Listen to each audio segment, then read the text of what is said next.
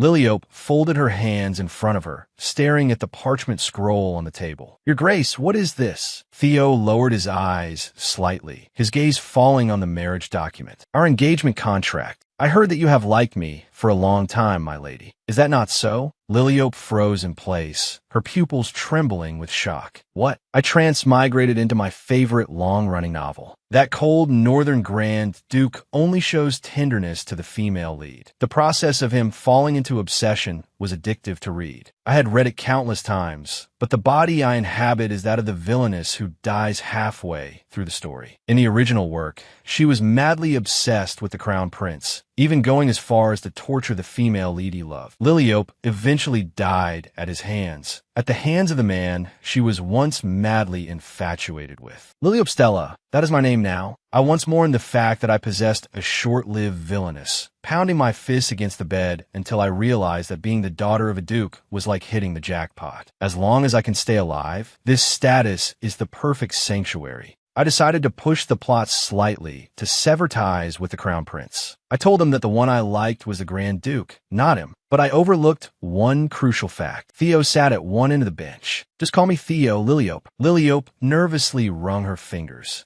Your Grace. Duke Stella is an extreme daughter con. He would even pretend to die for the sake of his daughter. He burst through the door, clenching his fists. My daughter, you can certainly do it. When I casually mentioned liking the Grand Duke, my father immediately forced the engagement forward. While it's nice to see my favorite character in person, Theo Artine is the male lead of this novel. Liliope turned her head, avoiding that cold, sharp gaze. What should I do? He is destined to be with the female lead, Rosalind. That destined ending cannot be changed. Liliope lowered her eyes, her fingers fidgeting uneasily. Your Grace, actually the truth is. Theo leaned in close, shadows draping over his face. Why will my lady do such a terrible thing? Terrible? Theo straightened up, tapping his palm with his fingertip. The entire empire knows you have adored the crown prince for over 10 years. Now you suddenly say you love me? There must be another reason. He raised a hand to his nose and mouth, letting out a muffled cough. Liliope watched his strange behavior. Is he unwell? Her gaze fell on the bouquet on the table. Those are Lazilian flowers. Could it be because of those? The unique pollen of this flower is the only plant that Theo is allergic to. Theo coughed violently again, his body trembling slightly. If it's not because of the flowers, is it because of me? Liliope stood up abruptly and grabbed the white bouquet from the vase. Damn this bouquet. It's making my favorite person suffer. She pushed open the terrace door and threw the bouquet out the window with force. Disappear. Get away from him. Petals scattered outside the window. Liliope opened the window wide, letting the cool breeze flood the room. I've opened the window. You should feel better soon. Theo stopped coughing and looked up at the figure by the window. How did you know? Know what? The Lazilian flowers. Liliope's heart skipped a beat and her smile froze on her face. Oh no, you didn't know? The rumors are everywhere, saying that as soon as you get near Lazilian flowers, you start coughing, so everyone says you're allergic. Of course, that was a lie. She couldn't say she read it in a novel. She could only make something up on the spot, but he didn't seem to believe her. Theo fell into thought, resting his chin on his fingertips. Are there really such rumors? Liliope pressed her hands together and let out a dry laugh. Anyway, back to the topic. What were you asking just now? Theo picked up his teacup, his finger tracing the rim. What I want to know is, since when did my lady start liking me? Liliope avoided his gaze, pressing a finger to her cheek. It was at the Imperial Palace Ball during the Foundation Festival. Since things have come to this, I must completely seal away Liliope's tragic ending. Theo set down his teacup, his eyes cold and distant. I have never attended a Foundation Festival ball. Liliope's smile froze, and cold sweat slid down her cheek. I meant the hunting festival. Theo sipped his tea. My lady has also never attended a hunting festival. Liliope shook her head vigorously. No, not the hunting festival. It was the New Year's festival. Theo put down the cup. For the past 4 years, I have spent every new year in my territory. Liliope's face showed difficulty, her mouth twitching. Then perhaps it was 4 years ago. Theo stared into her eyes. For years ago, my lady should have still been at the academy. What was with this guy's memory? Liliope raised a hand to her forehead.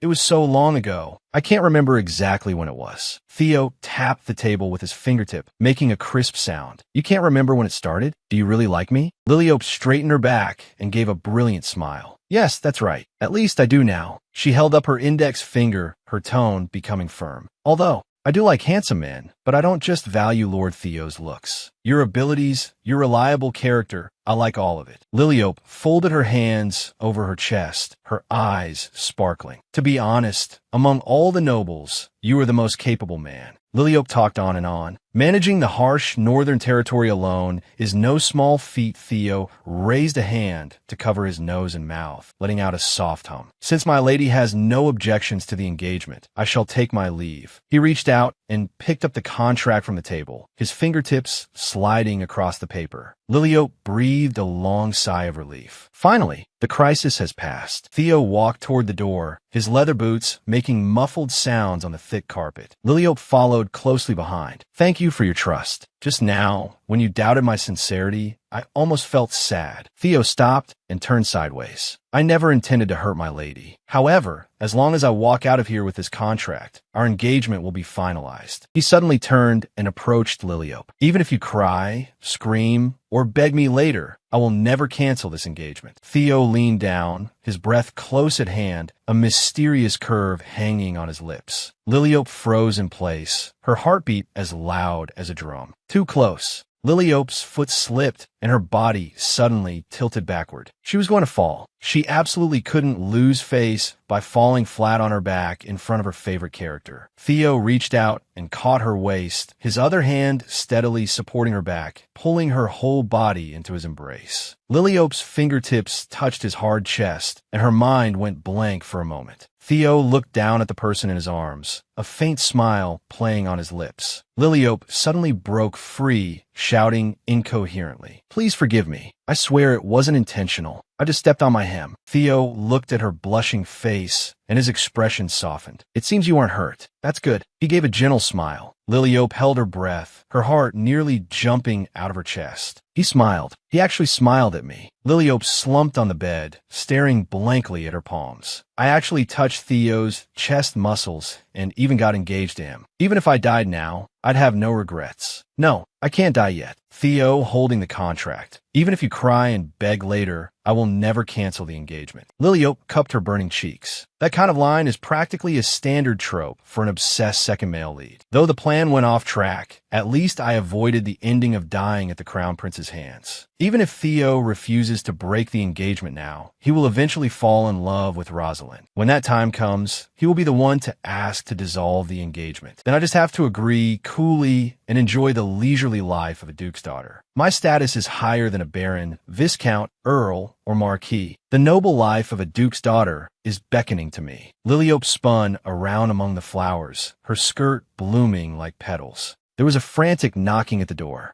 Jamma pushed the door open, tightly clutching a newspaper. "Miss Liliope, you and the Grand Duke are in the newspaper." Liliope leaned over to the paper. "In the newspaper already?" Jamma unfolded the paper and pointed to the headline. "Yes, it's on the front page of today's evening edition." Liliope stared at the photo in the paper. It was a good shot. Standing next to Theo, she didn't look out of place at all. The Imperial Daily headline was particularly striking. "The Crown Prince's woman, Liliope Stella, has a change of heart. Rosalind is indeed beautiful, but objectively speaking, Liliope is the prettiest one. If it weren't for those foolish actions, this face would have been much more popular." Jamma was full of joy, even more excited than the person involved. "Because you finally stopped adoring the Crown Prince. Have you forgotten how cruel His Highness used to be to you?" Anger flared in Jamma's eyes. "Just thinking about those things makes my heart ache, as if it's being torn apart." Liliope shrank her neck, unable to tell if the other was sad or angry. "Actually, I can understand her. Being pursued for 10 years by someone you don't like. Anyone would feel exhausted." Liliope gave a relieved smile. Jamma stopped what she was doing, her expression becoming serious. "Miss, are you feeling unwell? Do you really think so?" Liliope reined in her smile, her eyes turning serious. "Yes, I'm serious." Liliope turned her head. "His Highness indeed suffered a lot because of me. Now that I'm engaged to Lord Theo, he will surely feel liberated." Liliope stared at the paper on the table, her voice trembling slightly. "Your Highness, what is this?" Cardin rested his chin on one hand, his eyes deep and charming. "Our engagement agreement. Hasn't my lady liked me for a long time?" Liliope froze. Cold sweat slid down her forehead. What is going on? This feeling of deja vu, have I completely messed up the plot? Have I ruined everything? Cardin tapped his chin with his fingertip, a playful look in his eyes. You must not believe it, but there's nothing to worry about. He spread his arms, a smile blooming at the corners of his lips. This isn't a dream. Please rest assured. This is the engagement contract you have longed for. Liliope stared at the paper on the table. What on earth is happening? I deliberately got engaged to Theo to avoid the crown prince. Why did he appear with a contract? She pressed a hand to her chest, her breathing becoming rapid. No matter how much I struggle, will I eventually fail to escape the ending of the guillotine? No, this is the second life I worked so hard to get. Liliope suppressed the trembling in her heart and looked straight ahead. I'm sorry, I am already engaged to Lord Theo. The smile on Cardin's face instantly froze. How? Since when did you start calling that lowly fellow by his name? Liliope avoided his gaze. From the moment I started liking Lord Theo. Cardin let out a cold snort. Stop lying, my lady. Liliope frowned slightly, her eyes filled with confusion. What makes you think I'm lying? The corners of Cardin's mouth curled up, his eyes full of certainty. Because you have always deeply loved me, even until now. Liliope let out a soft sigh. Even if she didn't finish her sentence, that arrogant subtext was clear. Your Highness, the human heart does not always remain unchanged. She straightened her back, her tone becoming resolute. Love is no exception. I have decided to no longer be weighed down by an unachievable love. I am already engaged to Lord Theo. If you persist, it will put me in a difficult position. Cardin's pupils shrank. He had originally thought that as soon as he handed over this contract, she would joyfully sign her name. That arrogant Grand Duke's heir already possesses a stable power base. If he gains the support of the Stella family, my position will be in jeopardy. He pressed a hand to his lips, forcibly suppressing his inner anxiety. Calm down, Cardin. She has loved me for over a decade. Even if she says she likes someone else now, she will eventually return to my side. Liliope turned her face, her tone calm and distant. That's not true. From now on, I will only look at Lotao. Cardin suddenly slammed the table, making a loud bang. Don't mention that bastard's name in front of me. Liliope shrank her shoulders in fear, her heart pounding wildly. She suddenly stood up and retorted loudly. Why are you shouting at me? I don't need that meaningless contract. I've already said I am engaged to Lord Theo. Cardin was stunned, his eyes full of disbelief. Did you just raise your voice at me? Liliope put her hands on her hips, anger burning in her eyes. I said the one I like is Lord Theo, not your Highness. Cardin clenched his teeth, his cheeks flushed with rage. Since when did this start? What is so good about that arrogant Rubrat? Liliope's brow furrowed, her eyes showing displeasure. Rudebrat, are you talking about my Lord Theo? Cardin lowered his head in silence, shadows masking his face. Then when exactly did you meet? Liliope turned her head away, casually making up an excuse. We just met once while passing by. Cardin suddenly turned around, his voice rising in absurdity. Passing by? You fell in love just by passing by? Liliope folded her hands in front of her, her expression becoming matter of fact. After all, I am so beautiful. It's not hard for someone to fall in love at first sight. Jamma followed closely behind Theo, calling out anxiously. You're walking too fast. Are you looking for Miss Liliope? Theo stopped and looked forward with cold eyes. Though I don't know why you've come, the timing is perfect. Liliope froze, her pupils trembling slightly. How did you get here? Theo walked closer, his gaze sweeping over her long dress. This outfit is not suitable to wear in front of another man. You've put me in an awkward position. He turned to look at Cardin. Anyone who breaks in without permission should not be in this territory. Even if the Emperor himself came, offending my fiancée is a serious crime. Cardin suddenly clenched his fists. What did you just say? Your fiancée? Do you really intend to marry her regardless of everything? Theo straightened his back, his tone steady and powerful. The engagement is already complete. The ceremony and wedding will be held soon, including the wedding night. So from now on, stop barging into my woman's room. Cardin let out a roar. This is simply ridiculous. Liliope has adored me for years. Do you not know that? Theo's eyes held a provocative look. But now, Lipe loves me very much. Liliope was stunned. Lipe? He's calling me Lipe? Cardin's brow furrowed, his eyes full of indignant rage. You shouldn't call her that, Theo. Theo reached out and put an arm around Liliope's shoulder, his fingertips lightly pinching her cheek. That's a nickname only I can use, right? Lipe? Liliope's heart suddenly skipped a beat. My favorite character actually touched my face. Wait, since when did this intimacy start? Cardin clenched his teeth and rested a finger on his chin, letting out a cold snort. He turned and walked toward the door. Since Mother is worried, I will take my leave for today. Theo watched the departing figure. This guy actually has a curfew? Truly a hothouse flower doted on by his mother. Cardin stopped and turned his head, revealing a cold gaze. Don't think this is over. Miss, I will be back soon to finish our conversation.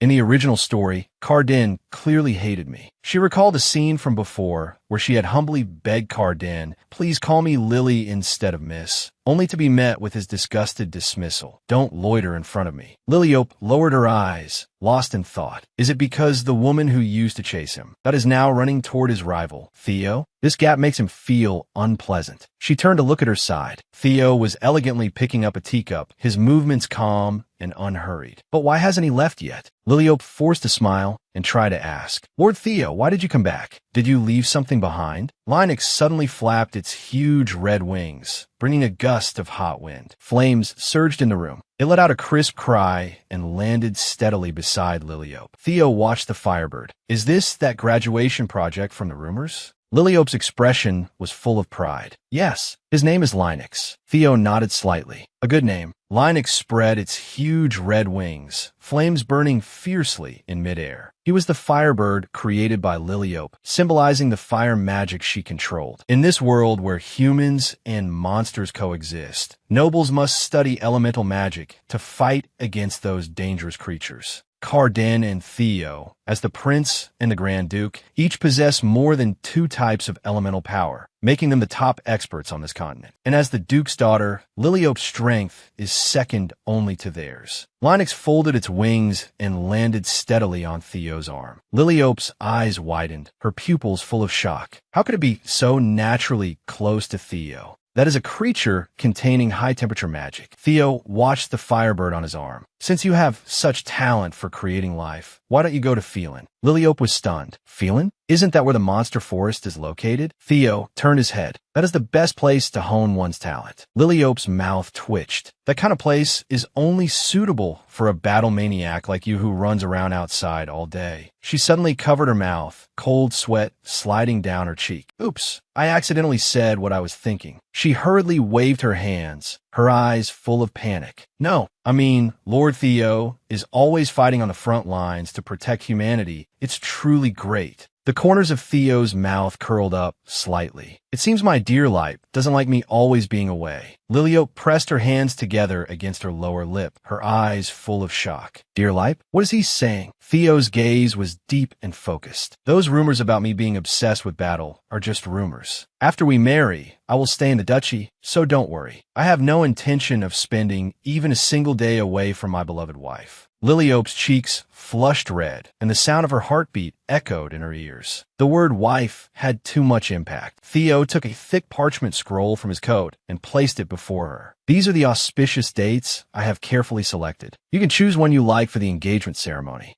Liliope took the scroll, looking at the densely packed dates. Did you really screen these carefully? Theo turned around naturally, his cloak swaying. The earliest date is tomorrow. Night fell. The Northern Artine Grand Duchy stood quietly in the wind and snow. Lights flickered and swayed in the cold wind. A deer pushed up his glasses. You're back, Your Grace. Theo stepped out of the teleportation array, surrounded by lingering magical sparks. A deer followed closely behind him. You've traveled between here and the capital twice in one day. You should know that opening a teleportation array costs a fortune. Theo didn't stop. Money cannot stop me. Not from seeing my fiancée. A deer stopped, his expression becoming serious. You just came back from Miss Liliope's. Do you really intend to marry her? Theo sat in a large high-backed chair, looking composed. Of course. That lady likes me very much. A deer let out a sigh. But you know very well that's a lie. Theo turned his head to look out the window, his eyes deep. To say she likes me isn't entirely a lie. Liliope is a rare genius in the Empire. Not only is she proficient in fire magic, but she also possesses the unquenchable fire and the flame of life. That is a power other fire mages cannot reach. Theo stared at the intelligence report in his hand. Liliope's abilities are of great benefit to the North, so he had always been watching her. When the proposal for the engagement appeared, he accepted it along the way. She seemed to know everything about him and Rosalind, which surprised him. He had thought she was a bold woman who could say words of confession without hesitation, but in the blink of an eye, she would blush and be at a loss because of his actions. The corners of Theo's mouth curled into a faint smile, a hint of amusement flashing in his eyes. That clumsy look is actually quite cute. He thought of Liliope's attitude toward Cardin. That coldness and distance were obvious. It seems her feelings for that foolish crown prince have completely changed. But that's not important. Anyway, I never intended to break this engagement. There's no turning back now, Liliope. Theo gazed into the void, as if whispering to her in the distance. You chose me first, and I have chosen you. Liliope sat in an armchair, her fingertips tracing the heavy scroll. What should I do? I wanted to reverse the original tragic ending, but I ended up twisting my own fate. She looked down at those dates. Is it because I acted too much like I wanted to save my life? And that Northern Grand Duke, why does he always say such shaking things? Theo's cold face appeared in her mind. This is an insult to my fiancé. Don't just barge into my woman's house. I have no intention of spending even a single day away from my beloved wife. Liliope's brow furrowed, her nails sinking into the paper. In the original setting, didn't he view women as mere stones? Before meeting the female lead, he was clearly cold to everyone. Now he's like a cunning fox. A future scene flashed through her mind. Theo holding Rosalind tightly, his eyes full of tenderness. Once his heart is taken by Rosalind, an eyesore of a fiancé, like me, will surely be made to disappear by Theo. Liliope shuddered. What is this ominous premonition? Linux let out a soft cry and tilted its head to look at its master. I have to go ask Johann directly. Since I can't avoid the crown prince, everything is returned to the starting point. Truly troublesome. She raised a hand to support her chin, her gaze becoming firm. If I want to change the ending where Liliope dies a tragic death, I must try a completely different method. The original ending was because she was jealous of Rosalind and kept harassing her, leading to her death. If I can become her best friend, there would be no reason to be killed, right? Since Theo is just as I imagined, what will the real-life Rosalind be like? I'm looking forward to it. Liliope stood before the full-length mirror, looking at the layered lace gown. Jamma, is it really necessary to make new clothes? Jamma put down her teacup, her expression serious. You know how important social activities are. You used to care about this the most. Why have you changed now? Besides, don't you like these pretty clothes? These clothes are indeed pretty, but the process of wearing them is truly exhausting. Jamma stood up and walked toward the door. The shopkeeper said they're bringing more new fabrics. Please be patient for a little longer. The door was suddenly pushed open with a crisp sound. Liliope turned her head in confusion and asked softly, "Huh?" A young woman walked in quickly, her eyes locked on the person ahead. Rosalind stopped, her eyes full of surprise. "You are here." Liliope held her breath, staring at the girl who had burst in. Pale gold curls fell over her shoulders. That is Rosalind, in the original novel. Theo's destined true love. Rosalind bowed slightly, a gentle smile on her lips. "Hello, princess." Liliope suddenly covered her mouth, her pupils trembling with excitement. This is crazy. I've actually met the living female lead. She stood up flustered, her hands gripping her skirt. Hello. No, my rank is higher. There's no need to be so formal. Rosalind walked a few steps closer. I have always wanted to meet you. Meeting you here. That is truly wonderful. Liliope was dancing wildly inside. My favorite female lead actually wanted to see me. This feeling is just fantastic. Is there something you need from me? Rosalind took a white handkerchief from her sleeve. This is the crown prince's handkerchief. I thought I should return it to you, princess. Liliope froze. How shall hand go deep? Why was it in Rosalind's hand? Rosalind lowered her eyes. Last time, when I needed His Highness's help, I received this. Liliope felt like she'd been struck by lightning. They've already met? That's impossible. In the original book, they were supposed to meet for the first time during the Harvest Festival months from now. She stared intently at the handkerchief, a chill rising from the soles of her feet. Why is a plot point that wasn't in the original appearing? The plot has completely spiraled out of control. Rosalind clutched the silk handkerchief. Returning this makes me feel uneasy. Liliope tilted her head. Uneasy? Why? Rosalind lowered her eyes, avoiding her gaze. His Highness the Crown Prince is now your fiancé. I felt it wasn't appropriate to meet privately to return it. Liliope gazed at the young girl before her. Her own bad reputation flashed through her mind. In the rumors, Liliope had a crazy possessiveness and would treat any woman who approached the crown prince as trash. She even started bullying Rosalind at the academy just because Cardin looked at her more than once. She just didn't want to be misunderstood, so she decided to let me handle it. Liliope screamed internally. Oh my God, not just her looks, but even her personality is exactly as described in the novel. She's an angel. She suddenly grabbed Rosalind's hand. You could have just given it to me, my lady. Rosalind froze, feeling the warmth from her hand. It's still better to give it to you in person, and thank you. Thank you.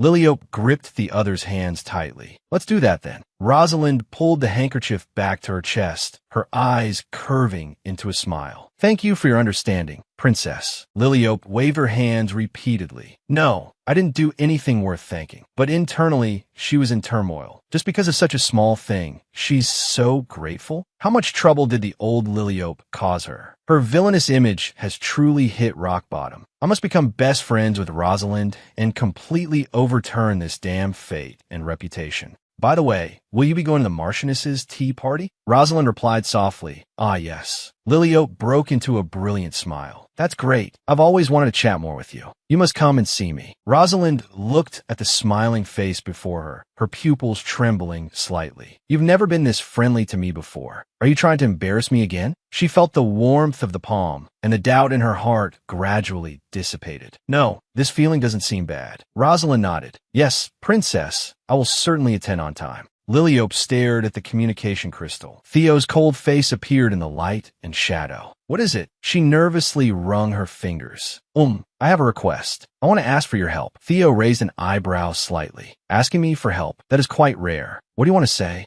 Liliope touched her cheek with her fingertip. I plan to go for a walk in the city, but I don't have any guards with me. Theo let out a soft snort. Duke Stella is indeed overprotective of his daughter, but he actually didn't arrange any personnel for you? Did the Duke withdraw all the guards? Liliope gave an awkward smile. No, a few people resigned recently, so we're shorthanded. Theo was silent for a moment. Is that so? Liliope straightened her back. Jamma said that if the guards are sent by you, they will definitely be very reliable. Theo let out a low laugh. I see. I understand. Liliope stared at the man in the crystal ball. That relaxed and lazy smile. In the original book, he only showed it to the female lead. Why is he smiling at me now? The corners of Theo's mouth curled up. She's become smarter. Handsome men are indeed dangerous when they smile. Liliope froze, looking at the image in the crystal ball. 10 minutes. She blinked in confusion. What? Theo cut off the communication. 10 minutes? Does he mean he's coming over right now? Liliope stared at the communication crystal in her hand. Is he sending an escort within 10 minutes? Why did he emphasize the time? Gemma suddenly burst through the door with a panicked expression. Miss Lily, His Highness the Grand Duke has arrived. Liliope turned around in shock. He's already here? We just hung up the communication. Theo stood outside the door with his arms crossed, his expression cold and aloof. Gemma was busy with the luggage behind him. I'll go prepare the carriage.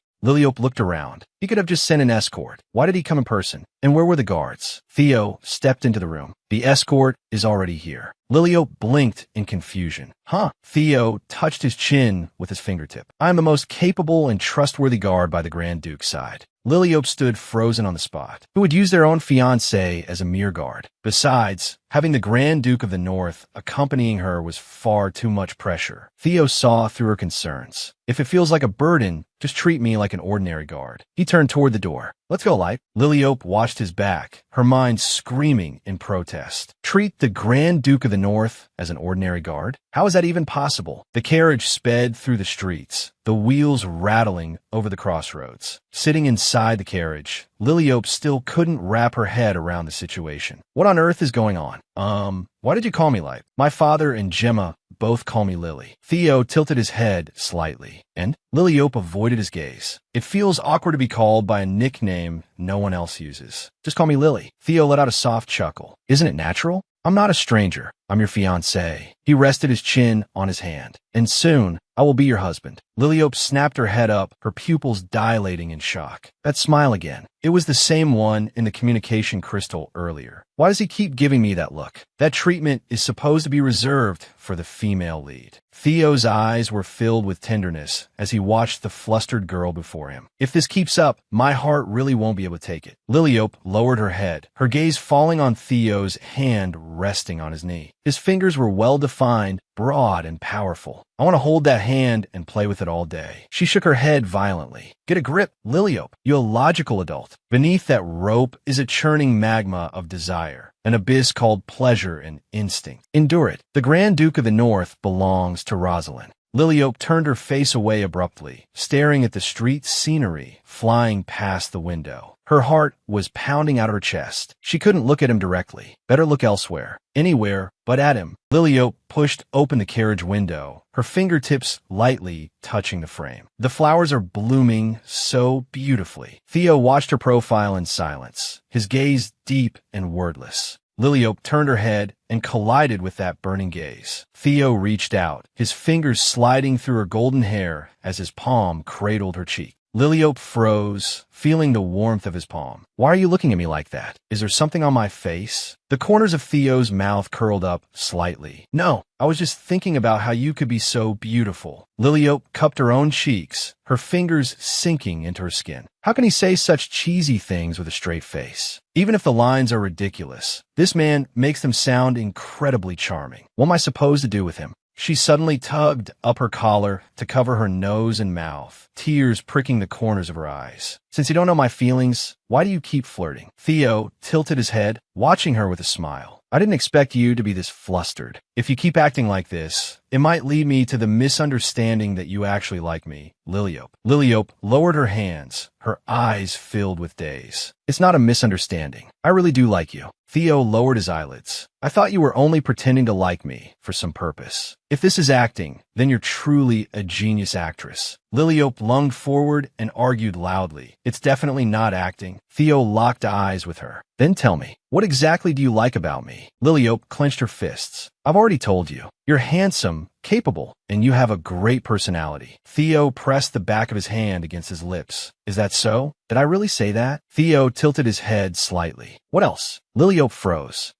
With a smile on his lips, Theo leaned forward. What else do you like about me? Liliope's finger lightly touched her lower lip, and her gaze began to wander. Also, I like your jet black hair. I like your large, fair hands. I really like the sound of your voice when you laugh. She counted his charms on her fingers, her smile bright. Actually, your physique is also amazing. I don't like weak men. I prefer someone built like you, with chocolate abs. How I? Theo let out a soft laugh, his eyes full of doting affection. How did I not notice before that she was such a cute woman? He suddenly lowered his voice, his tone carrying a hint of dangerous playfulness. You see my body? Liliope froze, her smile instantly hardening as her pupils contracted. Crap. Liliope looked panicked. No, I didn't mean it like that. I just imagined it. I'm definitely not some pervert who goes around fantasizing about your naked body. Theo Artine, it's just, damn it, this stupid mouth is talking nonsense again. What do I do? It looks like he's angry. Theo narrowed his eyes slightly. You just said you imagine what my body looks like. Theo suddenly grabbed his collar and yanked it to both sides. In that case, I'll let you confirm right now whether your imagination matches reality. Liliope's eyes widened. No need. She jumped up. She pressed her hands firmly against Theo's, stopping him from unbuttoning his clothes. There's no need to confirm. It's really fine. Theo had a teasing smirk. If you want to see my abs, you just have to say the word. I'll let you look as much as you want. Liliope slumped back into her seat. The carriage continued smoothly along the road, but the interior fell into a deathly silence. Liliope walked down the street in a daze, exhausted from being teased by Theo. Theo had his hands in his pockets. By the way, why are we coming into town? Liliope stopped in her tracks. You finally remember to ask. We're here to buy some tea.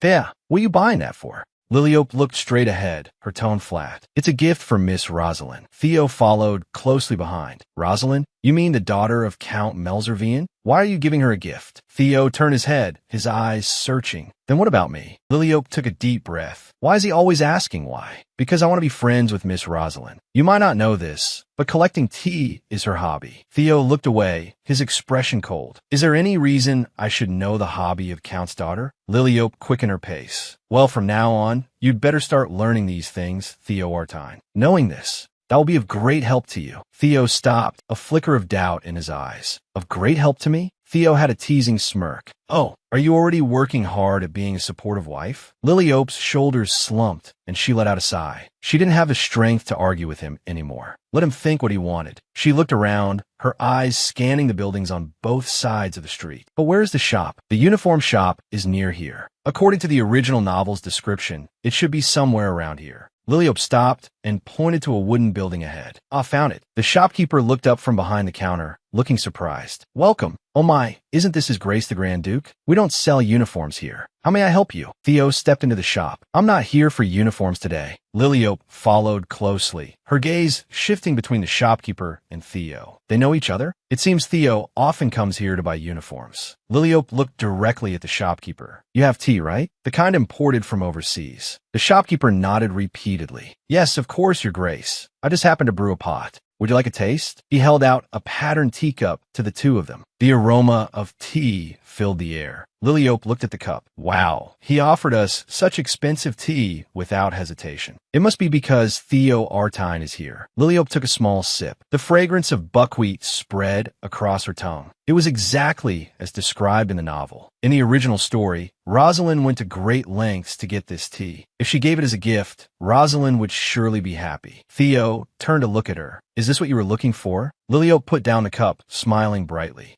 Yes, this is it. It has a wonderful roasted aroma. Would you like to try some, Your Grace? She held the cup to Theo's lips. Theo lowered his eyes and leaned down to take a sip from her hand. Liliope froze, her eyes filled with disbelief. Doesn't he have hands? Shouldn't a normal person take the cup to drink? Is this guy just showing off how noble he is? How stale? The taste is not bad. Liliope looked at his handsome profile and instantly compromised with herself. Fine. When you're this handsome, what's wrong with showing off a bit? Theo turned to the shopkeeper. Give me all of your stock. The shopkeeper rubbed his hands together. This is a rare tea that's very difficult to import. Since it's Your Grace buying, it's only 300 gold coins per box. The shopkeeper had a fawning expression. The original price is actually 400 gold coins per box. Liliope's eyes widened. 400 gold coins? What kind of trick is this guy playing? Just as Theo was about to agree, Liliope interrupted. Isn't the original price 200 gold coins per box? She looked the shopkeeper in the eye, her tone cold. In fact, 200 gold coins is already 10 times your wholesale price, isn't it? The shopkeeper's smile froze, and cold sweat slid down his cheek. H, how did you know? Liliope pressed further. Think carefully. Did you misremember the price? You wouldn't be trying to intentionally hike the price to swindle His Grace the Grand Duke, would you? The shopkeeper turned pale. No, of course not. I must have been confused. Liliope reined in her anger. Then settle it at 200 gold coins per box. I don't need all of it, just 10 boxes. The shopkeeper nodded frantically. The Grand Duchess is truly amazingly shrewd. Theo stood to the side, the corners of his mouth curling up slightly. Grand Duchess. Liliope's back stiffened, and her cheeks instantly flushed. No, I'm not the Grand Duchess. Theo interrupted her defense and looked at the shopkeeper. It's fine. Bring out all the stock. We will pay 300 gold coins per box. The difference will be covered by the Grand Duke's office. Liliope turned her head sharply. What? I was supposed to pay for this. Theo ignored her protest. Deliver all the tea to the Stella Ducal mansion within a day. Liliope waved her arms urgently. I'll say it again, it's 200 gold coins, not 300. A curve formed on Theo's lips. 200 or 300, it's all the same to me. Besides, paying a premium for rare goods from outside the Empire is proper etiquette, Grand Duchess. Liliope froze, her face turning bright red. Behind her, the shopkeeper clasped his hands and thanked her profusely. Grand Duchess, who on earth is he talking about? How can he just say things like that so casually? Sunlight spilled over the garden of the Marquis Surgeonal's mansion. The long table was covered with exquisite desserts and black tea. Several noble ladies sat around. Miss Liliope, is the rumor true? The one about you and His Grace the Grand Duke? Oh my, when did you become so close with him? The eldest daughter of Marquis Surgeonal picked up her teacup, a mocking smile on her lips. to be involved in rumors with the two most handsome men in the empire at the same time. As expected of you, Miss Liliope, your methods are truly extraordinary. The surrounding noble ladies whispered among themselves. Then, what about His Highness the Crown Prince? They'll be fighting over you soon, won't they? Being the daughter of a duke, that is certainly useful. Liliope lowered her eyes. Beauty, talent, and men. I have everything. They're all scrambling to flatter me. No wonder the old Liliope became so arrogant and caused trouble everywhere. A light sound of footsteps approached. Rosalind walked into the garden, holding her skirt, her expression gentle. I'm sorry I'm late. Liliope looked up, her gaze locking onto the newcomer. She's here. Rosalind. She was as beautiful as in her memories. The eldest daughter of Marquis Surginal put down her teacup, her gaze instantly turning cold and her tone sharp. Well, young lady, do you know what time it is? Liliope suddenly lunged forward. Miss Rosalind, you look so beautiful today. The eldest daughter of Marquis Surginal frowned in displeasure. Don't interrupt and ruin the atmosphere at a time like this. Rosalind bowed slightly. I'm very sorry for being late. The eldest daughter of Marquis Surginal smiled brightly. It's fine. Come sit here. This tea tastes wonderful. You must try it. Of course it's good. I specially imported it from Dalbadia. That sweet and sour flavor is very charming. I just had to share with everyone. Rosalind picked up her teacup thoughtfully. Dalbadia? Is that the island nation where it rains all year round? The eldest daughter of Marquis Surginal froze, looking embarrassed. About that. Liliope's lips curled up slightly. Exactly. Miss Rosalind is indeed well informed. You've researched tea quite a bit, haven't you? Rosalind lowered her eyes. Yes, I do have a hobby of collecting tea. But how did you know? The eldest daughter of Marquis Surginal put down her teacup with a sharp clack. Oh, so you have that kind of hobby. I couldn't tell you were such a gloomy person. You never mention anything about yourself.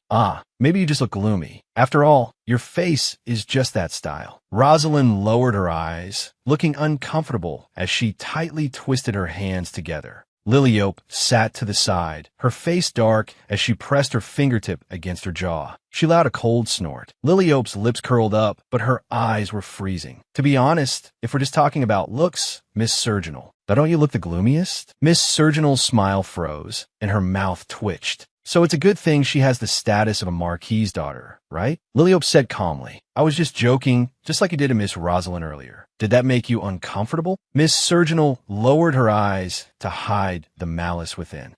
No, not at all. I'm not angry. She used to be Liliope's closest friend, yet she always egged Liliope on to torment Rosalind. Because she loved the Crown Prince, she hated Rosalind more than anyone. When Liliope went to her ruin in the original story, she just watched coldly and never lent a hand. I will never die like I did in the original, so you'd better watch your words and actions, understand? If you dare speak insolently to Miss Rosalind again, you're dead. Rosalind called out softly, miss. Liliope instantly switched to a bright smile and turned to Rosalind. Saw the Miss Thosalin. Where were we? Miss Surginal stared at the two of them, her eyes full of doubt. What on earth happened? Just because she's engaged to the Grand Duke doesn't mean she has no reason to hate Rosalind anymore. This is ridiculous. Liliope said in a cheerful tone, if you don't mind, please be sure to visit the ducal mansion this weekend. Miss Surginal grit her teeth. She's never been this warm to me. I haven't even been invited to the ducal mansion. What right does that lowly girl have? Liliope continued her invitation. A few days ago, I happened to buy some rare tea. I'd like to give it to you. A flash of surprise appeared in Rosalind's eyes. Really? Miss Surginal forced a smile and chimed in. Oh my, since you have such good tea, Miss Liliope, you should have invited me first. Liliope turned to her with a confused look. But you don't have a hobby of collecting tea, do you? Miss Surginal was left speechless. Liliope looked back at Rosalind, her smile growing even brighter. Miss Rosalind, you must come this weekend. You have time, right? If I can get Theo and Rosalind to meet on the same day at the ducal mansion, the gears of the original story will completely change. As long as I can get close to Miss Rosalind and have Theo interact with her, maybe I can fix the twisted plot of the original story. It's a perfect plan. Theo sat across from her in the restaurant, his eyes calm. Didn't you say you had something to tell me? Liliope looked uncomfortable. Actually, you didn't have to come in person. If it was just a meet, a letter would have been enough. The noble ladies nearby whispered, "Is that Grand Duke Artine?" It seems the rumors are true. He actually came out on a date. Theo watched her quietly. If possible, I prefer to talk in person. Liliope looked around. If we had a meet, why not at the ducal mansion? Why choose a place like this? Everyone's stares are suffocating. Liliope lowered her eyes, avoiding that burning gaze. Though I'm not quite ready with what to say yet. Theo held his knife, cutting the meat on his plate with precise and elegant movements. He put the perfectly square piece of meat into his mouth, chewing without making a sound. Liliope watched him, her eyes sparkling. This elegance is indeed a feast for the eyes. It's almost impossible to look away. Theo put down his utensils and looked up at her. "So what did you want to say?" Liliope snapped out of it. "Miss Rosalind is coming to the ducal mansion this weekend. I'd like to invite you to come as well." She flashed a bright smile, trying to hide her inner calculations. "It's just a simple tea party. Please don't feel pressured. I'll help create an opportunity for you to be alone with Miss Rosalind." Theo lowered his eyes. "Since it's your invitation, I have no reason to refuse. But is it really necessary for me to speak with that count's daughter?" Theo put down his utensils. "Why must I see her?" Liliope leaned in and lowered her voice. "Didn't Miss Rosalind give you a handkerchief?" "I received a handkerchief from Count's daughter." Liliope froze, her pupils trembling. "That was your fated encounter. You don't remember it at all?" Theo was silent for a moment. Now that you mention it, there was something like that." Liliope smiled again. "Wouldn't it be nice to come this weekend and take the handkerchief back?" "Of course, it doesn't have to be that day." Theo watched the server bring out dessert, his tone matter of fact. "Then you take it for me and pass it to me later." Liliope looked stunned. "Why pass it through me instead of meeting directly to take it back?" Theo looked her in the eye, his voice low. "Because I am officially your man now. So, of course, I can't just casually chat with other women." Liliope held her breath, her body stiff. "It's just an engagement. It doesn't mean you can't even talk to people. In that day, you clearly took the initiative to meet the Count's daughter." The day after it had rained, Theo's carriage had sped past, splashing muddy water onto Rosalind's skirt. Theo got out to apologize and offered to take responsibility for the soiled clothes, but Rosalind firmly refused. Theo handed her a handkerchief. "If you change your mind, take this and come find me." Liliope had a cold expression. "I have no interest in the details of what happened that day. That's all." He was only for Liliope. "Whether before or after the engagement, I have never done anything to betray you. From beginning to end, there has only been one woman in my life, and it will be the same in the future." Theo continued, "I want you to think of me as the kind of trash who would privately meet other women while having a fiancé." Liliope froze on the spot, her mouth twitching. "Trash?" She gave an awkward smile, her finger pressing against her forehead. "I didn't mean it that way. I also didn't expect you to care so much about me talking to Miss Rosalind." Theo's tone was firm. "It was my mistake. It will never happen again, so please rest assured." Liliope looked dazed. "Why is the conversation heading in this direction?" Liliope's expression was stiff. "No, really, that's not what I meant." Calden strode through the restaurant, his cloak fluttering in the wind. "Why is this guy not appearing here again?" He walked to the table, his fingers pressing hard against the back of the chair. "I really didn't expect you to go this far." Calden looked down at Theo with cold eyes. "I wonder who leaked the news of my incognito visit, allowing you to put on such a show." He turned to Liliope, his tone softening slightly. "Even without these tactics, I already agreed to the engagement." Theo let out a cold snort. "Nonsense." Calden's eyes widened. "What did you say?" Theo looked straight ahead, his voice devoid of emotion. "Shut your mouth and get out." Veins popped on Calden's forehead. "The one who should get out is you. Go to the end of the horizon." Theo tilted his head slightly. "You're annoying. Shut up, you freeloader." Theo used his fork to cut a piece of cake. "Can't you see Liliope is eating dessert?" He speared the cake and held it to her lips, his eyes gentle, open wide. Calden stood to the side, a mocking smile on his lips. "What a buffoon. Liliope, come here quickly." Liliope took a bite of the cake, her eyes narrowing happily and her cheeks bulging. Calden froze on the spot, his face full of disbelief. Theo watched her, his tone soft. "Is it good?" Liliope gave a muffled response. "Amichum." Calden suddenly slammed his hand on the table, letting out a roar. "What are you two doing right now?" He leaned toward Theo, his eyes full of rage. "You bastard, what kind of scheme do you have? Why are you approaching this lady?" Liliope shouted. "I was the one who approached him first." Calden grit his teeth. If this guy didn't have an ulterior motive, how could he have agreed to the engagement so easily? Theo looked calm. Clearly, you're the one who keeps pestering her even though she's engaged. Theo brushed Calden's hand away, his tone cold. Your Highness the Crown Prince, how much longer are you going to play out this farce? Calden turned back sharply. What did you say? Theo looked straight ahead. The lady has liked me for a long time. Liliope stared at Calden. There's that old line again. The lady has liked me for a long time. Looking at Calden's exasperated state, she suddenly understood the pain he once felt. Being relentlessly pursued by someone you've clearly rejected is indeed irritating. Calden struggled with his memories. You clearly like me. Liliope's expression was calm. Your Highness the Crown Prince. Calden's body stiffened as he turned his head. What? Liliope's eyes were filled with apology. Because I said I liked you, I must have caused you a lot of suffering, didn't I? She lowered her eyes and sighed softly. I am truly sorry. Because of that one-sided feeling, I caused you trouble. Now, this pestering feels like my retribution, so I won't blame you. Liliope looked up again, her gaze firm. But now I truly love Theo. She watched Calden, her tone resolute. So, please don't make things difficult for me anymore. Calden looked down at the girl by the table, his voice trembling. Mississippi, are you serious? Liliope looked him in the eyes, her tone decisive. I'm serious. Calden clenched his fists so hard his knuckles turned white. How can you? His eyes turned red, tears welling up. How can love change? Liliope froze.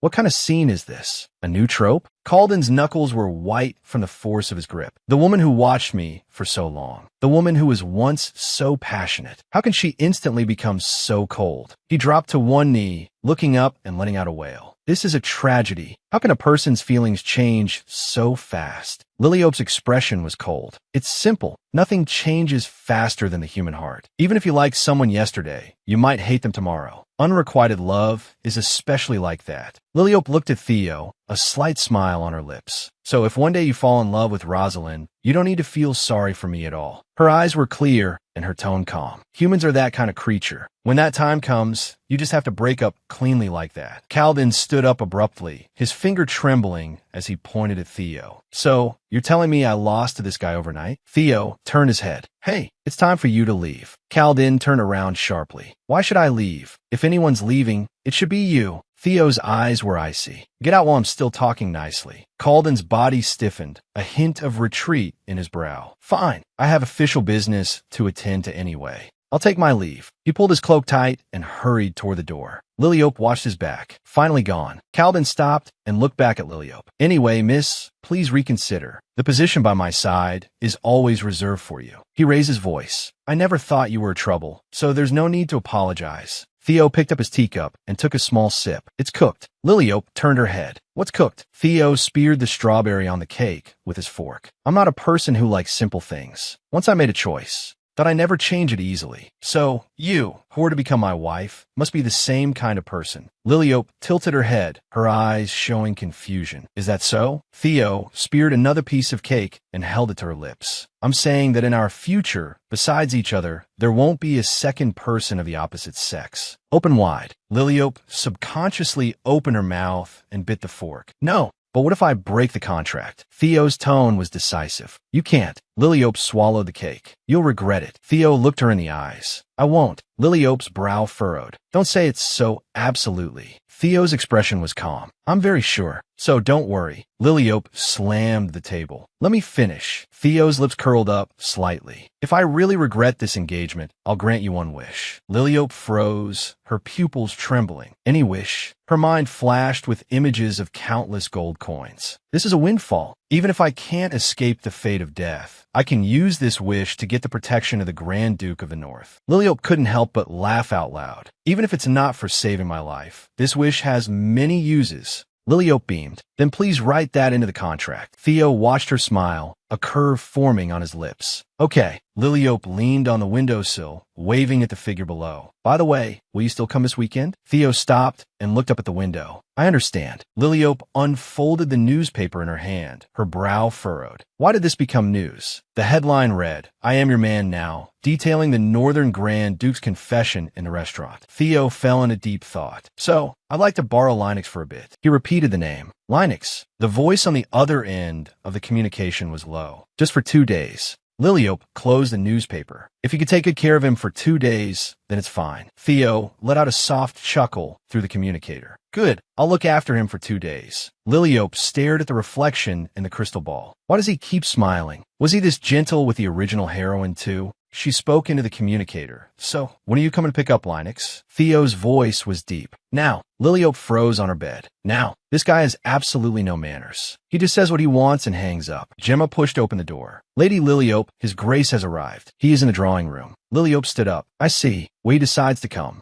But he certainly moves fast. Theo stood at the edge of the terrace. Linux circled above his head, his flaming wings streaking across the sky. Liliope walked toward his back. You're here. Wait a moment, I'll call Linux over. Linux beat his wings and dove down, his fiery red plumage cutting through the air. He landed precisely on Theo's arm, flames dancing at his fingertips. Liliope stood frozen. This guy, he's acting like he's Linux's master. That phoenix, where did all his loyalty to his owner go? Does he just fly over whenever someone whistles? Theo stroked the firebird's feathers. What a clever bird. Liliope pursed her lips and tried to whistle, but only a faint breathy sound came out. Theo turned his head. What are you doing? She looked embarrassed and avoided his gaze. Nothing. Liliope tucked a strand of hair behind her ear to hide her awkwardness. Why are you taking Linux? He isn't actually that useful. Theo gazed at the firebird on his shoulder, his eyes deep. I have some things I need his help with. Liliope pressed further. So where exactly are you taking him? Theo started walking, his boots clicking across the carpet. I'll tell you naturally once things are settled. In 2 days, I'll return Linux to you.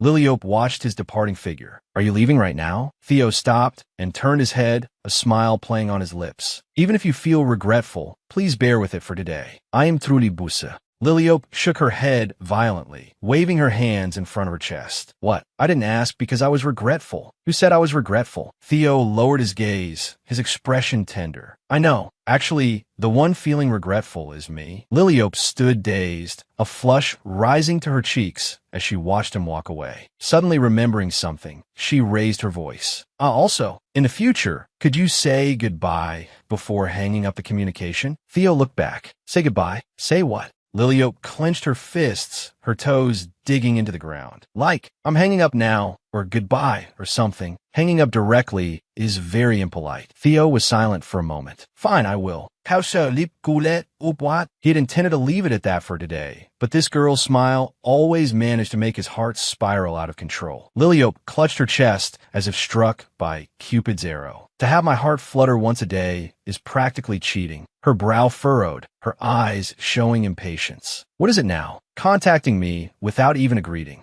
Cardin rested his chin on one hand, his smile elegant and confident. I thought you'd be happier with an uninvited guest. Liliope's eyes were filled with coldness. What's he talking about? If you have something to say it quickly. I am Busse. Cardin picked up his teacup with slow, deliberate movements. I came today to tell you something important. That bastard Theo took your graduation project today, didn't he? Liliope's pupils shrank, her expression becoming grave. Has the rumor spread already? This only happened a few hours ago. How does he know so clearly? Are there spies for the crown prince all over the Duke's mansion? Cardin leaned forward. See, that guy's engagement. That is just to use you, isn't it? He lowered his voice, his expression playful. Do you know what he plans to do with your graduation project? Liliope corrected him. It's Linux, not a graduation project. Cardin didn't care. Fine. Then do you know what he plans to do with Renix? Liliope emphasized again, it's Linux, not Renix. Cardin spread his hands. Oh, Linux or Renix, it's all the same. Liliope closed her eyes, her brow showing her irritation. Why do you keep interrupting me? Cardin froze. What are you doing? Liliope picked up her teacup. Sorry. Please continue, Prince Cardin. Cardin's temple twitched slightly as he suppressed his anger. Cardin or Cardin. I suppose it's all the same to you too. He took a deep breath. He wants to use it to solve the cold wave in the north. Liliope paused. She remembered the ending of the original story. That lady's life was nothing more than kindling to burn for the north, ending in a tragic death. Cardin turned his back to Liliope. If you marry that man, you will eventually become nothing but kindling for the north, ending in a tragic death. Liliope's pupils contracted. So that's why Theo took Linux. The north is famous for its harsh winters, and disasters are coming one after another. The queen sits high on her throne, seeing Theo as a thorn in her side. She joined forces with black mages to send countless calamities sweeping through the north, taking many lives. As the original protagonist, Theo was supposed to overcome all this. Liliope lowered her eyes. To survive, I didn't even think about the future, but I know the plot. Perhaps I can truly help him. Cardin touched his forehead and let out a burst of laughter. It's natural to be scared. You probably never thought he'd be so despicable. Liliope looked up, her gaze becoming firm. I need to go to the north. Cardin's smile grew even more radiant. Exactly. You go to the north, and then Liliope interrupted him. I'm going to save him. Cardin's teeth clenched. What? Where do you think you're going? Liliope stood up abruptly, her hands braced on the table. I must go to the north immediately. I can provide much more help than Linux. She walked quickly toward the door. Theo, why didn't you just ask me for help? Honestly, Cardin reached out to stop her. Wait, did you actually understand what I just said? Liliope stopped and looked back at him. You said Theo's engagement was just to use me. Cardin spread his hands, his expression incredulous. So, you think it's fine to be used by him? Liliope's lips curled into a brilliant smile. I don't care. If I could be of help to Theo, that would make me happy. Cardin stood frozen, his eyes full of shock. What did you just say? Liliope gave a slight bow. Then, please take care, Your Highness. I'm busy, so I'll take my leave. Liliope walked away quickly. The original plot hasn't started yet. This blizzard isn't the Queen's doing. She stopped, her gaze determined. As long as I prepare in advance, innocent people won't have to die, right? Cardin chased after her, letting out a frustrated roar. Only I can make you happy. Theo gazed at the young girl before him. I heard you want to go to the Grand Duke's territory. Liliope's pupils trembled slightly, her expression a bit flustered. Did you hear that from my father? She lowered her head, her tone regretful. I originally wanted to go with you the day you took Linux. It's a pity I didn't succeed. Duke Stella stood with his arms crossed, his expression serious. You cannot go alone. You must wait for Julie to return. Father said we can only depart once Julie returns. He's still in Furlan. Who knows when he'll be back? Liliope picked up her teacup. It will be soon. When he returns, you will go to the north with him. Liliope set down the cup, her gaze firm. Take me to the north. Let me take Linux's place. I'll be more useful than Linux in solving the blizzard. Theo's expression turned cold. The north is colder and more dangerous than you imagine. I will never take my woman to such a place. He gazed at Liliope, his eyes deep, and I will never use your abilities to solve a crisis. Liliope's brow furrowed slightly. Taking Linux and using my abilities. What's the difference between the two? Theo let out a soft, low chuckle. I only accept your intention to help. That is all. He gazed at the girl before him, his look burning. You are so cute right now that I can hardly restrain myself. Liliope froze, her eyes confused. Hardly restrain yourself? What are you holding back? Theo suddenly reached out to cup her chin, restraining the urge to pull you into my arms right now and kiss you fiercely. Liliope's cheeks flushed instantly, her breathing becoming rapid. Wait, pull me into your arms for what? She suddenly remembered their surroundings and looked panicked. Hey, there are other people here. Theo turned his head, his gaze returning to its usual coolness. He looked at the young lady sitting nearby. My apologies, Miss Rosalind. Rosalind covered her mouth with both hands, her pupils trembling. Oh my goodness. Liliope's expression was stiff. This was not at all the original intention of me arranging for them to meet. Miss Rosalind, I'm sorry if we made you uncomfortable. Rosalind cupped her face, her eyes shimmering. Oh my, the two of you look so perfect together. Liliope waved her hands frantically. No. He and you are a much better match. Rosalind's smile widened. The two of you are truly wonderful. Theo's expression was indifferent. I know. Liliope lowered her head. This plot direction is completely wrong. Miss Rosalind, Liliope pointed at the gift boxes on the table. Do you like these tea leaves? Rosalind picked up a cup. I love them so much. I didn't expect you to give me these. I've been looking for them for so long. For you to give me so many. I am truly overwhelmed. Liliope's expression was awkward. They're all yours. Please enjoy them. I accidentally bought too much. She turned to look at the man beside her. Theo, there are many rare teas in the north, aren't there? How about giving some to Miss Rosalind as a gift? Theo took a sip of tea. Northern tea is available everywhere in the market. There's no need for a special gift. Rosalind lowered her head slightly, a gentle smile on her lips. It's really fine. I don't want to add any burden to the Grand Duke. Liliope looked at the two of them. Why are they acting so distant? I thought as long as I created an opportunity, they would fall in love immediately. Is it because I'm here? She stood up abruptly, looking a bit flustered. I suddenly need to go to the restroom. You two please continue chatting. Liliope ran quickly toward the garden, her skirt fluttering through the flowers. They just don't know each other yet, so it's awkward. As long as I give them some time, they'll naturally grow closer. After all, they are a pair destined by fate. Cardin leaned against a stone pillar, a confident smile on his face. Miss Liliope, sorry I'm late. Please forgive me for making my beautiful fiancé wait. Liliope kept her eyes forward, quickening her pace to brush past him, trying to pretend she hadn't seen him. Cardin froze, his expression shocked. I'm right here, and you're actually ignoring me? Liliope stopped, her eyes full of helplessness. What are you doing here again? Cardin straightened his cape and walked over slowly. I heard you were hosting a tea party today, but forgot to invite me. Liliope's brow furrowed. How on earth did he find out? Is there a spy in the house? This isn't a tea party. It's just a gathering of a few close friends. She put her hands on her hips. I didn't forget. I simply had no intention of inviting you. Cardin turned his head. I'm not listening. This time, I'll be merciful and forgive your mistake. But, my lady, what are you doing here? Did you want to have a garden date with me? Liliope's eyes were icy. What a wonderful timing. The male and female leads are together, and now the second male lead has found me. It seems the three of them are destined to be entangled. Theo suddenly appeared behind the two of them, his face dark. I explicitly said not to pay attention to people who come uninvited, Lily. Cardin whipped around. Huh? Liliope looked around. Theo, where did Miss Rosalind go? Theo crossed his arms over his chest. Right where I left her. Liliope's eyes widened. You can't just leave her there alone. Imagine how awkward and helpless she must feel right now. Theo pointed at Cardin, his gaze freezing. You actually left me behind to be with this idiot. Cardin's pupil shrank. Idiot? You damn bastard. How many times have I told you not to call me that? Theo remained expressionless. Many times. So what? Liliope looked like she was on the verge of a breakdown. Why are the male lead and the second male lead fighting instead of paying attention to the heroine? Cardin pointed at Theo and roared. Don't you have a pile of messes to handle in the north? Why are you wasting time chasing after a woman?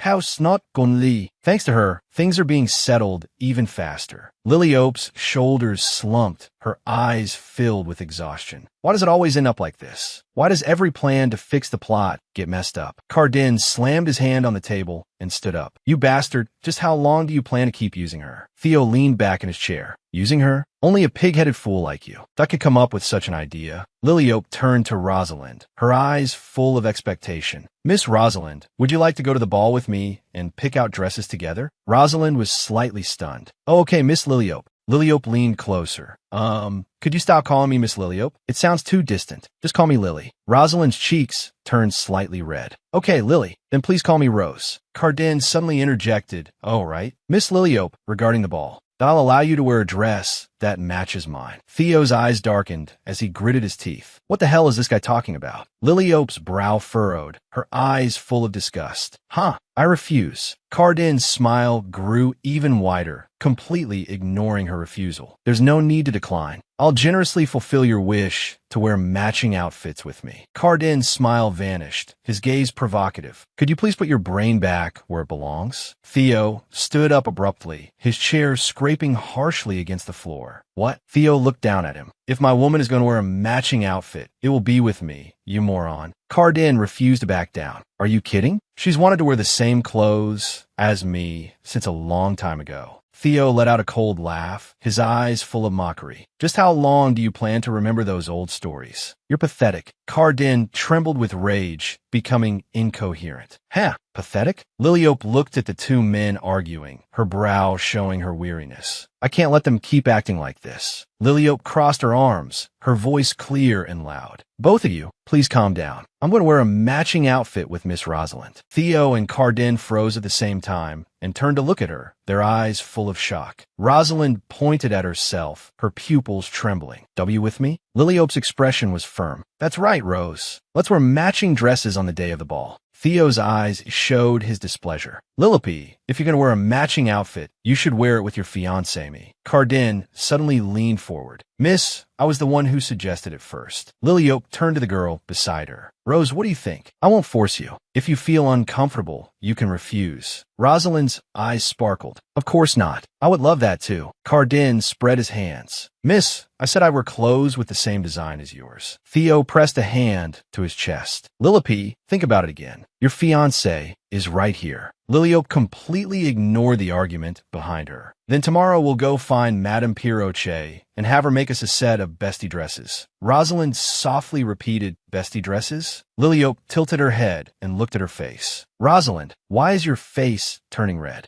Rosalind cupped her face, her fingertips trembling slightly, her eyes full of shyness. It's just because I'm so happy. Liliope gave a brilliant smile. Then it settled. Linux landed on Theo's shoulder, his wings fluttering. Lily, I'm a greedy person. Since you already have me, do you really still want to wear the same clothes as a count's daughter? You should be very clear about what wearing the same clothes means, right?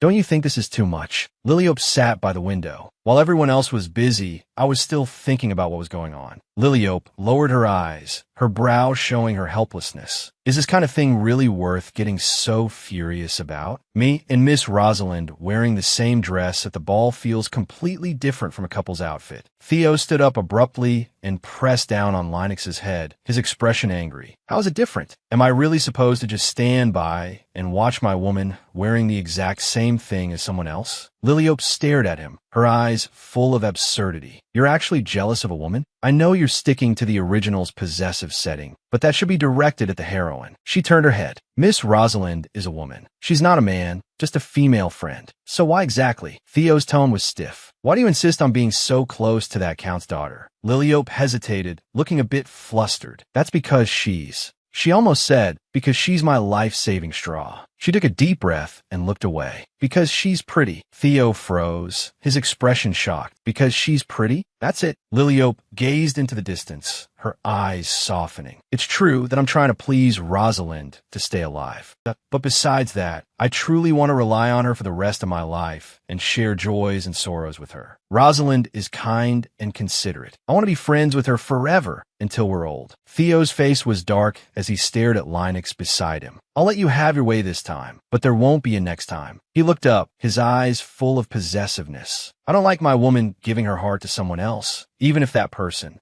is also a woman. Liliope leaned back against the sofa, her expression grave. I understand, but this is really not right. Theo rested his chin on his hand, his fingertips against his lips. I really don't like this. Liliope's pupils trembled, her expression one of alarm. The male lead actually said he doesn't like the heroine? This is definitely not something Theo would say. She looked toward the dress in the fitting room, her brow furrowed. Although it's like this because of me, this is definitely not what I wanted. Liliope fell into thought, her eyes showing her worry. Is the original plot really going to be broken forever? Rosalind held her hands together, looking a bit uneasy.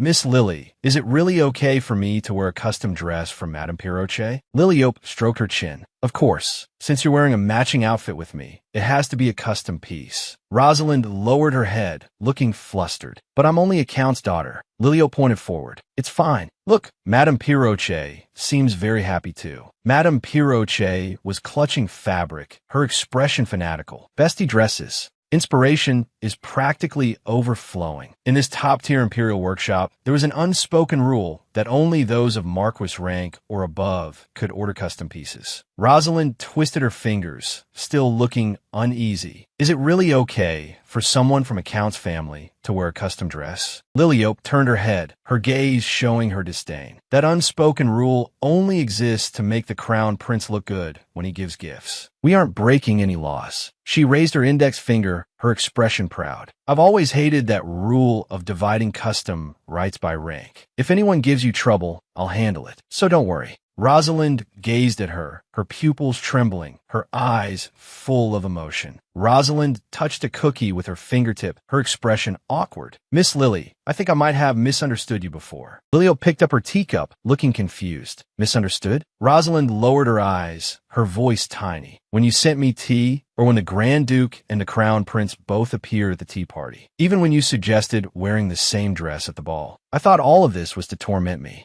Liliope set down her cup, her fingertips pausing. From Rosalind's perspective, that's actually quite logical. After all, I used to be the leader of those who bullied her. A sudden show of kindness would bound to cause suspicion. She gazed at Rosalind, her eyes full of guilt. You must have felt offended. I am truly sorry.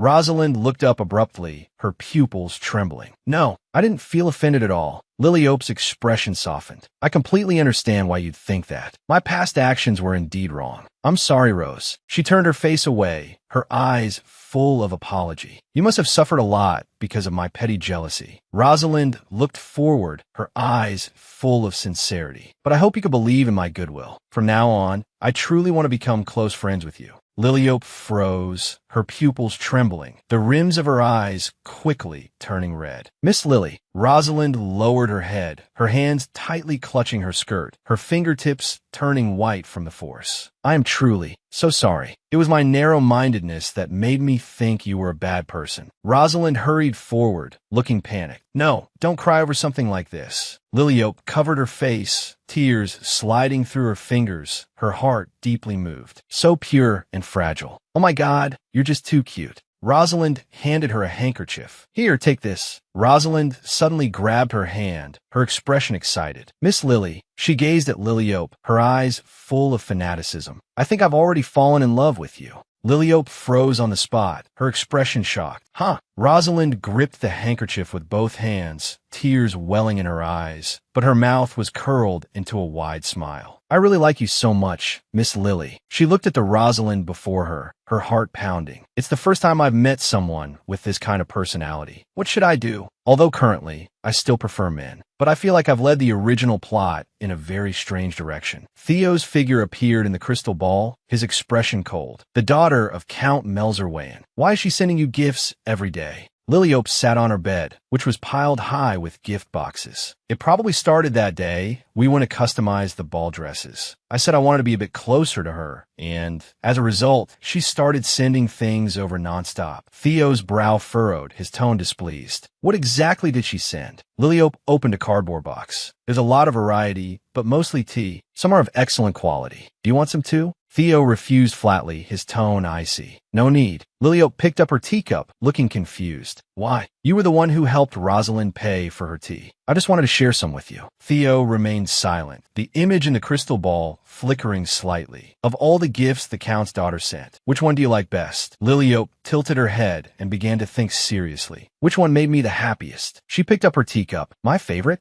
It should be the tea. Theo responded in a low voice, I see. Liliope narrowed her eyes. Were you just planning to say what you wanted and then cut the communication directly? Theo fell silent, the light inside the crystal ball flickering. Then I'm hanging up. He rested his fingertip against his chin, his expression cold, a gloomy aura radiating from him. Liliope let out a soft laugh. That's more like it. Lord Theo, please get some good rest too. Theo gazed at her, his eyes deep. Liliope. Liliope gave a response. What is it? Theo's lips curled up slightly, revealing a rare smile. Good night. I'll contact you again. The light in the crystal ball extinguished instantly, turning back into an ordinary purple sphere. Liliope sat dazed on her bed, holding a gift box, her pupils suddenly dilating. Her heart skipped a beat. He actually said goodnight. Liliope covered her burning cheeks, her eyes full of joy, her pupils even turning into heart shapes. Liliope suddenly dove into the large bed, burying her face in the soft pillow, her legs kicking wildly in the air. The way he looked so flustered when he wanted to hang up just now was absolutely adorable. Why is everything he does so charming? Seriously, my favorite character really is the best.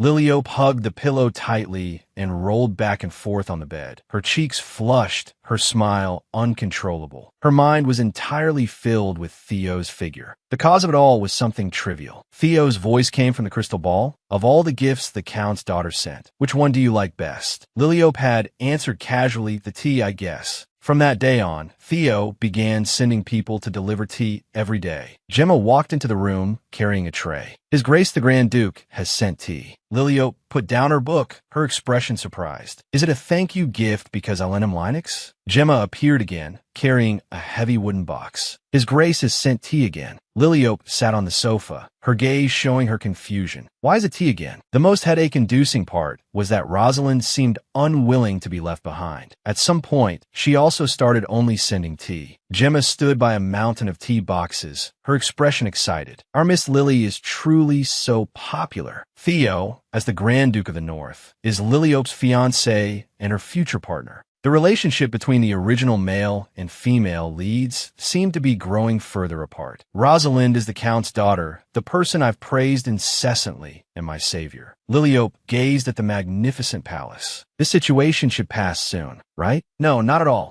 Rosalind appeared at the banquet wearing a red dress, drawing gasps of admiration from the surrounding noble women. Miss Rosalind is truly beautiful. The power of a group is shocking. Liliope and Rosalind stood side by side, holding hands, wearing identical red court gowns. Just because the two of them were wearing friendship dresses, Rosalind became someone no one dared to look down on anymore. The socialites who had once ignored Rosalind were now busy flattering her. Miss Rosalind is truly beautiful. Oh my goodness. Liliope had a satisfied smile on her lips. The reaction was even better than expected. In this way, can my bad reputation as a villainess and my fate of death finally be brought to an end? 2 wine glasses clinked in the air with a crisp sound. Cardin walked over with a glass, a confident smile on his lips. Miss, so you were here. Liliope turned around.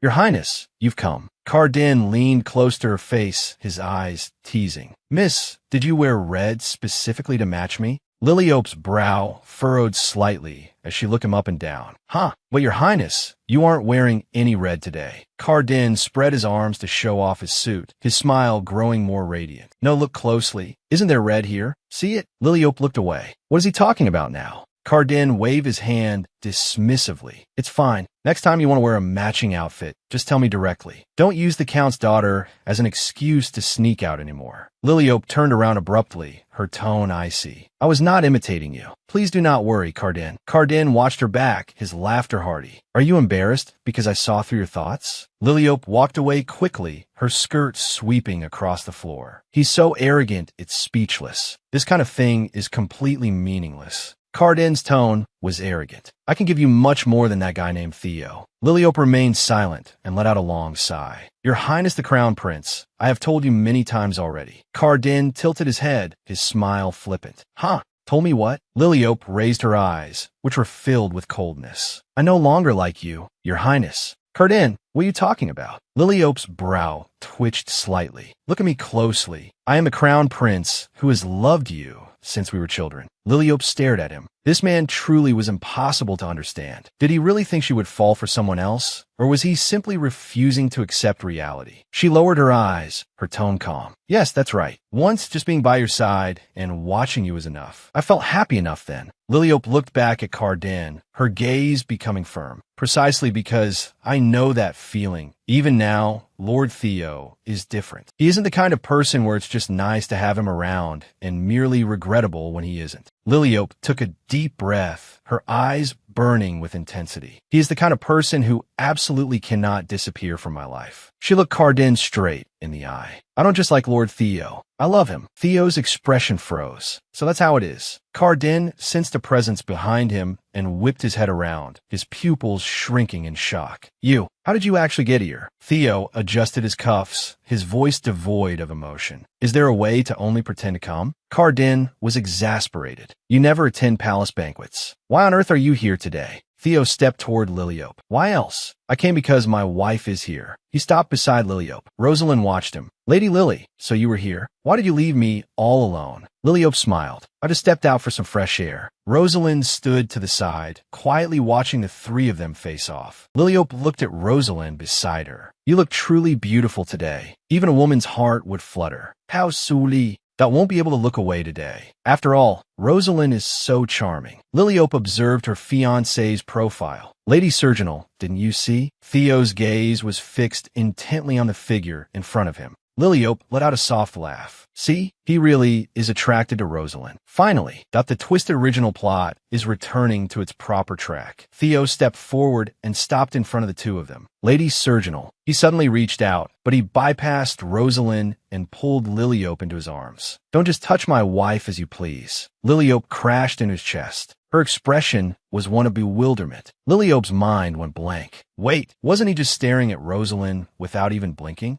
Archduke of the North, do you plan on taking all the ill will upon yourself? Rosalind's brow furrowed. That's impossible, Your Grace. Lady Lily does not belong to you. Is it impossible to maintain this friendship without touching her? Theo crossed his arms, his eyes cold. We all desire to be close to the one we love. But I am warning you, do not even dream of laying a hand on my wife. Rosalind did not back down, looking Theo straight in the eye. Your Grace, please do not interfere in the friendship between me and Lady Lily. Heavens! Cardin stood to the side, looking horrified. Are these two idiots fighting over Lily? What should I do? Liliope held her head in her hands, her inner self on the verge of collapse. In my attempt to twist the original plot, I've turned the male and female leads into mortal enemies. Theo and Rosalind faced off, sparks flying in the air. My favorite novel, that is completely ruined. Gemma walked in carrying a teapot. Lady Lily, this is the tea sent by His Grace. Liliope rested her chin on her hand and gave a soft huff. Because of the argument between Theo and Rosalind, she hadn't been able to enjoy the first ball since her return at all. She could understand a conflict between Theo and Cardin, but why had Rosalind become like that? After the ball, she had even insisted on personally escorting Liliope home. Theo's face had been grim, and Rosalind had followed closely behind, neither giving an inch. The atmosphere of the four of them returning to the city together was a total disaster. Gemma asked with anticipation, "How does it taste, Lady Lily?" Liliope set down her teacup. "It tastes good. It would be even better if I could drink it with Rosalind." Gemma looked troubled, but His Grace specifically instructed that this tea is only for you to drink, my lady. Liliope fell into silence. Just how far is that guy Theo's possessiveness going to expand? Gemma organized the mountain of gift boxes and reminded Liliope to go for a dress fitting later. Liliope looked at the room full of gifts, confused. Why does the dress need to be modified again? Gemma stopped what she was doing. The hunting festival is about to begin. Liliope gripped her teacup. The hunting festival. Has it already come to that time? That was the first official chapter of the original plot. The Imperial family would reward the winner who hunted the most monsters in the habitats. To prevent Cardin from losing to Theo, the Empress secretly hired a dark wizard to summon high-level monsters in Theo's hunting zone. However, the situation spiraled out of control, and the number of monsters far exceeded expectations. Cardin ended up trapped in danger and was severely injured. Rosalind found him in the forest and used her healing magic. That was the starting point of the romance between the female lead and the second male lead, and the beginning of the disaster. Liliope set down her teacup, her expression turning serious. That festival didn't just affect the nobles. Even commoners suffered heavy casualties. The souls of the dead were harvested by the dark wizard to become sacrifices for evil magic. The culprit behind all of this was that dark wizard who released an excessive number of monsters. Liliope gazed out the window. I must stop this tragedy from happening. Gemma lifted the teapot. Lady Lily, would you like a little more? Liliope was preoccupied. Now is not the time to worry about Theo and Rosalind's romance. No one will believe that high-level monsters will appear in a low-level habitat. I have to.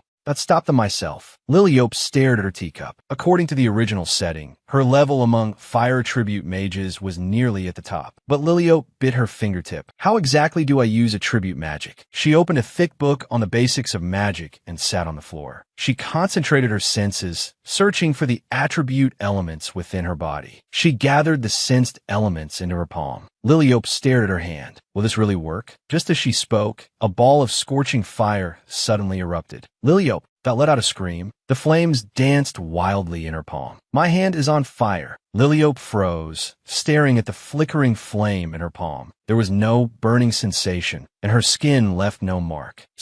But this is magic. Liliope raised her right hand, her fingertips gathering power once more. One more time, the flames burst forth, and a golden red light instantly consumed her vision, burning fiercely in the air. It was truly incredible. A human could actually ignite fire in their palm. Liliope watched the fire snakes dance between her fingers. Finally, it felt real. None of this was a dream. She sat among the piles of books, letting a massive fire dragon swirl around her body, illuminating the entire library. The corners of Liliope's mouth curled up slightly. I really am in this fantasy world. Lady Surgeonal, a girl noted, looking ahead. Lady Rosalind is so beautiful today. Are you wearing matching sister outfits with Lady Lily again? Rosalind replied softly, yes. This dress for the hunting festival. That is a gift from her. She's always thinking of me. I am truly grateful to Lady Lily. Another brown-haired, noble girl chimed in. Grateful? That's far from enough. It's thanks to Lady Surginal that we could wear Madame Perroche's custom dresses. If I could, I would be willing to offer everything I have to Lady Surginal. Long live the kind Lady Surginal.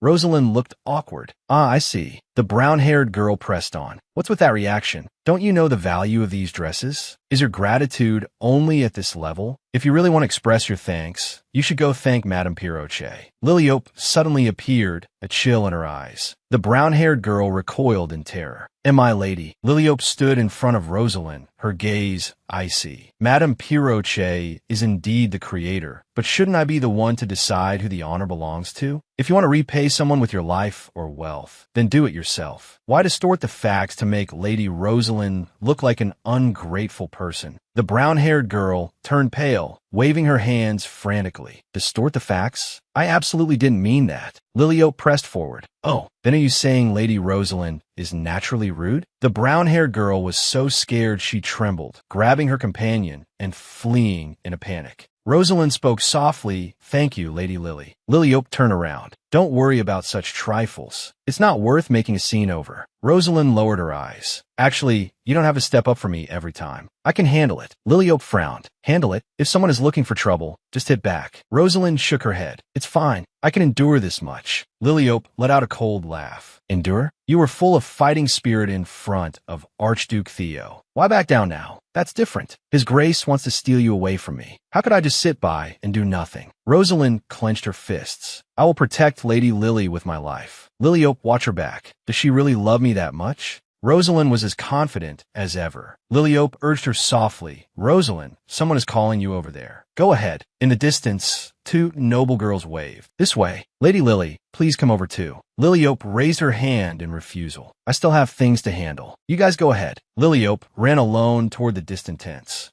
Liliope spread out a map. According to the original plot, high-level monsters would appear concentrated in Theo's hunting ground and the crowded festival square. Since the powerful mages had all gone to their respective hunting zones, the defense at the square would be extremely weak, leading to heavy casualties. Liliope stood at the edge of the camp. She gazed at the distant spire. Currently, the camp only had a basic defensive barrier. If the situation worsened, the people in the tents had to be evacuated immediately. Flames ignited at Liliope's fingertips, golden red light wrapping around her body as her gaze sharpened. Liliope watched the distance. Defensive forces had already been increased at the locations where monsters might appear. Theo raised his hand, a blue rune appearing in his palm. It's best to layer a wind attribute effect over the fire barrier. Wind can enhance, but the power of fire. Liliope was a bit surprised. Lord Theo, he smiled slightly. Your outfit today is very pleasing to the eye. Liliope remembered his previous persistence. You nagged me nonstop just to get me to wear this matching outfit. It seems that nagging wasn't in vain. Theo pointed to the distant tents. Do those tents over there need the barriers reinforced as well? Liliope nodded in response. I've already set them up over there. Theo flicked his cloak. In that case, I'll use the wind attribute to reinforce them too. Liliope hurriedly stopped him. Wait, why don't you ask for my opinion first? Theo stopped. What? Liliope stared into his eyes. You aren't doing all this just because you're bored, are you? Theo allowed a soft laugh. Even if it were out of boredom, but it wouldn't matter. Whatever you do, I will support you to the end. Liliope stared into his eyes. Really? Even if I killed someone? Theo tilted his head slightly. Killing isn't okay, of course. But if there's someone you hate, just tell me. He raised his hand in a cutting motion. I will handle it cleanly. There's no need for you to get your hands dirty. Liliope's mouth hung open, her soul feeling as if it were about to leave her body. What? Are you crazy? She took a sharp step, not backward. Why would you go to such lengths for me? Theo pressed his hand on her shoulder, signaling her to be quiet. I am yours. He cupped Liliope's face, his gaze deep. From my hair to my toes, everything about me belongs to you. You can use me however you wish.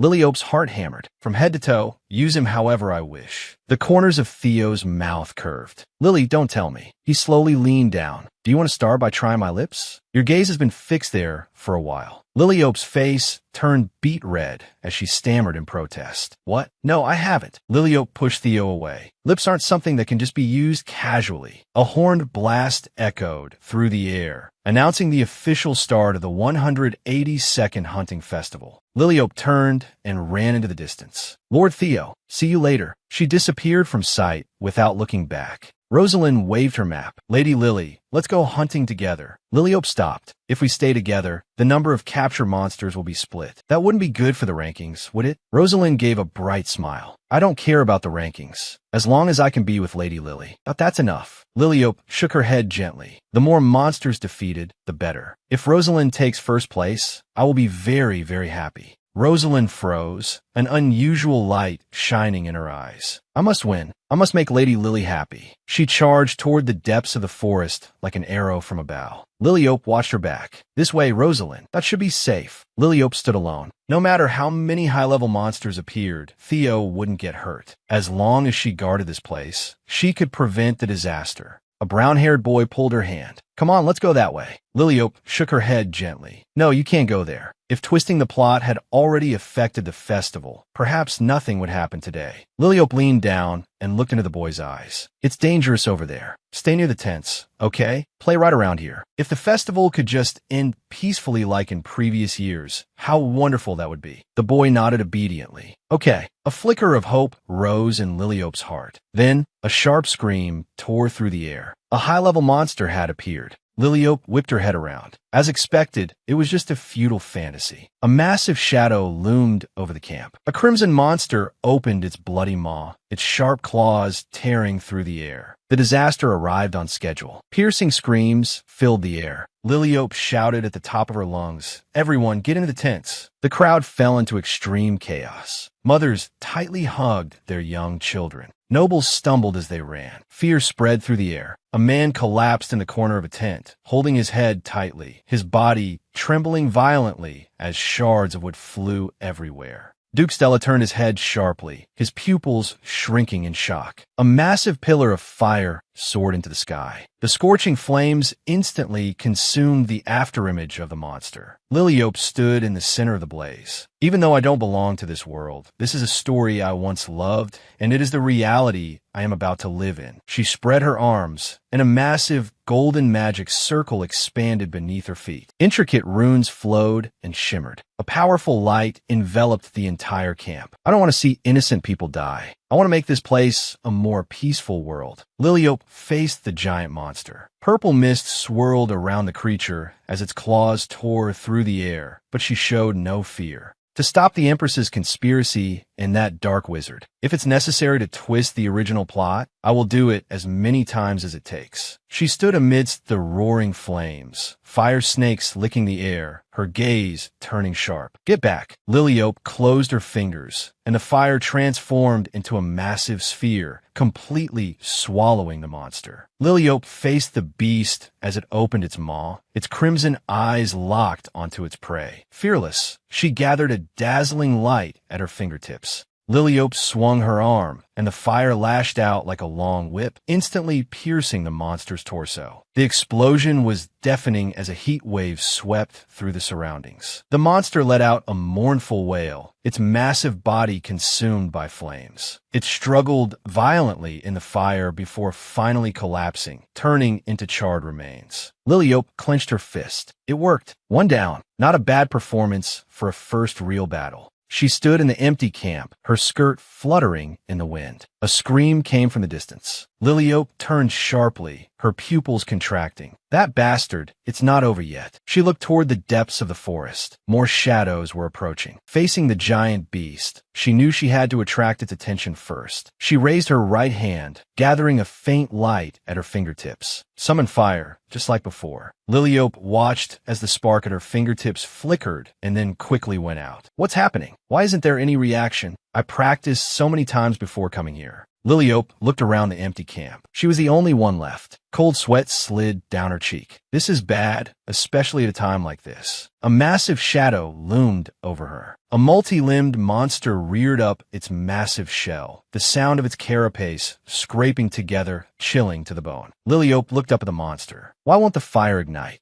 Liliope swung her arm. Come out. She repeatedly urged the power within her. Hurry up and come out. Move. Liliope stood frozen, cold sweat dripping from her forehead. I should have practiced controlling my power more. I burned it to ashes before. What do I do now? A massive pillar of fire soared into the sky, its scorching light piercing the clouds. The monster instantly evaporated in the flames, leaving only charred residue on the ground. A silver-haired knight hurried over. "Lady Stella, are you injured?" Liliope hesitated. "The Imperial Army?" The knight nodded. "Yes. We heard high-level monsters had appeared and rushed here immediately." The massive monster corpse lay across the camp as soldiers gathered with spears. No one expected high-level monsters to appear. If you hadn't stepped in, that the consequences would have been unthinkable. Liliope touched her chest, a humble smile on her face. "Only I could deal with high-level monsters. Of course I had to step forward at a time like this." The young soldier bowed respectfully. "Leave the cleanup to us. There may be other monsters about. Please go to a safe place to take shelter." Liliope nodded. "Then I'll leave it to you." She turned and left the camp. "I'll let the Imperial Army handle this. I need to go help Theo." A violent boom came from deep within the forest. Liliope stopped. The sound of battle is nearby. Where exactly is it? She pushed aside the lush foliage, following a strange noise ahead. Liliope looked toward the sound. Cardin was standing in the center of a storm, surrounded by a forest of sword chi. Cardin dodged to the side, his face stained with blood as he gritted his teeth against the impact. "Why is the Crown Prince here?" Liliope pressed her hand to her forehead, remembering that he had intentionally gone to Theo's hunting ground to take first place. She'd been so busy saving people she'd forgotten about this. She stopped. He won't die anyway. This is his destined path to meeting the female lead. Liliope turned to leave, but a violent explosion sounded in the distance. She gritted her teeth and turned back. "I can't just leave an injured person behind. That useless fool of a crown prince. I need to find Theo quickly." The monster opened its jagged maw, blue light gathering in its throat. Cardin knelt on one knee, sword in hand, his pupils shrinking in shock. Liliope leaped into the air, crimson fire drawing an arc flames instantly wrapped around her body. The fire exploded against the monster, sparks flying everywhere as the creature let out a piercing scream, its massive body completely engulfed in flames. Liliope reached out and grabbed Cardin, pulling him behind a tree with swift, decisive movements. Cardin was stunned. "My lady? Why are you here? It's dangerous. Leave quickly." Liliope observed the surroundings. "That spot looks good." She slapped her hand over Cardin's mouth. "Shoo! The monster will hear you." Cardin was pressed against the tree trunk, panic in his eyes. Liliope's expression was grave. "I saw 2 corpses on the way, including the one he was fighting. That's 4. She looked not far away. There's another one there." Liliope's brow furrowed. "The numbers are wrong. The Crown Prince usually looks mediocre, but in critical moments, he actually acts like a member of the Imperial family." Liliope stared at the distant monster. He had actually killed 3 high-level monsters alone. Cardin looked bewildered. "My lady." He leaned against the tree, panting. His gaze couldn't leave her. Liliope pressed on his shoulder. "Your Highness, you're badly hurt. Stay hidden here and don't move. I'll handle that monster. Leave it to me." She suddenly stood up and glared back at Cardin. "You're absolutely not allowed to move a single step. Do you understand?" Liliope ran into the dense forest without looking back. Cardin slumped in the shadow of the tree, watching her receding figure, his heart thumping violently in his chest. He raised a hand to his chest, his fingertips trembling slightly. The place where she had just pressed was still warm. Cardin fell into silence, a confusion he had never felt before showing in his eyes. Now was not the time to think about this. Liliope leaped into the battlefield. Crimson fire erupted from her palms, turning into a massive pillar of fire that pierced through the monster's body. Liliope stabilized her center of gravity, observing the monster's movements. It seems to be a wind attribute monster. No wonder Cardin. That was struggling. Cardin possessed both water and wind attributes, but his wind attribute was stronger. Fighting a monster of the same attribute was always tricky. Liliope watched the monster. It seemed to be reaching its limit. The monster let out a low growl, its movements becoming sluggish. It couldn't even fully block the attacks. Liliope panted heavily. "My mana is almost exhausted. I can't drag this out. I have to end it in one blow." Cardin hurried over from behind, clutching his injured shoulder and shouting, "My lady." Liliope raised her right arm, and crimson fire soared into the sky, turning into a wild pillar of flame that swallowed the monster. The creature struggled in agony within the blaze, letting out a final scream. She stood in the center of the storm, her long hair flying wildly in the air currents. Her gaze was cold and firm as the mana completely erupted from her fingertips. Cardin was pushed back by the shock wave, staggering as he steadied himself with a grunt. He looked up at the scene ahead, his pupils shrinking in sheer awe. A wild wind swept through the entire forest, dry leaves and dust flying everywhere. Liliope stood alone on the scorched earth, her silhouette looking remarkably upright amidst the smoke and dust. Cardin stood frozen, a flush rising to his cheeks. So cool. Cardin staggered forward, shouting, "My lady!" Liliope stopped and turned around, her expression hesitant. Your Highness?" Cardin suddenly leaned in, a fanatical look in his eyes. "I've fallen for you." Liliope stood frozen, her pupils trembling in shock. What kind of nonsense is this now?" She stared at Cardin's blood-stained face, her expression turning complex.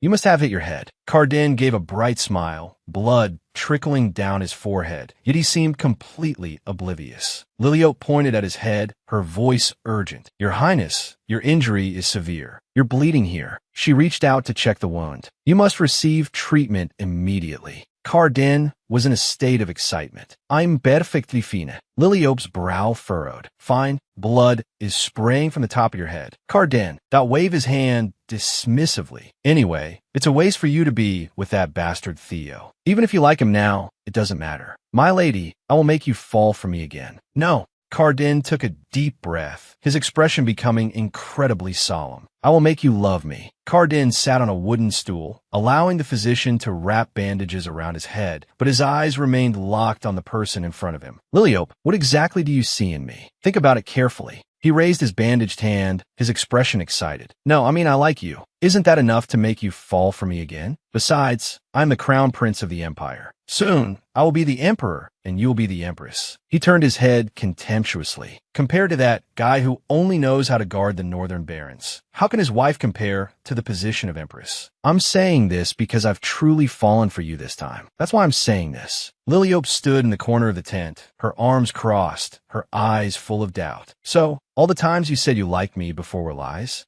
Cardin snapped his head around, looking confident. "The past isn't important. What matters is now. You just saved my life. This is proof that we are destined." A strange image popped into Liliope's mind, her standing before a giant dragon, declaring loudly, "I will protect my man." This romantic fantasy made her snap back to reality instantly. Cardin clenched both fists, his expression feverish. "That's right. We were destined from the very beginning. You were destined to love me, and I am destined to love you." Liliope's face darkened, her brow twitching and her mouth contorting. "You're destined to love me, and I'm destined to love you?" Liliope suddenly threw open the tent flap, spread her arms, and shouted, "Priest, where's the priest? The crown prince has gone crazy. He just finished fighting a high-level monster, and he's been possessed. Get over here, quickly." A priest clutching a scripture stumbled over, looking terrified. "The crown prince is possessed. Quick, bring the holy water." Cardin sat there with a blank expression. "Possessed? I'm fine." The priest rushed in front of Cardin, waving his arms and splashing holy water. "Evil spirit, leave the crown prince's body at once." "You wicked demon." Cardin, soaked in holy water, protested loudly. "I told you I'm fine." "Priest, stop it. Enough. Get out." Liliope stood to the side, her gaze icy. "Is the exorcism not over yet?" Cardin wiped the water from his face and leaned in again. "Lily, since I'm injured, stay in the palace for a while to take care of me." An attendant handed him a towel. "Your Highness, please use this towel." Cardin took the towel and wiped the water off his face, his expression becoming somewhat roguish. "Since you saved me, you should take responsibility to the end. If you personally care for me, I think I'll recover much faster." He watched Liliope, his tone suggestive. "Didn't you want to come play at the palace before?" Liliope's expression remained cold. "That was a long time ago. I have no interest in the palace now. Besides, Theo would hate it." Cardin suddenly stiffened. "Why do you care about him?" Liliope responded as if it were the most natural thing in the world. "Because he is my fiancé. Of course I care." The physician finished treating Cardin's wound and turned to Liliope. "His Highness's treatment is finished, my lady. Would you like me to treat the wound on the back of your hand?" Cardin's pupils shrank as he suddenly stood up. "The back of your hand? Lily, you're hurt." Liliope instinctively pulled her hand back. It's nothing." Cardin rushed forward, his expression anxious. "How can you say it's nothing? Let me see." Suddenly, a majestic female voice came from outside the silver tent. "Crown Prince, are you in here?" Liliope froze in place. The Empress? The Empress pushed aside the curtain and walked in. Her magnificent gown trailed across the floor as her gaze locked onto Carden. Crown Prince. Her eyes were rimmed with red, and tears welled up within them. Her expression was full of worry. Carden looked moved and softly called out, "Mother." The Empress cupped his face, her eyes filled with terror. "Carden, my baby, what on earth happened?" She stepped closer and tightly hugged Carden's shoulders. "It's enough that you are safe." Liliope stood to the side, quietly watching the two embrace. Is this some kind of long-lost family reunion scene? The Empress let go. "I heard that high-level magic beasts appeared at the Grand Duke's hunting grounds. Why were you in a place like that?" Carden lowered his gaze, his expression showing his resentment. "Father is always comparing me to that despicable guy. He said if I lost to him again this hunting season, it would be an embarrassment." Liliope watched Carden. That idiot. His thoughts are just as childish as they were in the original novel. He must have thought there would be more magic beasts in the area Theo chose. Carden gestured with his hands, his expression exaggerated. "But mother, 4 high-level magic beasts appeared there." The Empress gasped. "What, 4?" She turned her head. "That lunatic." She suddenly covered her mouth, her body trembling with shock and horror. Carden turned his head in confusion.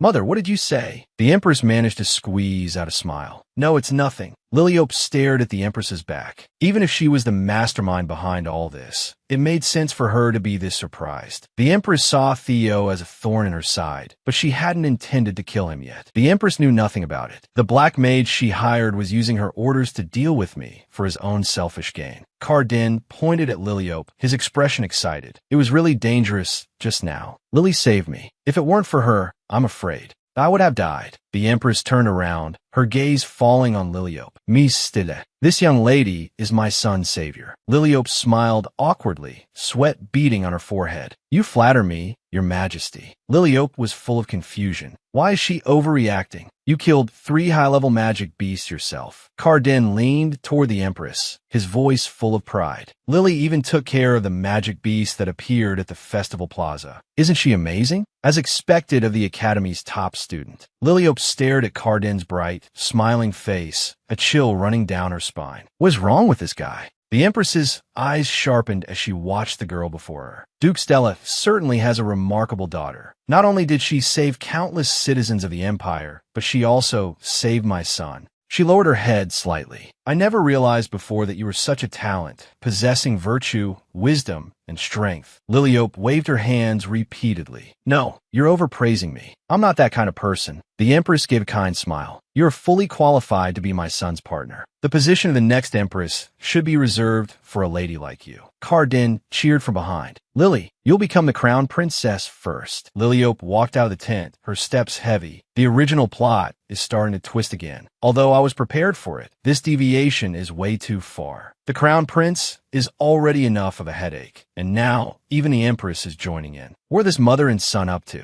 Liliope let out a long sigh, her brow furrowed with helplessness. Every time I try to fix the original relationships, they just become more chaotic. Honestly, I don't even know how to repair them anymore. She stopped and looked toward the distant camp. Even so, I must at least protect the most important emotional line, making sure the Northern Grand Duke and Rosalind end up together. Theo's face was grim, his eyes cold. He looked very angry. Theo strode toward Liliope, his tone questioning. "You saved that fool? Who gave you permission to do something so dangerous?" Liliope followed behind him, her expression a bit sheepish. "The situation wasn't dangerous at the time." "How suddenly?" That stopped and turned around. "What have you been hurt?" Liliope spread her hands and gave a bright smile. "I'm perfectly fine. See? I'm doing great." Theo's sharp eyes stared at the back of her hand. "Doing great? Then what is that on the back of your hand? I've already seen it. Give me your hand." Theo lifted her right hand, his fingertips lightly touching the red, swollen wound. "You're injured." Liliope tried to pull her hand back, her tone light. "A small injury like this will heal in no time." Theo looked down at the wound, his voice deep. "What is so special about that fool that it was worth you taking such a risk?" Liliope froze, staring at Theo's profile, her expression full of shock. "How?" He still held her hand tightly, his grip steady, but his gaze never left the wound. Even so, can she still not forget that guy? Theo looked down at the girl, his gaze cold. "Have you still not forgotten that guy?" Liliope hurriedly shook her head. No, it's not like that. Theo interrupted her. Whether you've forgotten him or not isn't important. Liliope lowered her head. Wait, can't you listen to my explanation first? Theo took a document from his coat, his finger pressing against the paper. You should be clear that this was all your own choice. Liliope stared at the paper. This is the marriage contract. A cold curve hung on the corner of Theo's mouth. If you ever have the thought of returning to his side, I will make you understand just how much power this piece of paper holds. Liliope looked at the contract in his hand, speechless. Since you don't plan on listening to my answer anyway, why did you even ask me? She pointed at the paper. Have you been carrying that with you this whole time? What if you lose it? Theo held up the paper, his expression proud. This is just a copy. The original is deep in the dungeon of the Grand Duke's territory. He looked at her again, his gaze firm and forceful. Lily, I'm warning you one last time. Even if you cry and beg, I will never cancel this contract. Liliope sighed, her expression becoming serious. It's not what you think. I just happened to run into the injured crown prince on my way to see you. I couldn't just leave an injured person alone, so I helped him out a little. Lord Theo, Liliope spread her hands. Besides, that magic beast was almost dead anyway. I just finished it off with a sword stroke. Theo's eyes were sharp, but he treats you like his savior. Liliope shook her head repeatedly. The crown prince is exaggerating. It wasn't dangerous at all at the time. His expression became pleasant. So that's how it was. Liliope remained silent. I finally managed to fool him. I was really worried you'd do something stupid for that guy. A red-haired girl. Dot came running over, waving her arms and shouting loudly. Miss, she stopped in front of Liliope, her eyes shining. You were so cool today. To think you took down 2 high-level magic beasts all by yourself. Liliope froze, cold sweat trickling down. I just managed to calm Theo down. Why did she have to mention this now? The red-haired girl cupped her cheeks, her expression enchanted. Standing tall in a life-and-death situation like that. I've truly fallen for you completely. Liliope smiled awkwardly, trying to stop her from saying more. Hey, it really wasn't a big deal. How? Dot turned his head, his gaze falling on Liliope. 2 magic beasts? Liliope avoided his gaze, her fingers nervously twisting together. I'm doomed. Theo's eyes were deep, his tone low. It seems I need to hear the details of my woman's heroic deeds. Theo's brow was furrowed, his tone stern. Lily, why were you so reckless? He pointed at the massive corpse of the magic beast in the distance and continued his lecture. In that situation, you should have retreated to a safe area and waited for the Imperial army to arrive. Listening to the nagging in her ear, Liliope's expression went blank. This feels so strange. It's like I've experienced this exact scene before. She looked at the scene before her and fell into thought. Is this déjà vu? Theo stood by the table. Do you have any idea how dangerous that was? You got seriously injured because you meddled in things that didn't concern you. Liliope's expression was calm. This isn't a serious injury. It's just a scratch. Theo's eyes were dark, and he radiated a cold aura. You were just lucky. What on earth was the Imperial army doing to let someone get hurt like this? In Liliope's mind, a distorted image of Theo appeared, imagining her being chased by magic beasts and crying out. It was entirely his subjective delusion. Theo's face was solemn as he muttered to himself, I must immediately petition his majesty. The discipline of the Imperial army is a complete mess. Liliope rested her forehead on her hand, her face full of helplessness. How can he be exactly like Cardin, always jumping to his own conclusions? She watched the backs of Theo and Cardin as they argued, sighing to herself. These two are surprisingly similar in some ways. No wonder they're always fighting. A doctor packed up his medicine bag. The treatment is finished. Liliope nodded. Thank you. Theo watched the doctor leave, his tone solemn. Lily, promise me one thing. Promise you what? Theo looked her straight in the eye, his expression serious. Promise me that you will never put yourself in danger again. Liliope was silent for a moment before looking away. I can't promise you that. Theo's brow furrowed, his eyes showing confusion. Why? Liliope turned around, her expression becoming resolute. I am the daughter of a duke. The privileges and power I enjoy as a noble all stem from the Stella families. That powerful magic. Liliope watched the churning sea of fire. Since I enjoy these privileges, I have a responsibility to step forward when people are in danger. This is my duty. She clenched her fists, her gaze sharp. I will use all my power, wealth, and influence to overcome the coming disaster and create a peaceful world. Liliope stared at Theo, her tone unwavering. So, if today's situation happens again, I will still fight to protect the people. Only then can my favorite characters live happily with their destined partners. This is the only way. Liliope was full of confusion. Why? Did I mess up the plot again? Why is the story heading in this direction? Theo opened his arms. You're asking why? Do you know how shocked I was when I heard you went to fight a monster alone? He watched the girl before him, his voice low. Only by holding you in my arms can my startled heart find peace. Liliope covered her cheeks, her fingertips touching her burning skin. Hug me? Now. She stared at Theo's outstretched hands. His arms were long, and his chest looked so broad. It felt like her entire person would be buried in there. Liliope covered her mouth, screaming internally. The scream almost broke through the clouds. No. She suddenly widened her eyes, her pupils trembling. Theo is Rosalind's man. Wasn't I just thinking about letting him be happy with his destined one? Liliope struggled with her thoughts. That's right. That's definitely it. A little figure with demon wings appeared in her mind. It's just a hug. Don't make a big deal out of it. A small hug won't cause any trouble. Liliope's eyes wandered. Is that so? Is it really okay? In Liliope's mind, two little figures were wrestling. Demon Liliope grabbed the angel's hair. I'm right. I'm the one who's right. Liliope's expression was conflicted. What should I do? Angel Liliope struggled desperately. Absolutely not. If you compromise now, you'll never escape the fate of the original story. Demon Liliope threw a punch. Shut up. Don't listen to her. Just do whatever you want. Liliope watched the man before her. To him, I'm just a passerby. If I follow my instincts, all my patience until now will have been meaningless. Theo softly called out, Liliope. Liliope suddenly snapped back to reality. Yes? Theo opened his arms, his gaze gentle. Will you let me hug you once? He had a slight smile on his face, radiating a charm that was impossible to refuse. Demon Liliope let out a victory cheer. Go on, hug him. A one-hit kill. Angel Liliope gave a final cry. Liliope, no. Liliope's body reacted before her brain could, and she suddenly lunged forward. Theo caught her firmly, his tone carrying a hint of teasing. What do you mean, no? Theo wrapped his arms tightly around her and lowered his head to whisper. Little one. Liliope buried her face in his chest, feeling that solidity. It feels so good. His chest is so firm. She greedily sniffed his scent, her cheeks flushed. He smells good, too. Theo's lips curled up slightly. Liliope, shall we move the wedding day forward?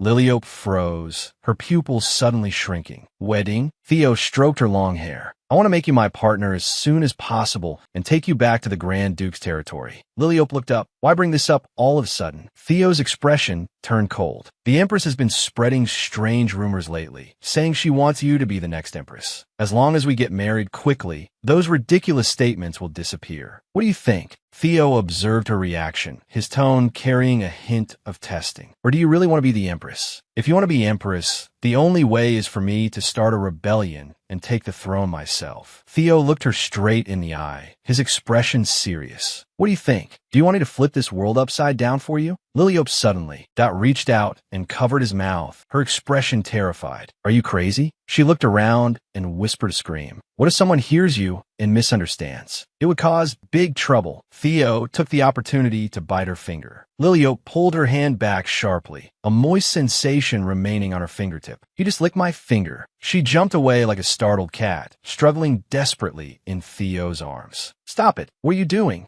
Liliope pointed at the man, her face flushed bright red. Hey, why are you acting like a pervert? Theo looked composed, slowly straightening his collar. It's really unfair to be called a pervert just for something like this. If you want to see, I can show you what a real pervert is like. The corners of Theo's mouth curled into an arc, his voice deep. I'm ready for you anytime. Liliope froze, her mind a complete blank. Ready for what? How on earth did I twist the original plot? Why did it turn out like this? Did I not only rewrite the story, but also raise its age rating in the process? Theo pressed the tip of his tongue against the corner of his lip, his expression wicked, as if savoring the taste from earlier. Liliope let out a scream. No, the hunting festival was indeed dangerous. Liliope sat alone at her desk, staring at the letter in her hand. Where exactly did it start going wrong? Lynx was pecking at the stationery, flames dancing between its wings. It dropped the torn pieces of paper onto the desk. In the original story, Theo wasn't this cunning. Liliope recalled the man. He exuded far too much charm. Liliope rested her chin on one hand. Luckily, I held back.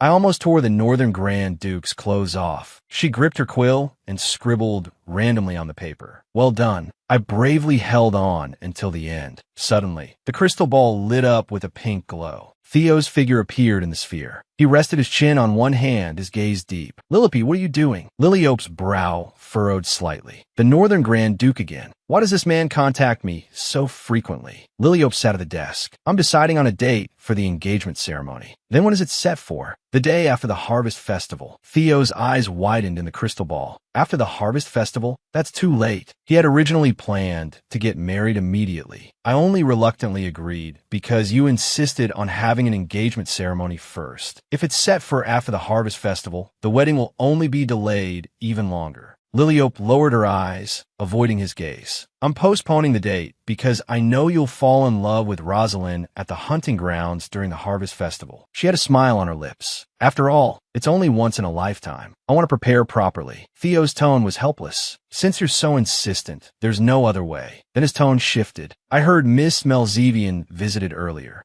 Liliope froze. How'd he know? Did father tell him? Rosalind must have heard about the hunting festival and come specifically because she was worried about me. As soon as she saw me, she hugged me tightly. She cried very sadly. Liliope recalled that hug. Rosalind had held her, her eyes full of tenderness. Miss Lily, thank goodness you're safe. Theo's face changed in the crystal ball, his mouth twitching. She hugged you? Liliope showed a look of yearning. Rosalind was really cute at that time. Theo suddenly waved his arm and shouted in the crystal ball, I forbid you from playing with Malzevian. Liliope blinked. Did he just let that slip? Theo roared through the communication. I'll send mercenaries to guard the Duke's mansion. If she dares to approach again, just kick her out. Liliope looked confused. Why? Rosalind is my friend. Theo's brow twitched slightly. I just hate her clinging to you. Lately, she's been more annoying than that bastard Cardin. He got more excited as he spoke. Liliope, hugging and things like that. You can only do them with me. You hesitated when I reached out to you, but you lunged straight into her arms. To outsiders, Rosalind looks more like your fiancé. Lynx was charging around the room, letting out sharp cries. Liliope pressed down on the restless Firebird. Don't move, Lynx. I'll untie you right now. She looked at Theo's angry phantom and fell into thought. He actually thinks Rosalind is more troublesome than Cardin. A hint of playfulness flashed in Liliope's eyes. When he falls in love with Rosalind later, he'll probably want to tie up his current mouth. She sighed softly. Lynx, how did things turn out like this?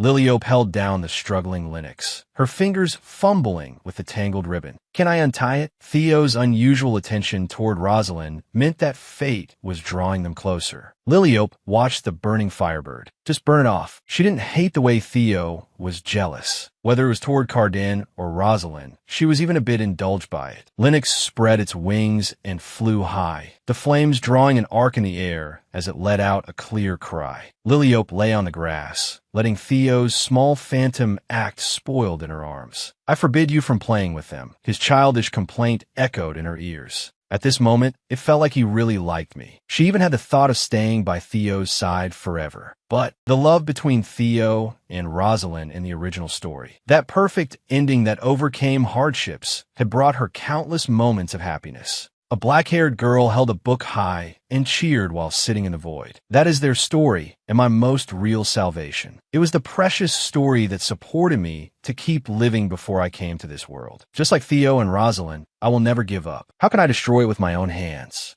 Liliope sat by the window. My feelings for Theo aren't important. As long as I can guide them toward their ending, that's enough. Theo smiled in her memory, his gaze gentle. Gemma pushed open the heavy wooden door. Miss Lily, Lord Jure has returned. He is waiting in the first floor hall. Gemma appeared slightly. Liliope suddenly stood up. Really? I'll be right down. Lord Jure is back. I can finally set off for the north. Liliope walked quickly down the steps, her heels clicking on the floor. Jure was the Empire's strongest magic swordsman and a loyal subordinate willing to give his life for the Stella family. In the original story, after Liliope was executed by the Crown Prince, Liliope walked down the stairs, her heels clicking on the marble surface. Jure had always protected her father and spent the rest of his life in sorrow. Previously, she had only seen him wearing a helmet in the communication ball. Liliope covered her mouth and giggled. His eyes are so beautiful. He must be a handsome man. A tall figure stood in the hall. Silver gray, long hair fell to the waist. Liliope stopped in her tracks. Heavens, he actually has long hair. A long-haired handsome man sounds great. Liliope expectantly walked around to the front. Jur turned around, a hint of gloom in his eyes. Miss Lily, have you been well during this time? Liliope froze in place. Wait, isn't he a man?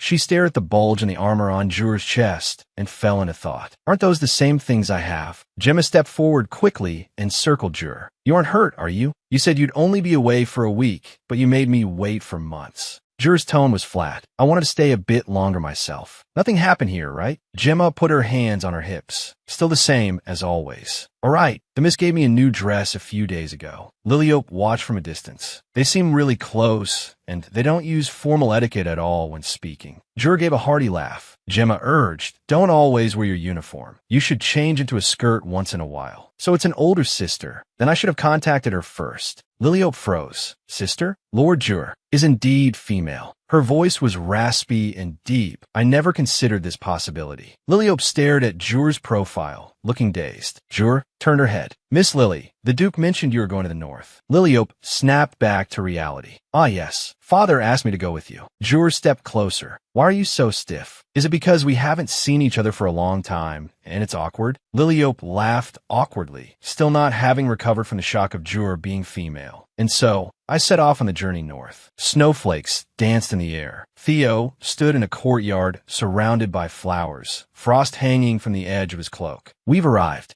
Lynx circled in the sky, its wings stirring up hot air currents and letting out a loud cry. Jur stood by Liliope's side and bowed slightly. Greetings, Your Grace. Theo turned around, his gaze falling on Jur. It's been a long time, Sir Jur. Liliope hid behind Jur, quietly observing. It seemed he also knew Jur very well. Liliope was wrapped in a thick pink fluffy cloak, only her rosy face showing. Father told me to dress warmly, otherwise I'd catch a cold. Theo looked down at the girl. You look like a snowman. Liliope puffed out her cheeks. I'm not that fat. Pow! The corners of his mouth curled up, his eyes full of tenderness. I meant you very cute. He reached out both hands and cupped Liliope's face. How long do you plan to stay? Liliope blinked. Probably 3 or 4 days. Theo applied some pressure with his hands. Only that short? Stay longer. Preferably, never leave. Jur stood behind them, witnessing everything, her gaze turning sharp. Is this why the Duke told me to keep an eye on him? Liliope felt a bit uneasy under the gaze. Don't suddenly make the atmosphere so strange. Theo put his arm around her shoulder. It's cold outside. Let's go inside first. Liliope stopped. She looked up at him. Before that, there's a place I want to go. Theo looked confused. Liliope pointed into the distance. Lord Theo, I want to go see Icefang first. Icefang. Liliope looked up. Just the two of us. Lord Theo, the conspiracy of the Empress and the Black Mage is about to descend on the north. The first disaster will arrive. The entire Icefang will completely melt, triggering a flood enough to swallow everything. A massive dam must be built to block that terrifying flow of water. I must confirm if there's enough space to start work here. Liliope stopped. Icefang was right before her eyes. The elemental's ice wall pierced the clouds, radiating a bone-chilling cold. Theo looked down at her. Lily, you have something you want to say to me, right? What exactly is it? Tell me. Theo's gaze was searching. Liliope reached out her finger and pointed at that magnificent glacier. After the harvest festival ends, Icefang will melt. I've been troubled by this for a long time. We need to build a dam. The capacity must be equal to the amount of water in the entire Icefang. Liliope pointed into the distance. We must not let the Empire find out that a dam is being built here. What lie should I use to convince Theo? No matter how she thought about it, she couldn't find a reasonable excuse. Theo silently watched her, his gaze deep. Liliope lowered her eyes. I know this is hard to understand. You must have many questions. Even if I accuse the Empress of being the mastermind, there's no evidence right now. If we rashly target the Imperial family, Theo might be charged with rebellion. Liliope gripped the edge of her cloak tightly, her knuckles turning white from the force. I have no choice. For now, please don't ask anything. Liliope looked up, her eyes full of pleading. I can only beg him. Don't say anything, just believe me. Theo reached out both hands and firmly held Liliope's shoulders. The two looked at each other in the snow. The corners of Theo's mouth turned up slightly, his gaze showing unquestionable trust. As long as you say it, even if you say the sun rises from the west, I will believe it. Liliope looked up, her cheeks flushing with a faint red hue. She stared at the man before her. The tension in her heart instantly loosened. Theo leaned down close. Say whatever you want to say. I'll be listening. Theo watched the girl, a gentle curve on his lips. Speak frankly. You can say anything you want. Liliope froze. This wasn't like Theo's character. He should have been colder. Theo's childhood was filled with despair. The previous Grand Ducal couple had died young, and he was forced to inherit the title as a child, standing alone in the wind and snow to face relatives who coveted the territory. He gritted his teeth and endured everything, struggling through blood and betrayal. He fought to protect his people, eventually becoming the respected shield of the North. Light gathered in Theo's palm. Although he possessed power and status, he had no family around him. He never easily trusted anyone. Rosalind had been his only support. Only she could enter his heart. Theo turned his head, his gaze lingering on Rosalind. Whether during the hunting season or at this very moment, he always held Rosalind's hand tightly. Liliope watched the man. Why does he trust me so much? Well, this is fine too. It saves me the trouble of explaining the Black Mage's conspiracy. Anyway, please build the dam as soon as possible. Theo's lips curled up. I will. Liliope continued to instruct. From now on, everything that happens in the Grand Duke's territory must be sealed within the territory. It absolutely cannot reach the ears of the imperial family. Theo looked relaxed. I will.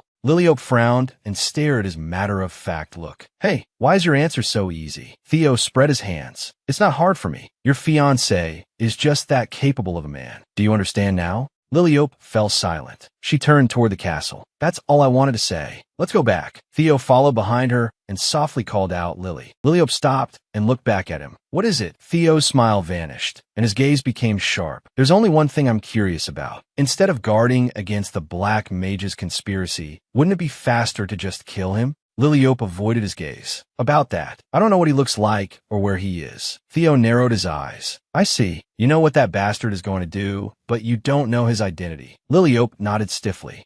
Yes. Theo showed a sly smile. I understand. Leave it to me. Theo raised a white flag. Walking down the spacious corridor, he said, Welcome to the Grand Duke's castle. Liliope looked around. This place was exactly like the illustrations in the novel. Theo tilted his head. If there is anything you don't like, tell me in advance. I'll have someone modify it. Liliope stopped in her tracks. Why modify it? Even the parts one don't like. Theo suddenly reached out and pulled her into his arms. Because this place will soon become your castle. Liliope's pupils trembled. Why was he looking at her with those eyes? Why was his face getting closer and closer? Liliope suddenly leaned back, her hands pressing against Theo's chest. Was he really going to kiss her right here? Has the plot logic completely collapsed? Hey, why are you suddenly trying to kiss me? Theo extended his fingers, his fingertips brushing past her temple to remove a small, withered twig. What is this? A twig was stuck in your hair. Liliope froze on the spot. So that's all it was. How embarrassing. Theo stared into her eyes, the smile on his lips deepening. What did you say just now? Alkish. Lily, did you want me to kiss you?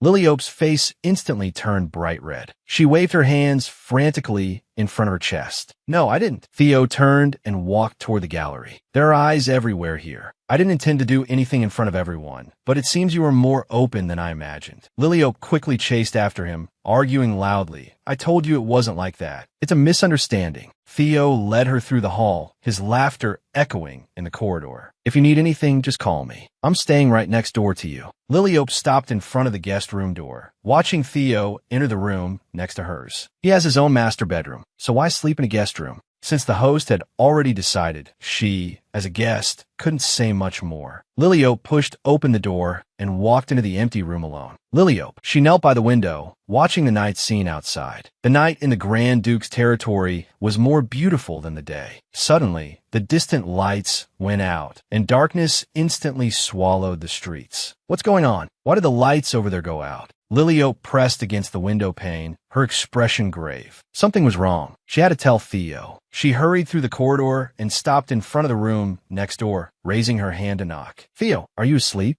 Jur emerged from the shadows, startling Liliope. "My lady." Liliope patted her chest. "Sir Jur, I'm sorry if I woke you." Jur watched the girl before him with sharp eyes, showing no signs of sleepiness. "My lady, it's so late. Why are you in front of the Grand Duke's door?" Liliope smiled awkwardly and waved her hand. "It's nothing big, just something I must tell Theo immediately." Jur's gaze swept over Liliope. "Lord Theo, please don't leave me alone tonight." "Could that be what the lady wants to say?" Jur bowed slightly. "Forgive me, Lady Liliope. I was too slow." Liliope froze. "No, you don't have to go that far." Jur walked away quickly. "Please don't worry about the Duke. Go do what you must. I'll be on your side." Liliope looked confused. "The Duke? Why did he suddenly mention my father?" The door suddenly burst open. Theo walked out bare-chested, a white towel draped over his shoulder. He had just showered, and water droplets were still dripping from his hair. "Lipe?" Theo looked down at her, wet strands of hair hanging over his forehead, his voice deep. "What is it?"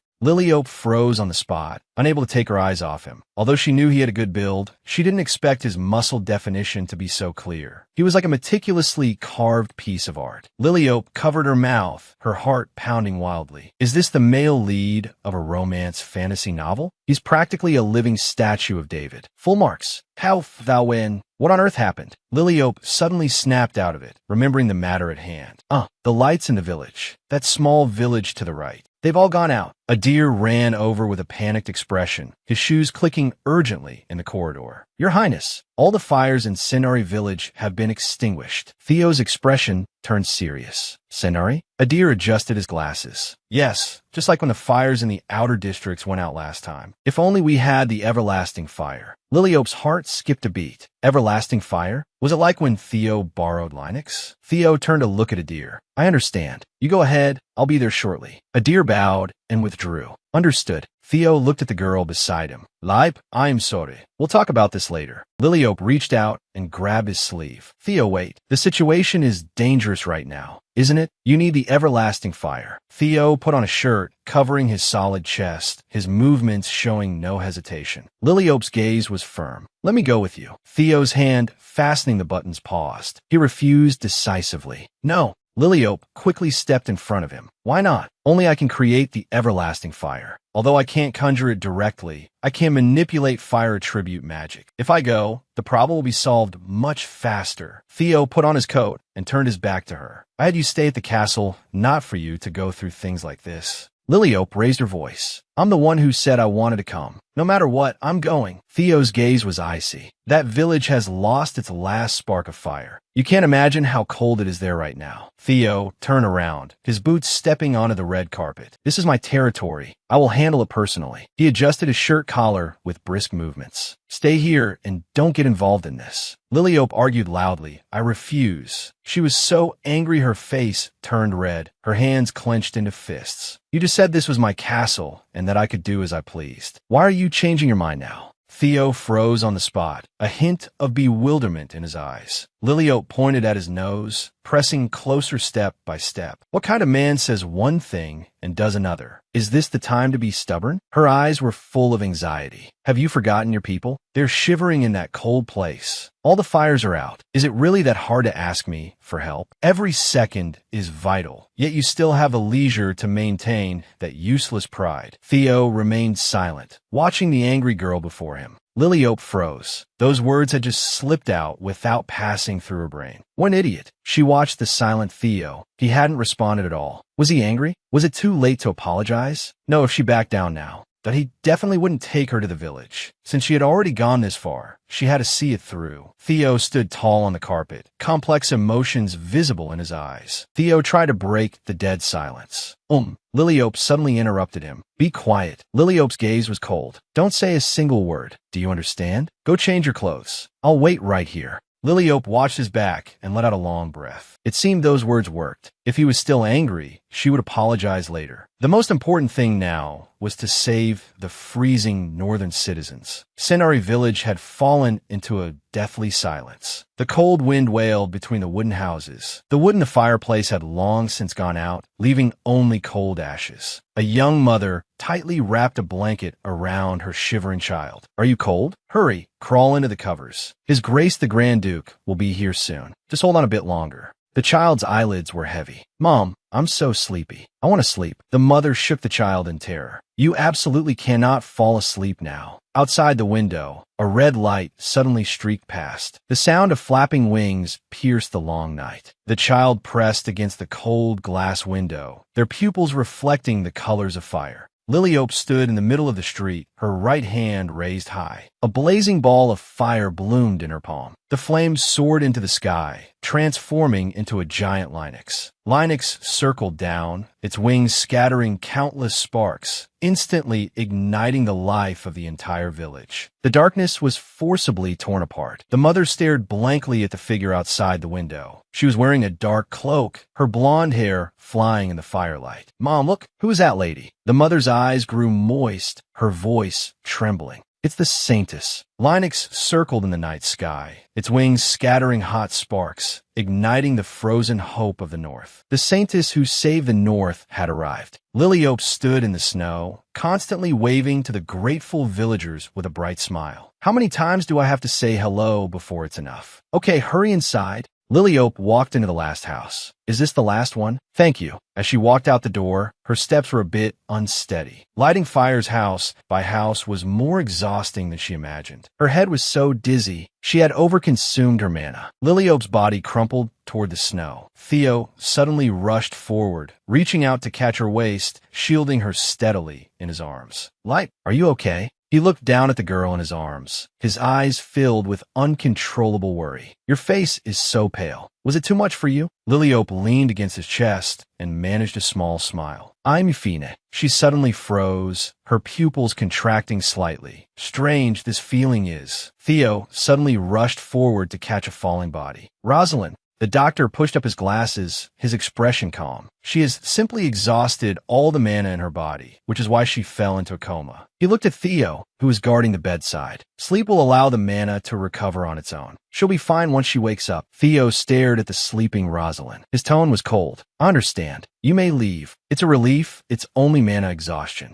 He stood alone by the bed, his eyes full of complex emotions. "If I had known she would work so hard, I never would have brought her here." Theo leaned down and gazed at that pale face. "Is it really that hard to ask me for help?" "You stubborn fool. I just didn't want to accept that lady's help." Theo gazed at Lynx. He had borrowed it once for an emergency, but after that, no matter what happened, he insisted on handling everything alone. Cardin's words lingered in his mind. "How much longer do you plan to use that lady?" He had questioned with a sharp gaze. "I hate this feeling, as if the engagement was only to use her. But do I still have the right to hold onto this useless pride?" Theo curled his lips in self-mockery. "I really don't know who this Grand Duchy actually belongs to." Liliope lay quietly among the flowers, deep in sleep. Actually, it's not that he never thought of using her. From their first meeting, she didn't seem to truly like him. Considering her long-term admiration for the Crown Prince, how could she suddenly approach him without a purpose? At the ball, Theo had held her waist and taken that document. No matter what her purpose was, as long as they used the engagement as an excuse to get what they each needed, it would benefit both. He held that slender hand. Yet, Liliope only showed endless affection and never asked for anything in return. She waved a flag with Theo's name on it, her smile pure. Every move Liliope made was endearing. She watched him with ease. "Lord Theo, I told you I don't like the Crown Prince." She pouted. "Lord Theo, why do you always think my relationship with Miss Rosalind? She's just my friend." Her cheeks flushed. "Lord Theo, you can't do this kind of thing here." Liliope made a heart shape with her hands. "Lord Theo, I love you more than anyone in the world." That brilliant smile was only for him. She also had a kind heart and couldn't turn a blind eye to those in trouble. Liliope's expression was firm. "When the people of the Empire are in danger, I have a responsibility to protect them." She was more compassionate and more courageous than anyone. How could one not adore her? Theo gazed at the sleeping face, his eyes full of tenderness. "I want this woman to belong entirely to me." He reached out, his fingertips lightly stroking her hair. "Whether it's Cardin or Delzebian, I will never let anyone covet her again." Theo leaned down and placed a kiss on Liliope's forehead, his movements careful. "This is great. Theo's embrace is so warm. I really want to stay like this forever." Liliope murmured in her sleep, "Theo,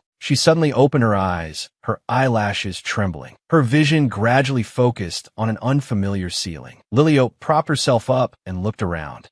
Was it just a dream? It was just getting to the good part. She grabbed the corner of the quilt in frustration. But where is this? This doesn't seem to be the room I was staying in. Liliope picked up a pillow and took a deep breath. The pillow was filled with Theo's scent. Could it be that this is Theo's bedroom? She stared at that closed door, her heart beating like a drum. Although she didn't know why, she was lying in Theo's bed. That's right, this is the place. This simple, modern furniture style perfectly matches Theo's taste. Liliope looked at the nearby desk. Does he usually handle official business there? Imagining him working there, he must look incredibly handsome. Just thinking about it makes one happy. Liliope buried her head in the pillow, a bit of drool escaping her lips. She fell into a silly laugh. What are you fantasizing about? Liliope yelped. Theo was standing by the door with his arms crossed. Lord Theo, what did you get here? Theo walked to the bedside. He pressed her shoulder down. Don't move around. Okay, but what happened to me? You exhausted your mana and fainted. Theo leaned in close. Why did you push yourself to that extent? Do you know how worried I was? So running out of mana makes you faint. She'd have to be careful in the future.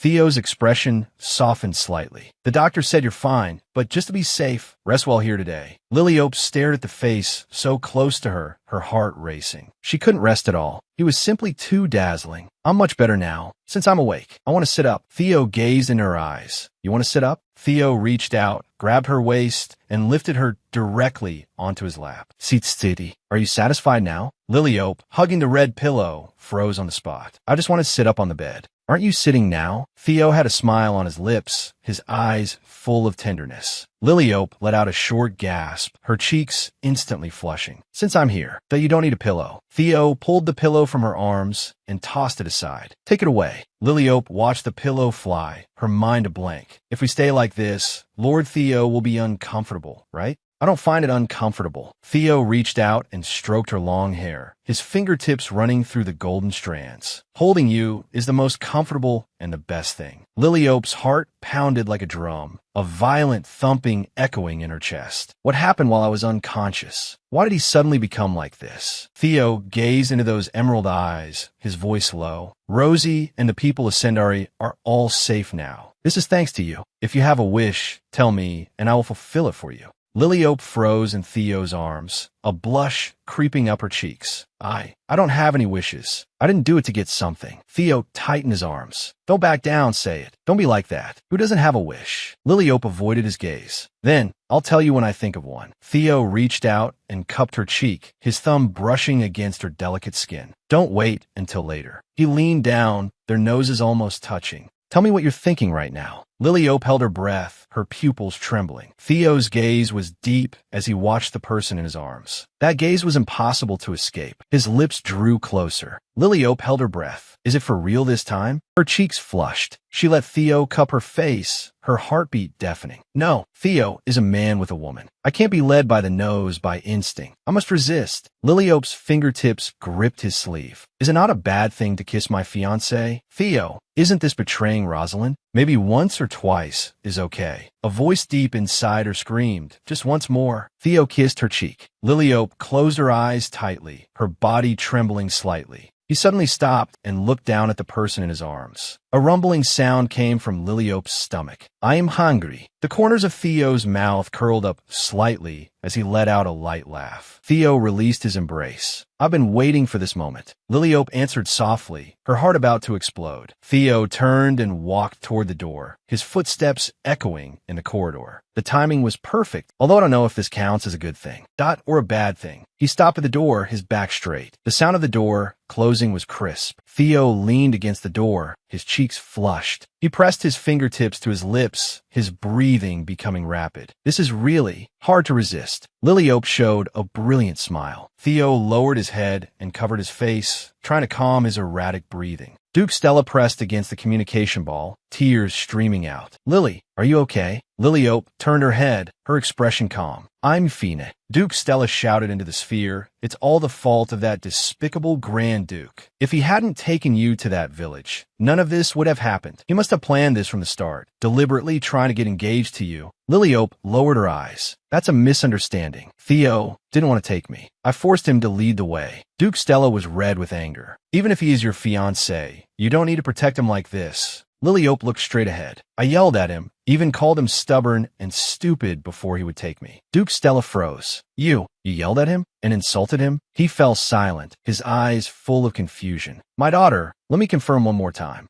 You just said you yelled at Theo Atrain, the Grand Duke, and insulted him? He is the second in line to the throne after the imperial family, the Grand Duke of the North. Liliope closed her eyes and pressed her fingertips to her forehead, falling into a long silence. Liliope nodded in admission. If he weren't a Grand Duke, I would have even wanted to slap him. Duke Stella's mouth fell open in the communication ball, his expression terrified. Dad, I plan to return tomorrow. No, absolutely not. He shook his head frantically in the sphere. Wait until the Grand Duke is in a better mood before you come back. I will go and explain personally. Rest well there first. Liliope sat by the bed, looking at the darkened communication ball. And so, she stayed in the north for a few more days. Theo seemed very welcoming, taking her to play all over the territory. The two of them skated in the snow. He held her waist steadily from behind. Liliope spun in the snow, her skirt flying. Theo followed closely, his gaze always fixed on her. The two of them built a snowman side by side. Liliope laughed brilliantly. Theo's cheeks were slightly red as he held a round snowball. Night fell, and outside the window stood two snowmen wearing scarves. Theo stood by the window, gazing into the cold winter night, lost in thought. Theo stood alone in the corridor. Liliope said she would return to the Duke's mansion tomorrow. He didn't want her to go, but he couldn't find an excuse to make her stay. What should he say? Jur pushed open a door. Grand Duke. Theo turned around. Jur, you're not asleep yet? Did I wake you? Jur walked out of the room. I wasn't asleep. I sent someone nearby and came out. So it was the Grand Duke.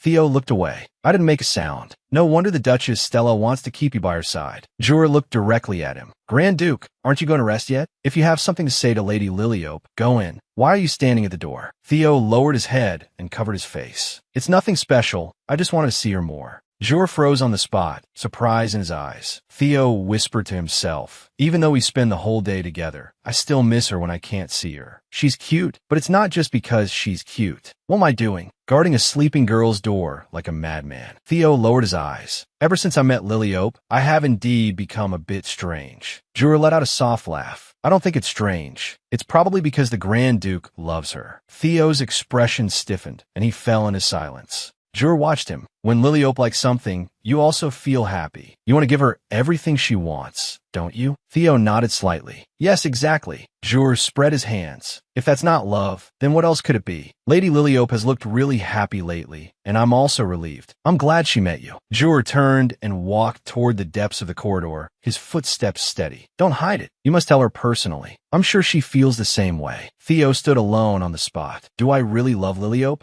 Liliope stopped in front of a portrait. Theo was very handsome as a child, and his parents were also stunningly beautiful. As expected, genes determine everything. Her fingertips lightly touched the frame. She turned to look at the end of the corridor. Is Theo's work finished? Theo walked to her side. No, I ran away. Liliope blinked. Skipping work? Theo gazed at the portrait. You're leaving today, right? Is your luggage all packed? Liliope nodded and smiled. There's still a little time, so I took a look around the Grand Duke's mansion. Theo watched her profile. He wanted to do something for her. He wanted to see her smile. The former Grand Duchess was indeed beautiful. What kind of place would Liliope like? If it's that place. Theo took a deep breath. Liliope, Theo looked elsewhere. There's a greenhouse garden here. Would you like to go see it? Liliope stopped. A greenhouse garden? That was the place in the original novel where Theo and Rosalind had secret dates. Rumor had it that it was. That even more beautiful than the gardens in the south. She crossed her hands over her chest, her eyes sparkling. Come and catch me. I'll definitely catch you. Scenes of the original male and female leads playing together flashed through her mind. Liliope suddenly looked up and responded loudly, I want to go. She couldn't believe she could see it with her own eyes. This is the joy of transmigration. pushing open the heavy doors. Heat and the fragrance of flowers rushed toward them. Pink and white flowers hung heavy on the branches, spreading out in layers like rosy clouds. Liliope held her skirt and ran toward the flowers, spreading her arms as her hair brushed through the floral shadows. Wow. Theo stood under a flower tree, watching her back. Do you like it?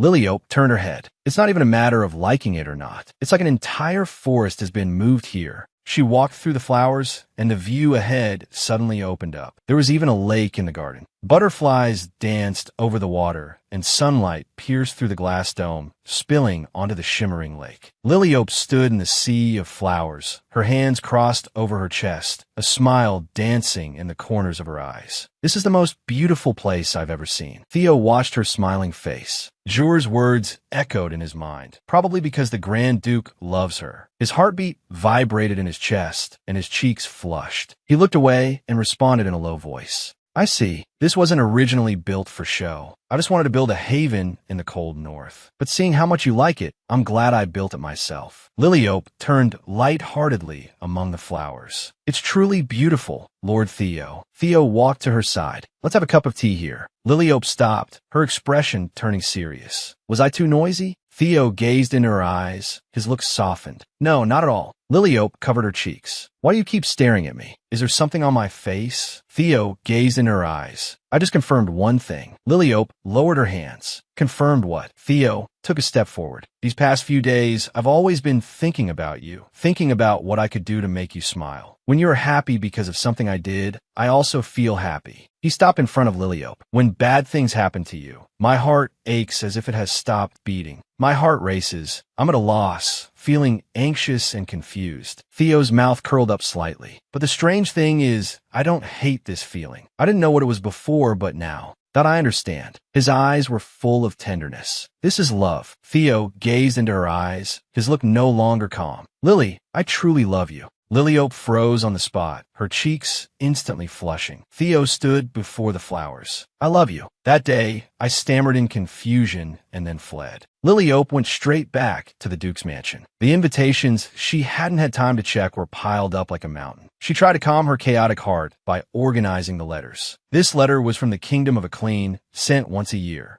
Ever since that day, Theo had acted as if nothing had happened. Although she was curious why he didn't mention it again, she didn't ask. Even if she did, it wouldn't change anything. Liliope opened the envelope. It wasn't an invitation. It was a chain letter. She had received one a few months ago, too. She didn't doubt the sincerity of his confession, but once the harvest season began, his feelings would change. In the original novel, he would be sent by the Emperor to guard the streets. Theo had a smile on his face. During the harvest season, everyone will be free. Do you want to come play the Grand Duke's mansion? Liliope stopped and turned to look at him. The harvest season? Don't you have work then? Theo looked natural. Work? What work? I don't have work. Liliope frowned slightly, her eyes full of doubt. No work? That's impossible. In the original story, the Emperor ordered Theo to guard the streets during the harvest festival. An anonymous report revealed a conspiracy. People using forbidden black magic would threaten the safety of the public on the day of the festival. This was merely a childish trap he set to make Theo suffer. Theo was therefore forced to go to the festival. It was there that he first met Rosalind and fell in love. That was the starting point of fate in the original novel. Liliope sat in front of the bookshelf, her fingertip against her lower lip. Although they already know each other now and don't get along well, I'm certain that as soon as an opportunity arises, they will eventually be attracted to each other. Red threads intertwined in the void, tightly connecting Theo and Rosalind. The meeting at the festival should have been that miracle. Theo should have been busy with official duties on the day of the festival, but Liliope gazed at Theo, her eyes flickering with hesitation. Could it be that because of my appearance, their relationship has vanished like this? If the original plot is completely distorted and can no longer be repaired. She clenched her hands tightly to her chest, her fingertips turning white from the force. Does this mean I never have to part with Theo again? Theo waited quietly for Liliope's answer. His heart drummed like a stallion, and his breathing grew shallow. Theo stared at the communication ball. Lily, why are you so quiet? Do you want to go to the festival? Then, shall we go together? Liliope shook her head repeatedly. No, absolutely not. Theo, if you really don't have work, we can just spend time together at the Grand Duke's mansion.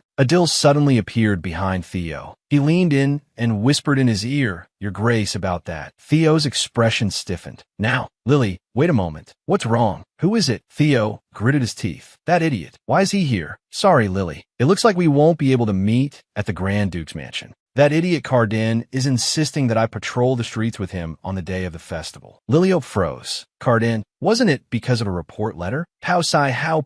However, we only agreed on the first day. I'm still free on the second day. Since I have to stay in the capital, can I stay at the Duke's mansion during the festival?" Liliope broke into a smile. "Of course you can." Theo cut the connection. "I'll see you then. I'm hanging up now." Liliope stared at the darkened communication ball. In the end, he still had to guard the streets, just like in the original story. "I'm such a fool for actually having expectations." She lowered her eyes. Although the cause had changed from a report letter to Cardin's request, the main plot remained unchanged. Even if the details shifted, the direction of the original work would not waver. Cardin rested his chin on one hand, a playful smile hanging on his lips. "Just as I am still entangled with Cardin, even though I am engaged, I cannot sever the connection with him." Liliope sat at the table. It had to be this way. Everything was proceeding according to the original plan. The streets were draped with colorful flags. Clowns juggled red balls amidst the crowd, and laughter echoed everywhere. The harvest festival had begun. Rosalind took Liliope's arm. "Thank you for coming to the festival with me, Lily. I thought you would be with the Grand Duke." Liliope looked toward the distant patrol guards. Theo was currently on duty with the Crown Prince. "You should be somewhere nearby right now." Rosalind smiled. "I see. I'm sorry to say this, but I'm happy to have you all to myself without the Grand Duke interrupting. Today was the day Theo and Rosalind were destined to meet. I will witness them falling in love with my own eyes. This was the ending I had known all along." A smile played on her lips. "I had originally planned to withdraw at this moment and leave Theo without any regrets. I was once so certain. Why, now that the moment is here, do I feel so conflicted instead?" Lady Sergionelle approached from the front, her shoulder slamming hard into Rosalind. The candied fruit skewer in her hand nearly slipped. "Oh my!" Lady Sergionelle had a mocking smirk on her face. "There are too many people I accidentally bumped into." "Who?" She took a bite of her candied fruit, her eyes sweeping forward with contempt. "What a coincidence. I didn't know you were here too."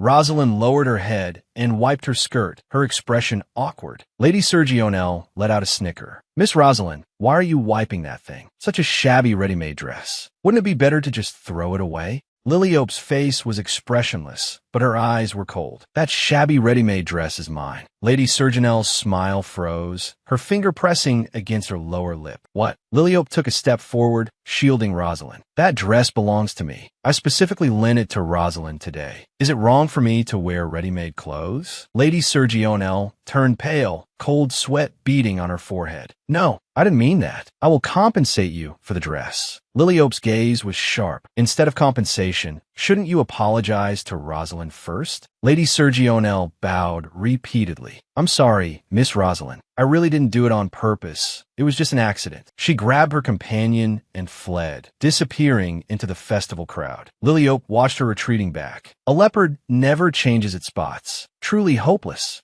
Liliope asked softly, "Are you okay? Were you frightened?" Rosalind's eyes were rimmed with red, her fingertips tightly clutching her handkerchief as tears welled up. Rosalind suddenly threw herself into Liliope's arms and wept loudly. "Thank you, Lily." Liliope gently patted her back. "Why are you crying again? This is nothing to cry about." Rosalind sobbed and looked up. "This dress isn't yours at all. You told such a lie just to protect me, Lily. You are truly so cool." Liliope froze, looking at the other girl's adoring eyes. It was as if Rosalind saw a princess on a white horse charging into enemy lines to save a maiden in distress. Rosalind wiped her tears and laughed. "You're like a princess who descended just to protect me." Liliope took her hand. "To make you feel better, let's go buy something delicious. There's cotton candy over there. I'll go get some. I'll also help you deal with the stain on your skirt. Wait for me here." Rosalind nodded obediently. "Okay, my princess." "Lily." Liliope stood before the stall. "2 cotton candies, please." Though she looked fragile, she always showed a strong will when necessary. No wonder Theo would fall for her. The vendor handed over 2 sticks of cotton candy. Liliope took them. Rosalind was about to face the most important moment of her life. She couldn't meet it with those red, teary eyes. "I have to go comfort her quickly."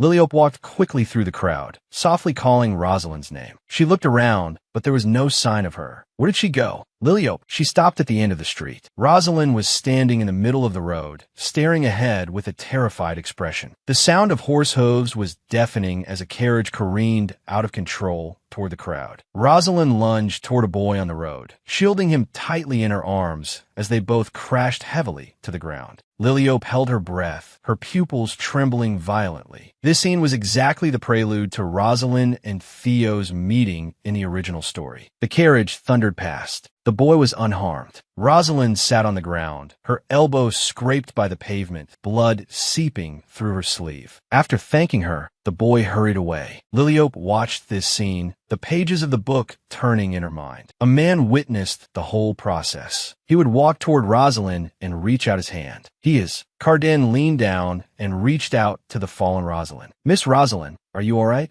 Liliope was rooted to the spot, the cotton candy gripped tightly in her hand. Carden, why was it him? It wasn't Theo. Then where is Theo now? Theo had stood behind Liliope at some point, a smile on his face. Lily, so you were here? Liliope turned abruptly to look at the Theo before her. What kind of man says one thing and does another? Is now the time to be stubborn? She raised her hand and pointed into the distance, her voice trembling with anger. Have you forgotten your own people? They're shivering in the cold, desolate ashes, begging for help. Is it really that hard to ask for assistance? Liliope pressed forward, fire burning in her eyes. Every second is crucial, and yet you have the leisure to maintain that meaningless pride. Theo remained silent, his cold, handsome face showing a hint of bewilderment as he allowed the rain of scolding to fall upon him. Carden instructed the doctor, please take good care of her. Don't let her be left with a scar. Originally, Theo should have been attracted to Rosalind at this moment. The trajectory of fate had shifted. If it continues like this, the two of them will never cross paths. This deviation from the original work was not surprising. Liliope peeked sideways, feeling a sense of relief instead. Theo took a bite of cotton candy, his cheeks puffing out slightly. He stopped when he noticed her gaze. Theo tore off a small piece of the sugar puff and stuffed it into Liliope's mouth. You should try it too. How's my... Tastes good, right? Haha, Lily is so cute. Liliope held the sugar in her mouth, her cheeks flushing a deep red as her heart thundered in her chest. Theo reached out and pulled Liliope close, staring coldly ahead. Stay away from Lily. Carden waved his arms and shouted, Lily will become the Empress one day. Show me some respect. My mother said she wants her to be the Empress.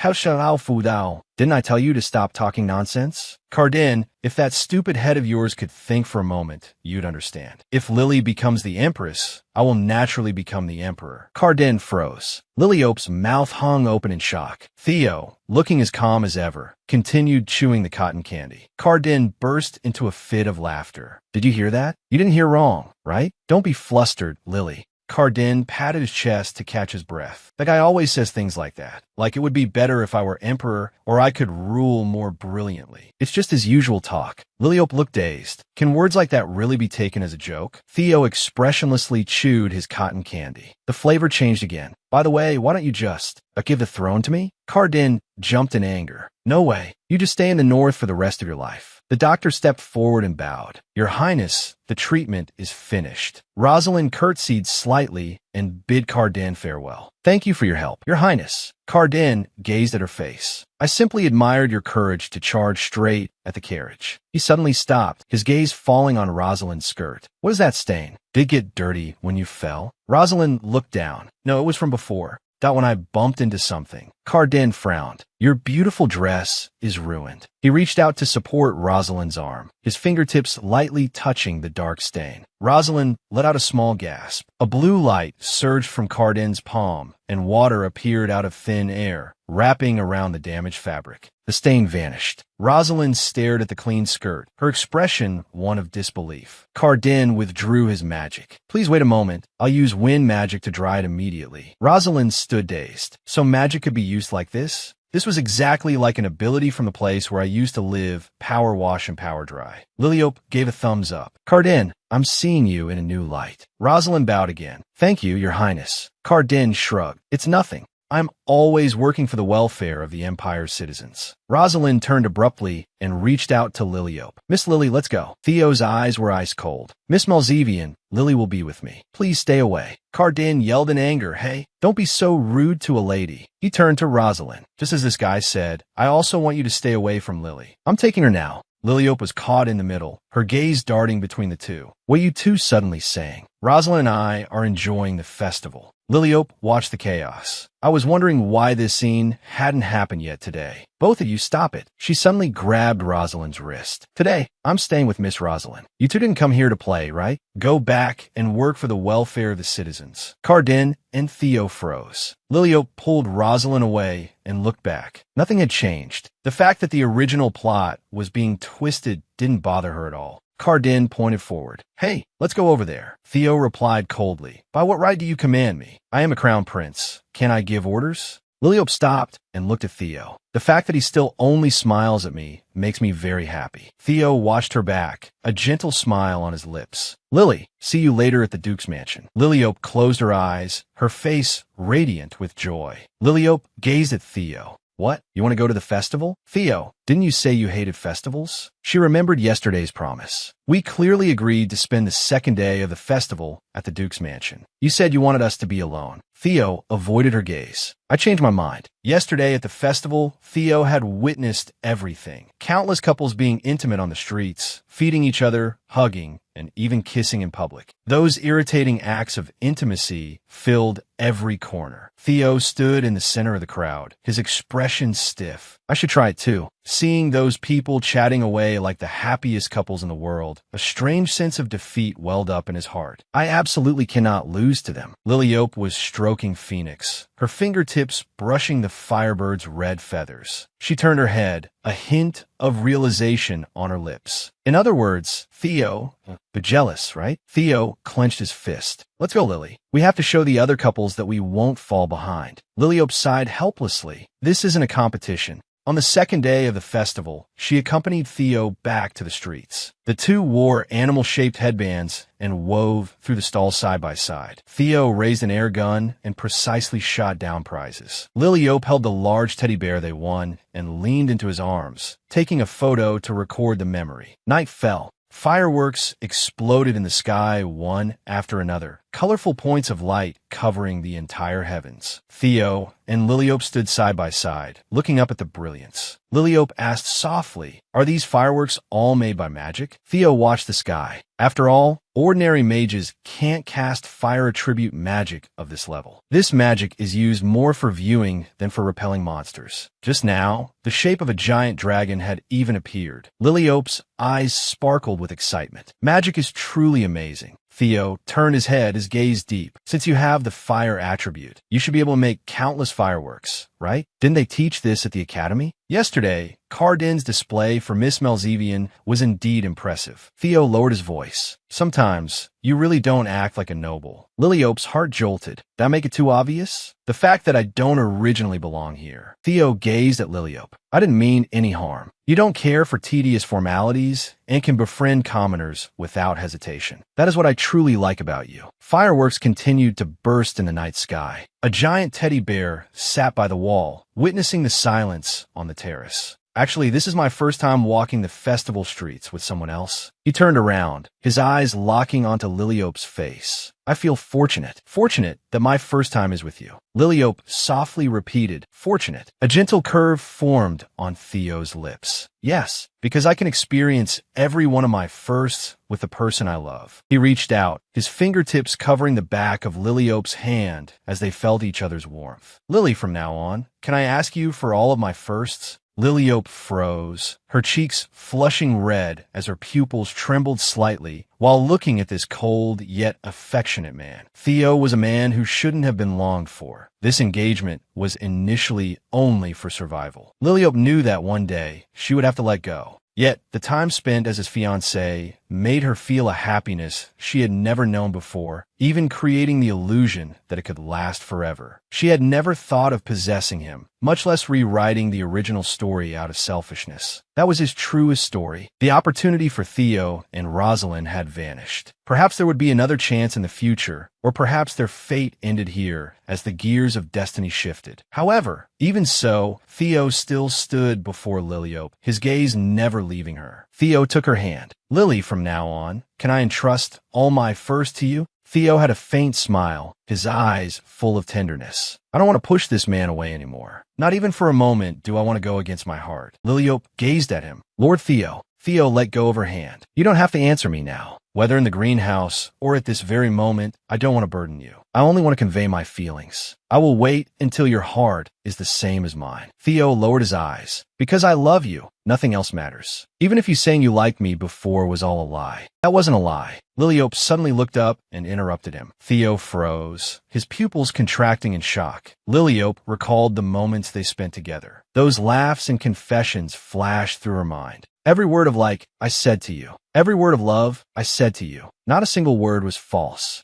"From the very first moment I saw you." Liliope gazed at the man before her. A character that originally only existed in a book now possessed a warmth identical to hers, breathing vibrantly. "I love you." Liliope crossed her hands over her chest. At the time, she couldn't say it because she was flustered. "But when I heard you say you love me for the first time in the Duke's reception room, I was truly happy." Liliope stopped thinking about the original plot or fate. She only wanted to stay by this man's side. Theo suddenly reached out and pulled her into his arms wrapping tightly around her. Liliope let out a cry of surprise. "Lord Theo." Amidst the fireworks filling the sky, he leaned down and cupped Liliope's face. He kissed her deeply. "What are you doing?" Liliope's voice trembled. Theo didn't let go. "What do you think?" "I'm kissing you." Liliope's cheeks were burning. "Why so suddenly?" Theo released her. "It's not sudden. Instinct told me that just now was the best time to kiss you." Liliope turned red. "What does that even mean?" Theo looked down at her. "You just said you loved me. Did my kiss not feel good?"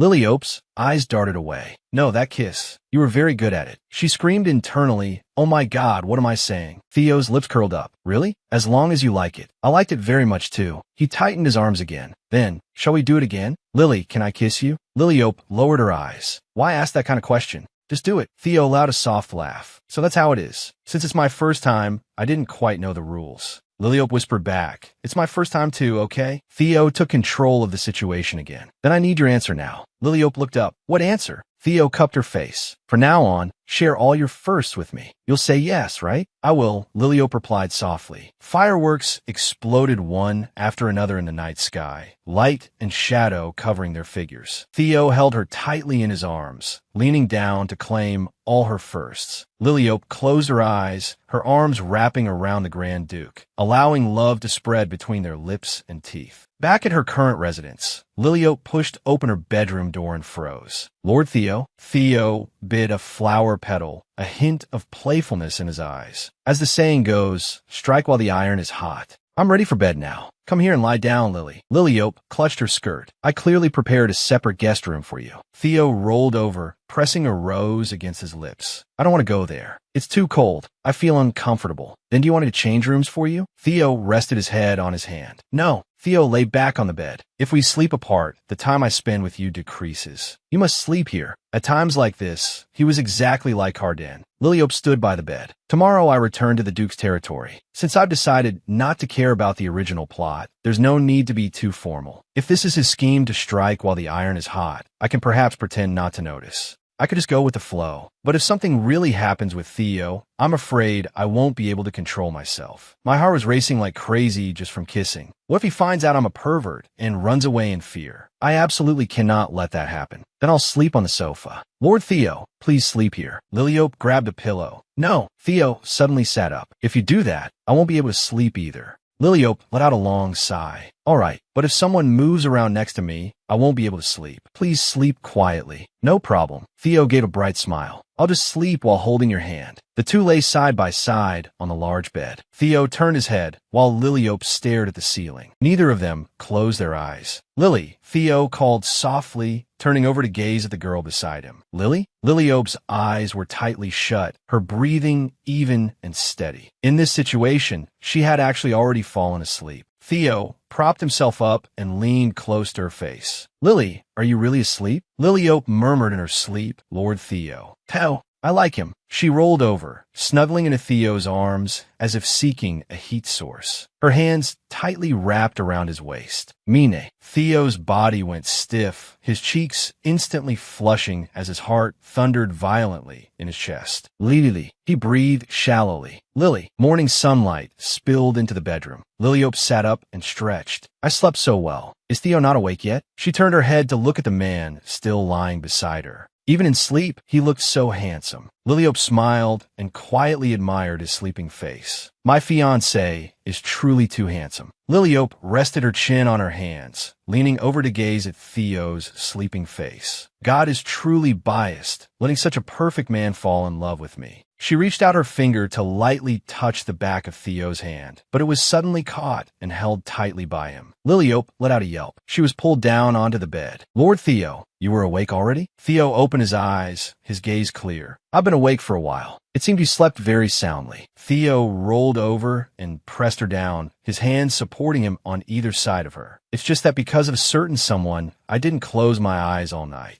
Liliope felt a bit awkward. Did I snore? Not at all. Liliope's heart raced. Then why couldn't you sleep? Theo leaned down, his nose touching her forehead. That's not important. As long as you slept well, it's enough. He lowered his head and kissed Liliope's neck. At that moment, the door was suddenly pushed open. Miss Lily, are you awake? Zemma walked in, and upon seeing the scene on the bed, she let out a scream. Oh my God! Liliope slammed her hands against Theo to push him away. Zemma covered her eyes and stepped back repeatedly. I'm sorry, Miss Lily. I didn't know His Grace was here. I didn't see anything. Liliope scrambled off the bed. Zemma, listen to me. I really didn't do anything. Zemma looked terrified. We absolutely cannot let the Duke know. Even if they were engaged, sharing a bed before marriage would cause a huge uproar. Don't tell my father. Liliope pleaded with her hands clasped. We just slept. Theo adjusted his shirt collar. It seems we need to get married as soon as possible. Zemma patted her forehead. Right, I came to deliver this. She handed over an envelope with a wax seal. Liliope took the envelope. It was an invitation from the Empress. Why would the Empress suddenly want to see me? The main palace was magnificent, its white dome piercing the clouds. Liliope looked up at the building and marveled at its splendor. It was beyond imagination. The carriage stopped in front of the palace gates, its wheels rolling over the stone path. She stepped off the carriage. Although she never thought she would come here, Rosalind followed closely behind, holding her skirt as she stepped up the stairs, her eyes slightly red. Thanks to you, I have the chance to step into the palace in this lifetime. Miss Liliope, I am truly grateful. Liliope took Rosalind's arm. Jur stood by their side. Having been invited this time, she specifically brought Rosalind along. Theo was extremely dissatisfied with the Empress's invitation. Liliope recalled the letter. To the future crown princess, you must enter the palace within 3 days. It was signed by the Empress. Crown princess? Does the Empress want to see me overthrow the empire with her own eyes? Theo's figure appeared in Liliope's mind. He had hugged her tightly from behind and leaned down to kiss her. Such entanglement was hard to handle. It took a lot of effort to soothe Theo. Liliope withdrew her thoughts and led Rosalind and Jur deeper inside. Guards blocked their way. Only those invited by Her Majesty the Empress may enter. Guard must stay outside. Liliope's brow furrowed. What? Jur pressed the hilt of his sword. It's okay, Miss Lily. I'll wait here. The Empress clearly insisted I come, yet she's giving me a cold shoulder first. Truly severe.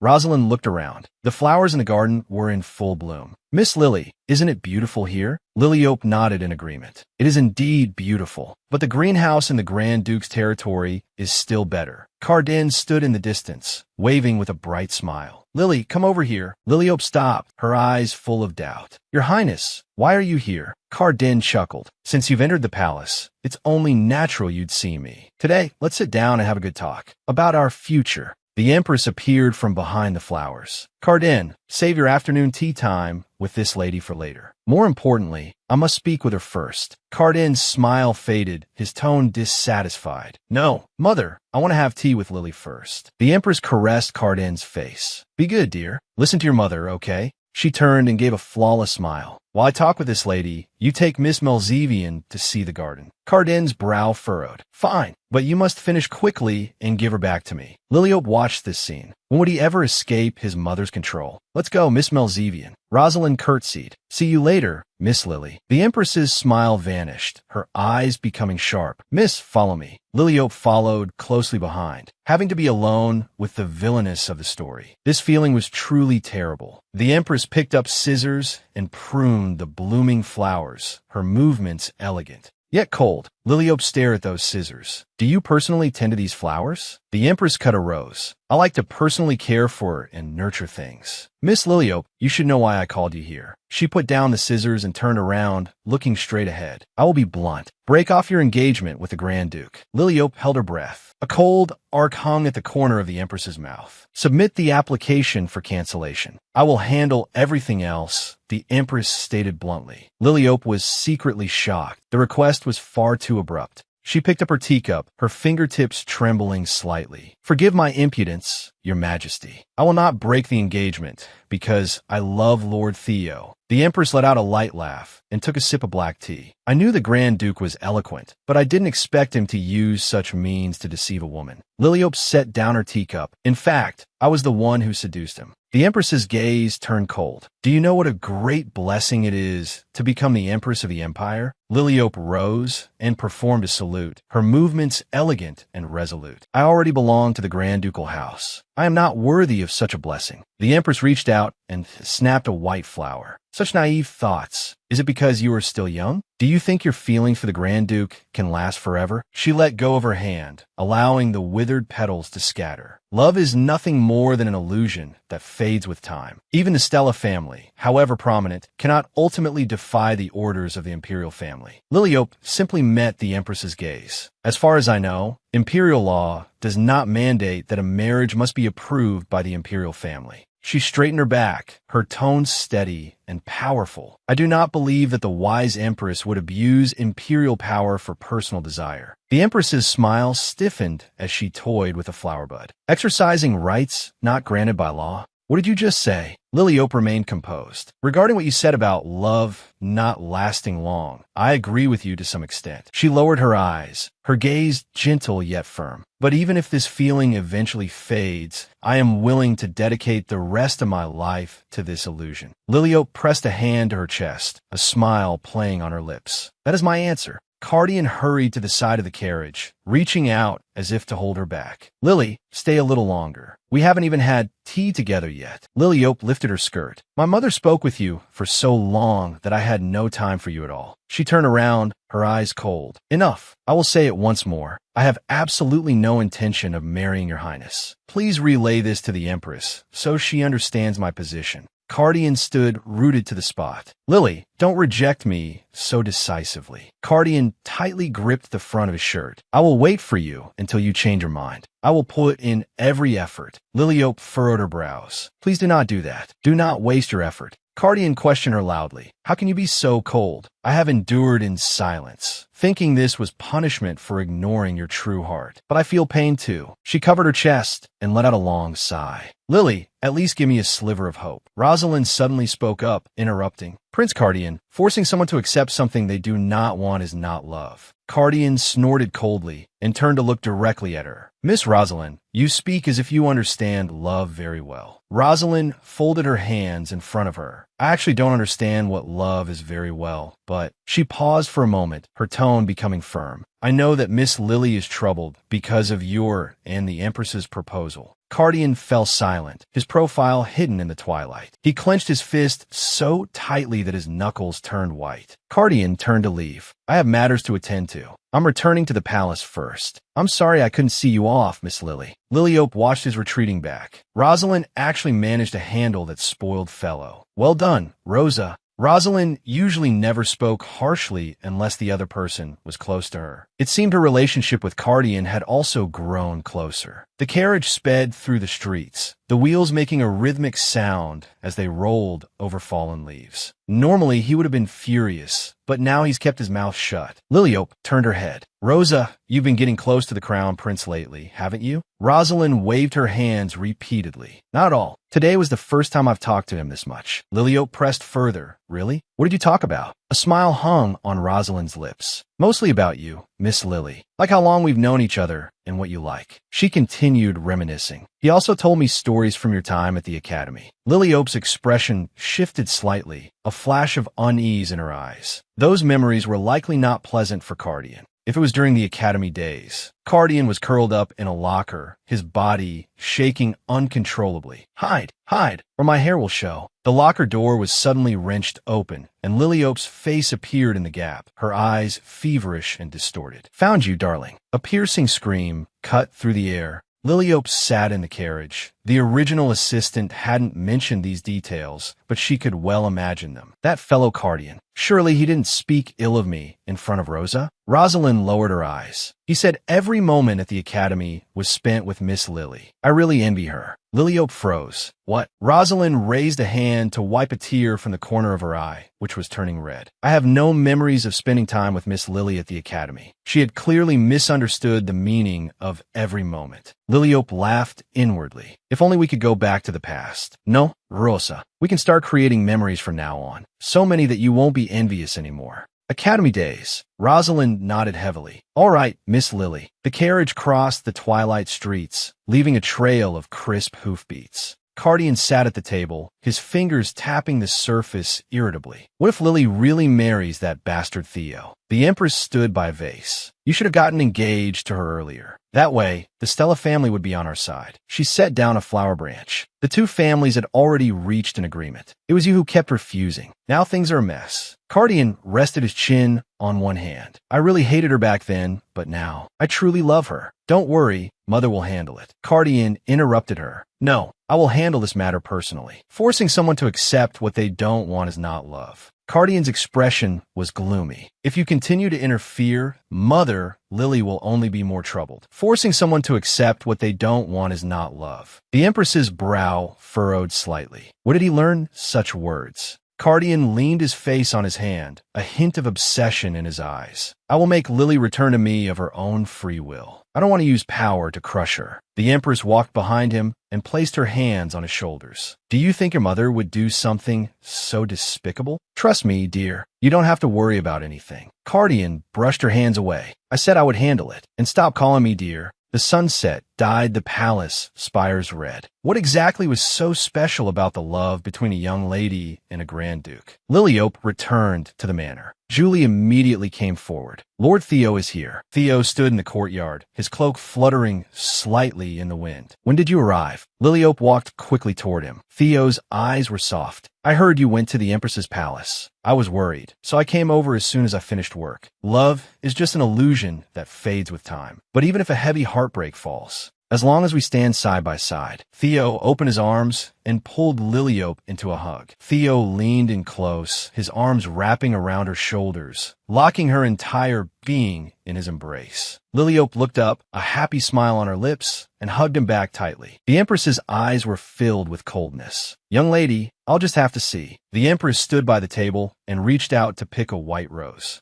She squeezed the stem hard, the sharp thorns piercing her skin. Blood dripped from between her fingers. The blood droplets fell onto a black briefcase. A red magic circle appeared on the lid, and the latch made a clicking sound. The box slowly opened, emitting a purple light. My respects to you, Your Majesty the Empress. A mysterious person hidden under a winter hat had a twisted smile on their face. The Empress watched him coldly. I thought you would never come to see me again. The mysterious person let out a light laugh. I thought you had already forgiven me. The Empress's eyes were icy. Do you think I would forget? The Crown Prince almost died because of you. I have never forgiven you. The mysterious person bowed his head. I have always felt deep remorse for the mistake during the hunting season. The Empress folded her hands over her chest. Very well, I will give you a chance to make amends. The mysterious person touched his chest. Thank you for your grand grace. So what should I do? The Empress's gaze was cold. Create a disaster in the north. Any disaster will do. The larger and more frequent the scale, the better, until the north is completely devastated. Glaciers collapsed, floods swept through villages, and people fell in pools of blood. A smile hung on the Empress's lips. In this way, the more people who die, the better. The mysterious person watched the magic ball. How long should I continue? The Empress fell into thought. How long?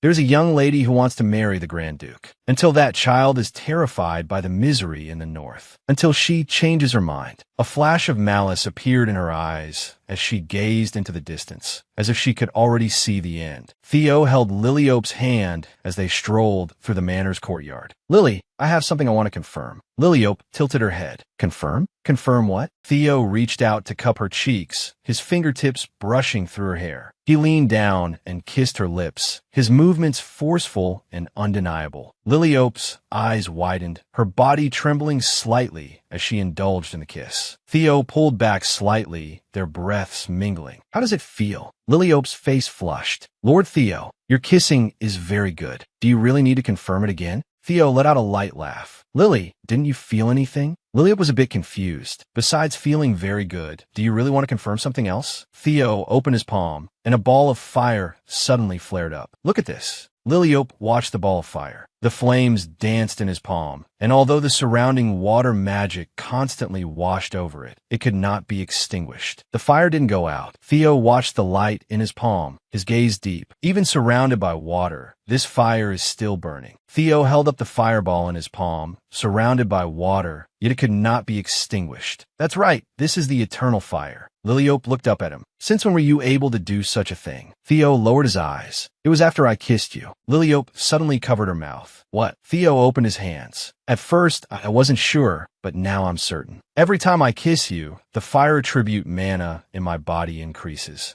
Liliope was enveloped in a flame-like light. It seems your power is transferred to me through kissing. In the original novel, there was no such setting at all. Liliope's brow furrowed slightly. Was it because Liliope died too early in the original story, so it was never mentioned? Theo withdrew his magic. But this ability doesn't last long. At most, it only lasts for a few hours. Liliope lowered her hands, a serious look in her eyes. Then what if we kiss more often? Would the duration become longer? Kiss more often? Liliope folded her hands over her chest, her cheeks flushing. I didn't mean anything else. I just thought that if Lord Theo could use my ability, it would be more helpful to the north. Theo reached out to pull her waist, leaning down to whisper in her ear. You're already acting like a Grand Duchess. It's truly admirable. Since we have to test your hypothesis, it seems there's only one way. What should we do? Theo suddenly pulled her into his arms, his chin resting on her shoulder. You're so cute. You're practically the death of me. Liliope closed her eyes, her hands tightly gripping his shirt. There's nothing to hesitate about. We just need to do it more often. The two embraced tightly among the flowers. Theo lowered his head and kissed the side of her neck. Liliope tilted her head back, letting him take what he wanted in his arms. Heavens! Liliope let out a startled cry.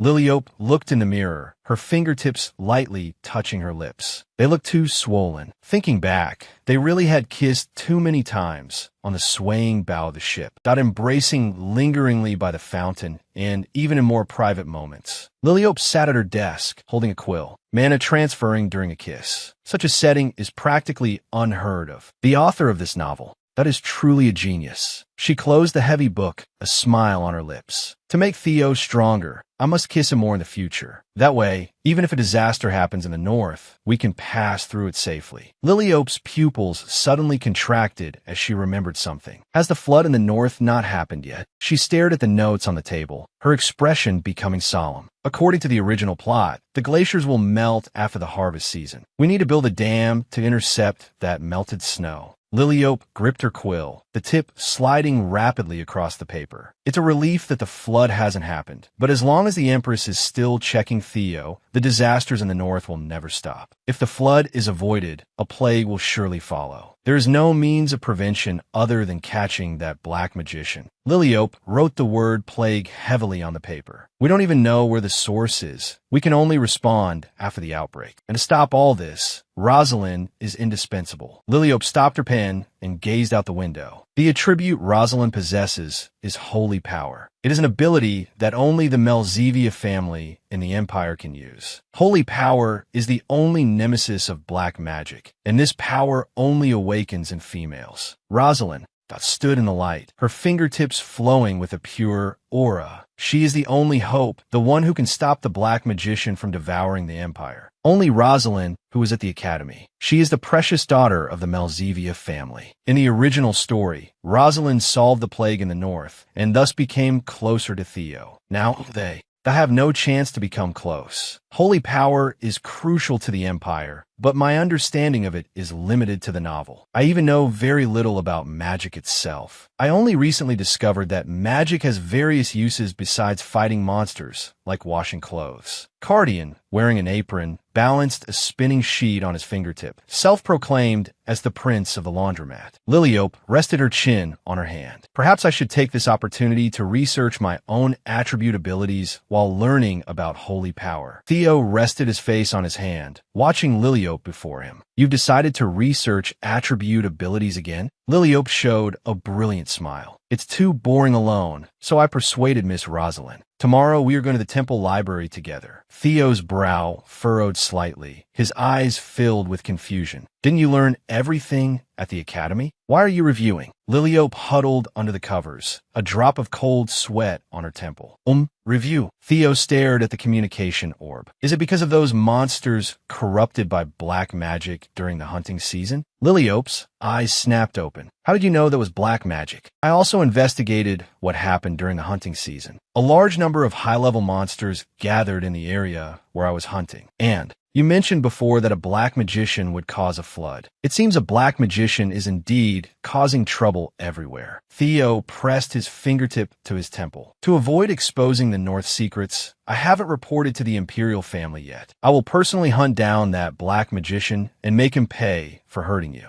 Liliope rubbed her eyes and yawned. I said I wasn't hurt. Listen to me. I'm really sleepy, and I'm going to bed now. The corners of Theo's mouth curled up slightly. All right, do that thing before hanging up. Liliope's gaze darted around. Is it really necessary? Theo's tone brooked no argument. Of course, we promised. We have to do it every time before hanging up from now on. Liliope lowered her head helplessly. Goodness. Liliope hesitantly raised her hand, her fingertips touching her lips as she closed her eyes. She blew a kiss toward the communication orb. Is this okay? Laughter came from the other end of the communication orb. Good night, Lily. Liliope lay flat on the bed. To think she had to kiss the communicator. Time to sleep. Sunlight spilled into the manor. Gemma ran quickly toward the room. Miss Liliope, Miss Rosalind has arrived. Liliope lifted her skirt and ran down the stairs. I'm coming. Rosalind, I've already found a few books that will be useful at the library. Rosalind was wearing a wide sun hat and holding a huge gift box, a bright smile on her face. Rosalind, are we going on a picnic? Liliope tilted her head. Rosalind, we are indeed going to the temple library today, right? Rosalind nodded vigorously. That's right. You said we'd study together today. I was so excited I couldn't sleep last night. Liliope looked at her excited appearance. Is going to the library really worth being this excited about? Rosalind approached with a gift box. I said before, at the Academy. It was a real pity I couldn't become close to you, Lily. She lowered her eyes, her fingertips brushing her cheek. During those days at the Academy, I had no memories of you at all, Rosalind. She smiled again. So you remembered that and even took the initiative to invite me to study together. I'm really so happy. Thank you for being so thoughtful. Liliope responded somewhat awkwardly.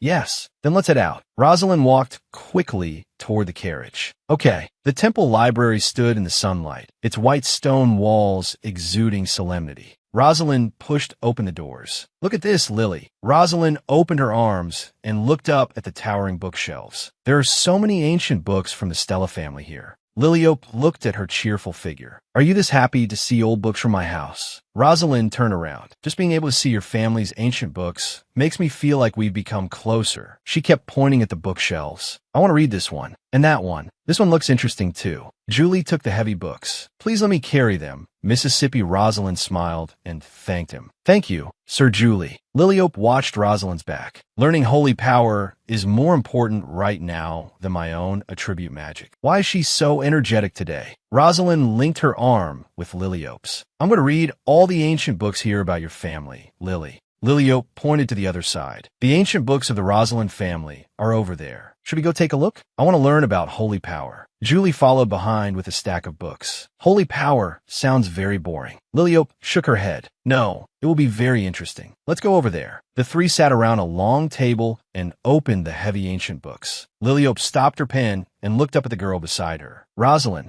if I touch you, I can see evil spirits, right? Rosalind nodded with a smile. Yes, that's right. Evil spirits controlled by black magicians are usually invisible, but as long as a person touches someone with holy power, even an ordinary person can see those distorted outlines. The reason evil spirits are troublesome is only because they are good at hiding. Once they are revealed, they can be easily eliminated. Rosalind pointed to the records in the book. The blood of a holy power holder has the same effect. Look, that's what it says in the book. Did you know that, Lily? Liliope was deep in thought. Indeed, in the era when black magic was rampant, the women of the Malzevia family even had to donate blood frequently. Rosalind's expression turned somber. That must have been very hard. Liliope watched her. Holy power is truly a remarkable ability. Rosalind closed the book. You are the only one who has said that to me, Lily. Ever since black magic was banned, this power has been seen as useless. Her fingertips brushed over the rough paper. The men in the family can't even join the knights because this ability simply doesn't manifest in them. The academy even considered canceling the Holy Power course once, thinking it was worthless. Julie, standing behind them, said, at that time, almost all noble families agreed. Rosalind turned a page, but the imperial family and the Grand Ducal House firmly opposed it, so the course has been preserved until now.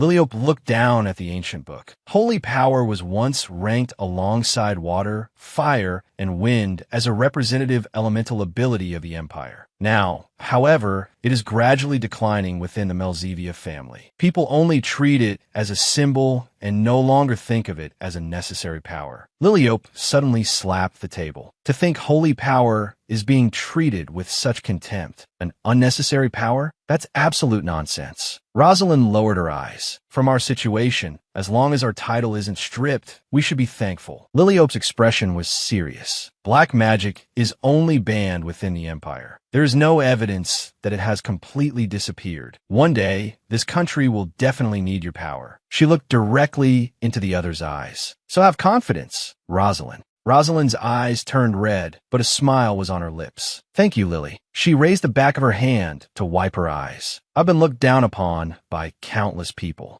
They said someone like me with no elemental ability is no different from an ordinary commoner. Liliope watched her. Why are you crying again? Truly a crybaby. Snow fell on the castle spires. A snowman with a blue bucket hat stood in the courtyard. Theo pushed open the window. Adir, only bring me the files that must be handled today. Theo sat at his desk. I'm going to the temple library. Prepare the teleportation array. Adir stopped in his tracks. The temple library? Why are you going there? Theo opened a file. My fiancée has decided to study there. Adir pushed his glasses. Study? The corners of Theo's mouth turned up. Isn't it admirable? Even after graduating from the academy, she is still delving into elemental abilities. He took the urgent file Adir handed him, his eyes filled with fervor. She is a genius who graduated at the top of her class, and the only person in the empire who can control the eternal fire and the fire of life. Adir remained silent, his expression stiff. Theo continued to flip through the files. Even so, she works harder than anyone to hone her abilities. No noble in the empire is as diligent as she is. Adir folded his hands in front of him. Must I keep listening to this? Theo closed his pen. There really isn't a single part of her.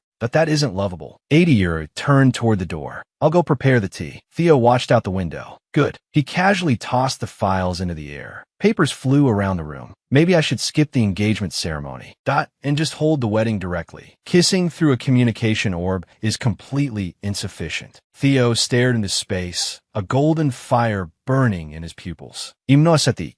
Endurance has its limits. I must get married as soon as possible to make her my wife, and then spend a long night together. Adir walked in with a teacup. This is quite unexpected. I thought you had already crossed that line. Turns out you haven't. Theo turned his head sharply. When did you come in? Didn't you say you were getting tea? Adir placed the teacup steadily on the table. When I came in with the tea, you didn't notice at all. It seems you were really immersed in reviewing files just now. He had a mocking smile. engaged but have only kissed. Such gentlemanly innocence. Theo gripped his red quill. We intended to continue, but it didn't work out. Because Liliope fell asleep, he continued to talk to himself. Though that's fine too. Progressing too fast isn't necessarily a good thing, right? 80 or watch the Grand Duke. As long as your hearts are connected, what does the speed of progress matter? He paused, his expression turning strange. Your Grace, surely you're not thinking of more mushy things? Like she's too precious, so I must protect her or something. Theo fell silent, his gaze passing through the flying petals toward the distance. 80er put his hands in his pockets. If you continue to say things like that, women will misunderstand your taste or even think you're incompetent. Theo suddenly slapped the table and stood up. I'm not that old-fashioned.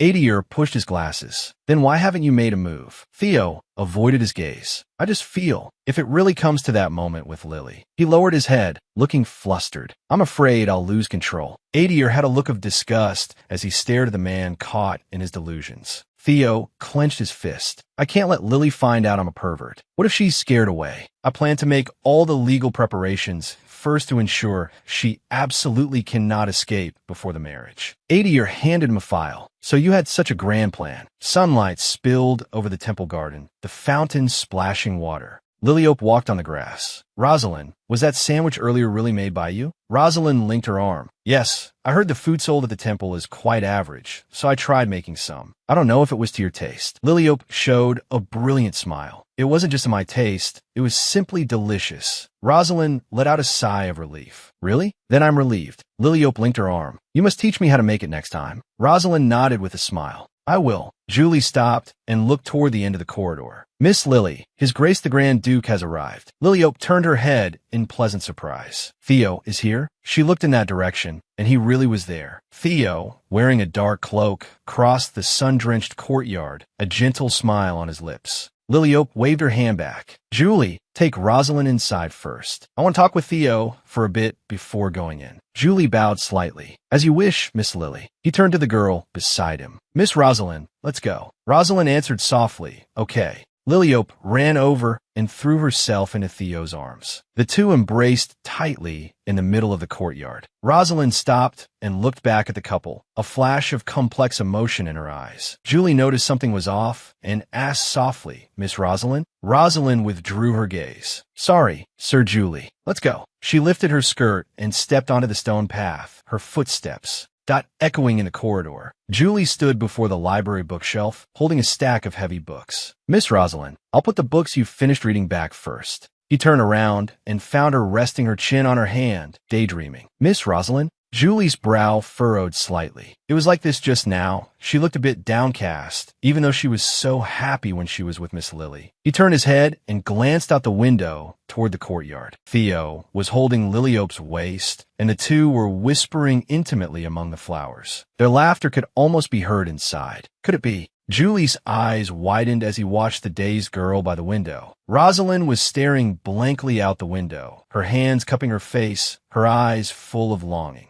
Julie held his breath, his gaze moving between the scene outside and the room. Does Miss Rosalind have those kinds of feelings for His Grace the Grand Duke? A white bird flew past the curtains. Rosalind rested her chin on one hand, gazing at the floating clouds outside. Sir Julie, the two of them will eventually get married, right? Julie held the heavy books, his gaze moving from the leaves to her side.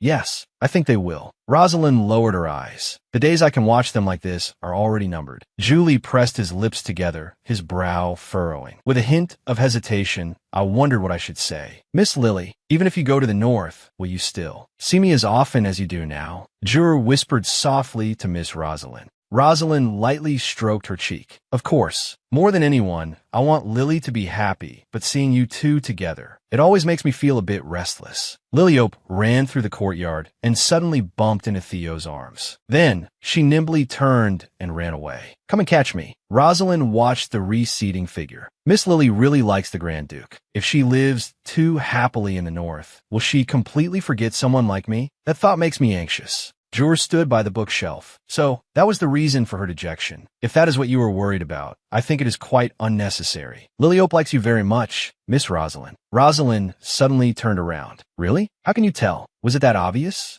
Jur shrugged. Of course. Aside from formal social occasions, you're the only woman Miss Lily meets with privately. Whenever she is with you, she always feels happy from the bottom of her heart. Jur fell into a memory. Before I went to Perrin, Miss Lily had a perverse personality. She was a notorious villainess in the social circles. Liliope, holding a folding fan, was surrounded by a crowd. That was how she used to be. Jur watched the scene before him, but after I returned, I found that she has become gentle and considerate in everything she handles. I think this is because of your influence. Liliope sat on the steps, leaning over to feed a stray kitten with a peaceful expression. Jur smiled. Being able to change Miss Lily's behavior and character is proof enough that Miss Rosalind is very important to her. Rosalind clasped her hands under her chin, her eyes shimmering. To think that I am an important person to Miss Lily. She suddenly stood up, as if the world had brightened again. Thank you, Lord Jur. Thanks to you, I feel much better now. Rosalind grabbed Jur's hand and shook it vigorously. I have to get back to my studies. Jur watched her walk away, standing alone before the bookshelf, his fingertips touching a book. I should get to studying as well. Green leaves swayed in the breeze. Theo put his arm around Liliope's shoulder as they walked side by side along the courtyard path. How are your studies progressing? Liliope turned her head. Yes, Rosalind and I were just reading books about holy power. Liliope frowned slightly. To think that people nowadays feel holy power is no longer necessary. It's simply ridiculous. Theo looked down at her. That is because holy power is indeed not as effective as it used to be. Liliope looked away and gave a light huff. Just you wait. The moment when holy power is needed, that will arrive very soon. She closed her eyes, crossing her hands over her chest. A sacred light overflowed from between her fingers, enveloping her white inner dress as if a miracle had descended. Theo let out a light chuckle, his eyes full of doting affection. Liliope suddenly looked up. What? Do you not believe me? Theo tightened his arm around her. No, of course I believe you. I will believe whatever you say. At times like this, you really seem like a prophet. Liliope put on a black cloak, clutching a heavy ancient tome. Black magic will surely rise again, she proclaimed loudly. Theo pulled her closer. Could it be that our second elemental ability is foresight? Liliope turned her face away. There is no such elemental ability. Theo burst into a hearty laugh. But no other word describes you better than prophet. Liliope pressed a fingertip to her lower lip, lost in thought. Since the hunting season, her performance had indeed seemed like she possessed foreknowledge. No wonder he found it strange. She looked up at the man beside her. Theo, who believes my words without reservation, is the strangest one of all. Liliope stared into the void. Perhaps I should take this chance to tell Theo everything, even if he never doubts me. If I say this world is actually a novel, would he really believe it? Grand Duke. An urgent shout came from a distance. Adil came running through the long corridor, looking panicked. Theo, turn around. Adil? Adil leaned against his knees, gasping for air. The temple, the library. I've been looking for you for so long. Theo shielded Liliope behind him. What are you saying? Adil straightened up, speaking intermittently. Is it some document I missed that needs approval? Adil suddenly looked up, horror visible behind his glasses. It's not a document. Something has happened in the north. A plague is spreading. Theo's pupils contracted, his body freezing in place. Liliope hid behind him, her hands tightly clutching his sleeve. Adil spoke rapidly. The speed of transmission is staggering. One village is already entirely infected and is currently under emergency lockdown. In a dark village, the villagers' skin was festering, their hands covered in purplish-black blotches as they struggled in despair. Adil looked at Theo. I believe you must set out immediately and return to the Northern Grand Duchy. Theo's expression was grave. What was the cause? Adil spread his hands. It's under investigation, but it's hard to determine at the moment. Theo furrowed his brows. To find a right cure, the cause must be identified as soon as possible. Liliope stepped forward from behind him. I know the cause. Theo and Adil turned their heads simultaneously, their gazes locking onto her. Liliope had a solemn expression. It is black magic. Black magic is at work. Action must be taken immediately to stop it from spreading further. Liliope raised her right hand, her expression serious. The black mages might target Rosalind's life because she possesses holy power. Therefore, guards must be sent to protect Rosalind at all times. Rosalind turned her face, her gaze firm. She would focus on treating the patients. Liliope continued assigning tasks. I will provide assistance to ensure patients receive treatment in a warm environment. Theo listened in silence, his gaze deep. Liliope turned to look at him. Theo, you're in charge of commanding on-site. The moment a new infection is discovered, notify us immediately. Understood? The purple crystal ball on the table suddenly vibrated, emitting a piercing light. Lady Liliope, an urgent cry came from within the crystal ball. Adil's voice came from the communication orb. Are you still at the Duke's mansion? Theo crossed his arms over his chest. Yes, I am preparing to depart for the north. Adil's face filled the communication orb screen. He stammered, his expression hesitant. Theo's brow creased slightly. What is it?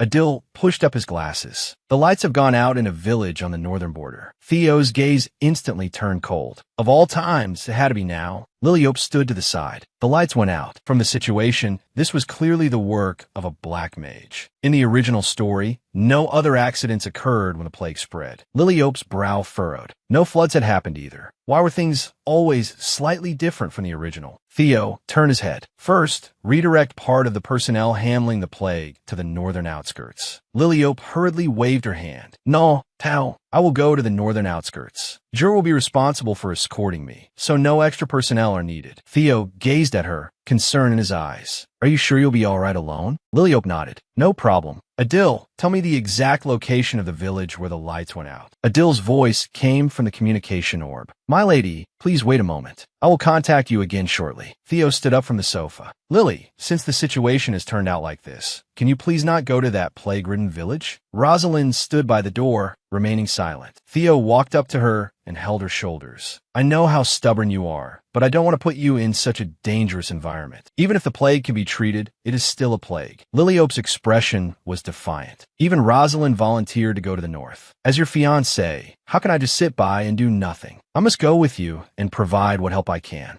Once the situation in the suburban village is handled, I will return to the royal capital immediately. Theo lowered his eyes and fell into silence. He reached out and held Liliope's fingers, gently rubbing the tips. All right, be sure to be careful. Theo stood in place, watching her back. I'll contact you again when I have time. Rosalind turned toward the door. Miss Lily, then we shall set off first. Rosalind stopped her pace and turned back to advise, don't push yourself too hard. Liliope waved her hand. Okay, you take care as well, Rosalind. The heavy door closed behind them. Liliope stood alone, her fingertips tightly clutching her collar, her knuckles turning white from the force. She suddenly pushed open the heavy door. Theo called out her name. Theo stopped and looked back toward the door. A bright smile appeared on Liliope's face. I forgot. I still have something to say. Let's talk privately. Gemma stood by the empty staircase. Where are Miss Lily and the Grand Duke? Aren't they supposed to go to the north together? The teleportation array is already prepared. Rosalind walked down the steps. Miss Lily said she had something to discuss, so they are communicating privately. The lights went out in a village in the northern outskirts, and she decided to go there. Gemma,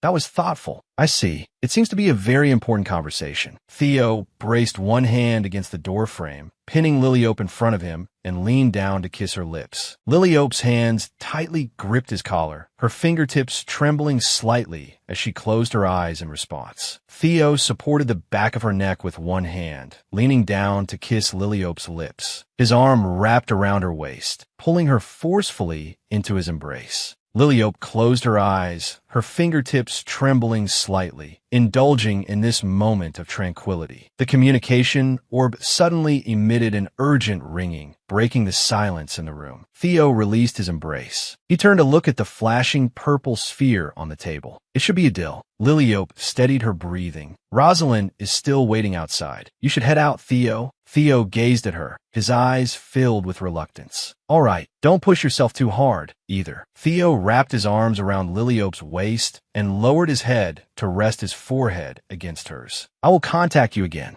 The original plan was to go to the village where the lights went out and reignite hope there. I wanted to help her in the plague-ridden area, but in the end, it didn't happen. Liliope leaned against the doorframe, watching him leave. If the lights of one village are lit, another village's lights will go out. One must travel tirelessly between villages, constantly repeating the action of lighting the fires. Liliope stood in the empty street, letting the light burst behind her. It was a never-ending cycle. Rosalind extended both hands, palms hovering over a patient, releasing holy power to purify the infection. It spread rapidly across the entire north. Monsters appeared in swarms near the villages. Theo put on a dark cloak, facing a massive black dragon alone. The north fell into a desperate situation. Gemma picked up an exquisite teacup and handed it to Liliope. "Miss Lily, please drink some of this. It will help you recover your strength." Gemma crossed her hands in front of her, watching Liliope as she leaned against the headboard. "Every time you return from the north, you are exhausted." Liliope picked up the teacup and took a sip of hot tea. "It's just mana depletion. I'll be fine after some rest." Gemma's brow furrowed. Disasters have been frequent in the north lately. It's all so sudden. Liliope lowered her eyes. "It is indeed strange.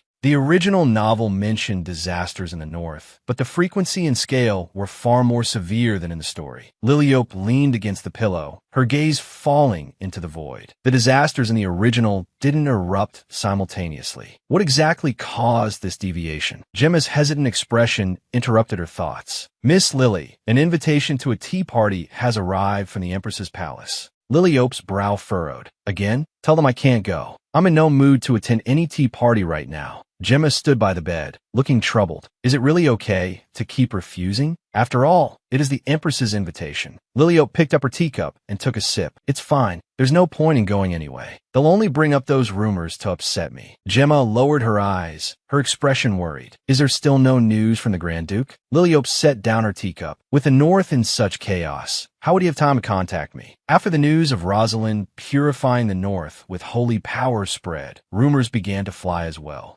Liliope stared ahead, a hint of loneliness in her eyes. Theo and Rosalind were dancing in each other's arms amidst flowers. The rumors claimed they had long since fallen in love. People never cared about the truth. Noble women gathered together, whispering. "I heard they spend every night together in the Grand Duke's carriage." That's just too absurd. Then what about Miss Liliope? What else can happen? The engagement will surely be broken. Rumors spread out of control like a plague. People only chose to believe the script they had imagined. Since the Grand Duke is ignoring his fiancée and has instead had his heart stolen by Rosalind, there must be some unspeakable reason. In the eyes of the world, I had become that pitiful woman betrayed by her best friend and abandoned by her fiancé. Gemma's brow furrowed. The Grand Duke is really being too much this time. How could he not contact you even once? Liliope had a faint smile on her lips. "It's fine. Those are just idle rumors. I won't take them to heart." "Gemma, this tea is good. Pour me another cup." Gemma bowed in response. The crystal ball on the table suddenly vibrated violently, bursting with brilliant light. Adil's face appeared in the sphere, his eyes full of exhaustion. "Miss Lily, it's me, Adil." Liliope set down her teacup. "Adil, what's happened? Has another village's light gone out?" Adil stammered, "There is indeed one, but..." Liliope stood up. "Where?" "I'll head there through the teleportation gate immediately." Adil hesitated. "But there might be no survivors left there." "I'm not sure if you should go, Miss Lily." Liliope's smile froze. "What did you say? What do you mean by no survivors?" Liliope stared into the void. "When did the lights go out?" Gemma held the teacup, her expression full of worry. "Your mana is depleted and hasn't recovered yet. Are you going to rush there again?" Adil stammered on the other end of the communication. "That, 2 days ago." Liliope's eyes snapped wide. Adil explained urgently. "The plague is spreading across the entire north. We've mobilized all manpower, and now we are severely shorthanded. Yesterday, the ice buds melted, nearly causing a flood. Fortunately, Theo built a levee in advance, so no damage was caused. But we had to send people to assess the situation, so it wasn't until just now that we received the report that the village's lights had gone out." Liliope's brow furrowed. "The ice buds melted just now? Now is not the time to think about those things." Liliope sat on the edge of the bed, her expression grave. "I'll go to the village where the lights went out first to check for survivors. Tell me, which village is it?" Adil, in the communication orb, was covered in cold sweat. "As you command. Also, about that rumor, about the Grand Duke and Miss Melzerbian."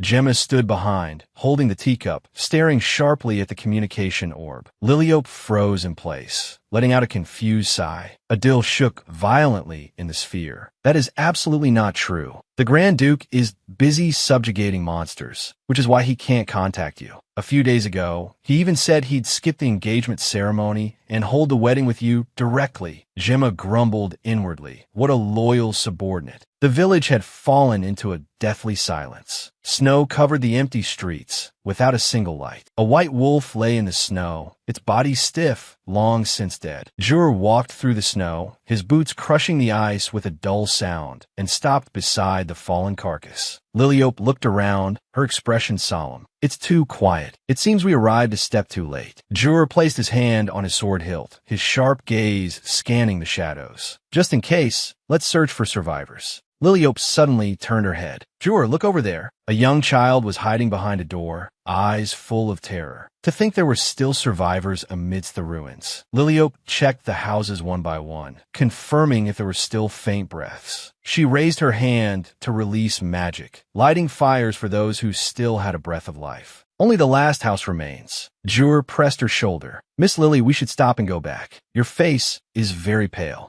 Liliope panted for breath, cold sweat seeping from her forehead. It's just because I'm forcing myself to use magic before it's fully recovered. I can still hold on. Just one last house. Jur's eyes were full of worry. Suddenly, a black shadow swept past. Liliope's pupils contracted. A dangereux aura explodé d'instant. Liliope cried out, Jur. Jur lunged forward, shielding her. Miss Lily, don't move. There's something here. Jur gripped his sword hilt, his thumb popping the guard. His gaze was sharp as a blade, staring fixedly at the empty street. Liliope looked around. What? I don't see anything. Jur let a roar. Miss Lily. He suddenly threw himself forward, pulling Liliope tightly into his arms. Blood splattered onto the snow. Jur let out a muffled groan as a bloody gash opened on his cheek. Liliope shrank into his embrace, her pupils dilating in fear. Jur gritted his teeth, enduring the pain to protect the person in his arms. Jur, you're hurt. Jur pressed down firmly on the back of Liliope's head. Blood dripped through his fingers, staining her golden hair red. Jur, you're bleeding. Let me go. Jur gritted his teeth. I'm Fine. Please don't move, Miss Lily. Liliope's pupils trembled violently. What is this? What on earth is happening?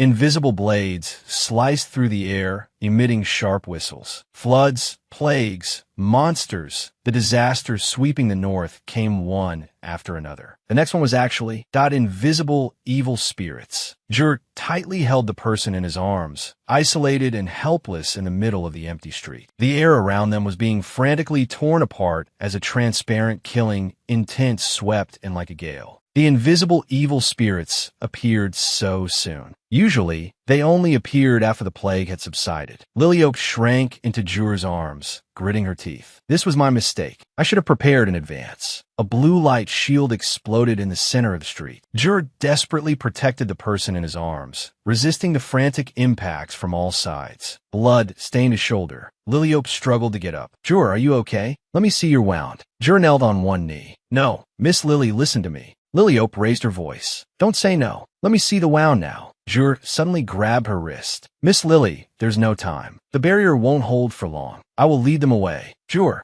stared into Liliope's eyes. Take this chance to open a teleportation gate. Go back to the Duke's mansion immediately. Liliope's pupils trembled. Then what about you? What will you do? There was blood on the corner of Jur's mouth. His tone brooked no argument. If this continues, you will be in danger, Miss Lily. Liliope suddenly threw off his hand, her gaze resolute. No, if there's a fight, we fight together. Jur let out an anxious, low roar. Miss Lily, please listen to me. Jur. Liliope screamed. Jur's body suddenly went limp, falling heavily into her arms. Liliope reached out with trembling hands. Jur, wake up. If I blindly burn everything now, the entire village will be destroyed. Liliope looked around, her gaze anxious. There had to be another way. Linux suddenly appeared, its massive red wings cutting through the sky. Flames instantly engulfed the street. Linux. Liliope looked up at the sky. Linux was burning those evil spirits. It seemed it couldn't see the enemy's location either, only circling blindly in the air. Flames danced frantically on the rooftops. Linux let out a long cry. Liliope tightly held the unconscious Jur, watching this uncontrolled rain of fire. Liliope stood in the center of the street. Linux circled in the air, flames surrounding its massive wings. For now, let the flames cover the area around Linux. Linux suddenly stopped its movements, its neck heaving violently as it let out a dull swallowing sound. Its pupils contracted in pain. Liliope looked up, her expression filled with suspicion. Why is Linux like this? Could it be it swallowed an evil spirit? Linux opened its beak and let out a shrill, long cry. Flames exploded frantically all over its body, and a heat wave swept through the entire street. Liliope's pupils suddenly contracted, reflecting the strange phenomenon in the sky. A pitch-black aura churned within the flames. Linux's body began to twist. Linux's claws turned pitch black, and its wings were eroded by shadows. Its originally red eyes emitted an eerie light. It struggled in agony. A giant black bird separated from the flames, possessing several blood-red eyes that stared fixedly at Liliope below. Linux has been completely parasitized by an evil spirit. I can see those evil spirits now. Linux circled in midair, the flames around it burning fiercely. Several pitch-black, monstrous birds surrounded it, but suddenly dove down, making a piercing, screeching sound. Liliope turned her face, blood on the corner of her mouth. Her gaze was cold as iron, fixed on the movements of the monstrous birds. She suddenly swung her arm, a brilliant flash of fire erupting from her palm. It accurately struck a diving, monstrous bird, instantly turning it to ash. The flock of monstrous birds let out shrill screams, struggling and twisting in the flames. Liliope stood in the middle of the street, letting her cloak flap violently in the wind. Dancing flames were reflected in her eyes. The blood on her cheek had not yet dried. With a cold expression, she watched the embers flying across the sky. Liliope stood in the center of the street. Linux suddenly dove down, and flames instantly engulfed the pitch-black monstrous birds, fire soaring into the sky. Jur lay on the bed, white gauze on his cheek, his eyes tightly closed as he fell into a deep sleep. Gemma stood by the bed, her expression anxious. "Miss Lily, what on earth happened in the north?" Liliope sat on the edge of the bed, her eyes full of exhaustion. Invisible evil spirits appeared. Gemma cried out in surprise. What? Such things actually appeared in the north? Liliope lowered her eyes. "Gemma, listen to me. When I was attacked, Linux suddenly appeared and saved me. But I didn't bring her to the north at all." Liliope turned to look out the window. How could she have flown so far on her own? Linux perched on the windowsill, shaking its red wings and letting out a low cry, small sparks puffing from its nostrils. Gemma crossed her hands in front of her. "No matter where you are, Linux will follow you, Miss Lily." Liliope turned her head, her gaze showing confusion. "Linux will?" Gemma nodded gently. "Yes. When Linux was created, you said yourself that she is a child born at the cost of your life. She is one with you." Linux flapped its wings in the flames, its massive red wings blotting out the sky. Its talons gripped the void as it let out an earth-shattering long cry. "So, no matter where you are, she can always find you. You also said she is more reliable than Lord Jur. After all, Lord Jur is only a mortal." Liliope stood in the center of a golden magic circle, holding her right hand high as brilliant holy light erupted from her fingertips. Her long dress that surged in a mana fluctuations. "Is that how it is?" Liliope lowered her eyes, looking a bit dazed. "I thought she was just composed of the fire of life. If she was forged using my life force." Liliope watched Linux on the windowsill. No wonder when she swallowed the evil spirits, I could see those things as well. Linux folded its wings and stood quietly in the sunlight, its fiery red feathers shimmering with a faint light. Gemma looked at the unconscious Jur on the bed. "Lord Jur is so badly injured. What should we do? The Duke often summons him. If the Duke finds out you are injured," Gemma bit her finger, "he will surely be furious." Liliope lowered her eyes. The story had gone off track. Although she had felt uneasy for a while, she chose to ignore it because the changes weren't drastic. She suddenly clenched the corner of her clothes, her knuckles turning white from the force. Jur was so badly injured, and the evil spirits appeared ahead of time. None of this should have happened. If the situation is allowed to develop, perhaps even more terrifying disasters will occur in the north. These are variables never recorded in the original work. Where exactly did things go wrong? Liliope stared into the void. If I can find the source of the distortion and correct it, perhaps the disasters won't continue to worsen. As long as I can revoke the part 1 changed. She took a deep breath, her gaze becoming firm again. "Gemma, Miss Lily?" Gemma whispered. Liliope suddenly stood up. "Gemma, contact Adil immediately and have him confirm if there are any survivors in the burned village." Gemma froze in place. "Huh? Okay. Liliope walked quickly toward the door and warned him that in places where the plague spreads, invisible evil spirits will soon appear. Tell Lord Theo and Rosalind to have them prepare in advance. Liliope walked quickly through the corridor. Absolutely do not mention Jur's injury or mine. Do you understand? Gemma followed closely behind, bowing in response. As you command, Miss Lily. Liliope pushed open the door. I'll be in my room alone for a while. She walked to the table, and her fingertip touched a newspaper. The headline read, Rumors of the Grand Duke's Change of Heart. Liliope's finger trembled. Why is Theo's name appearing here?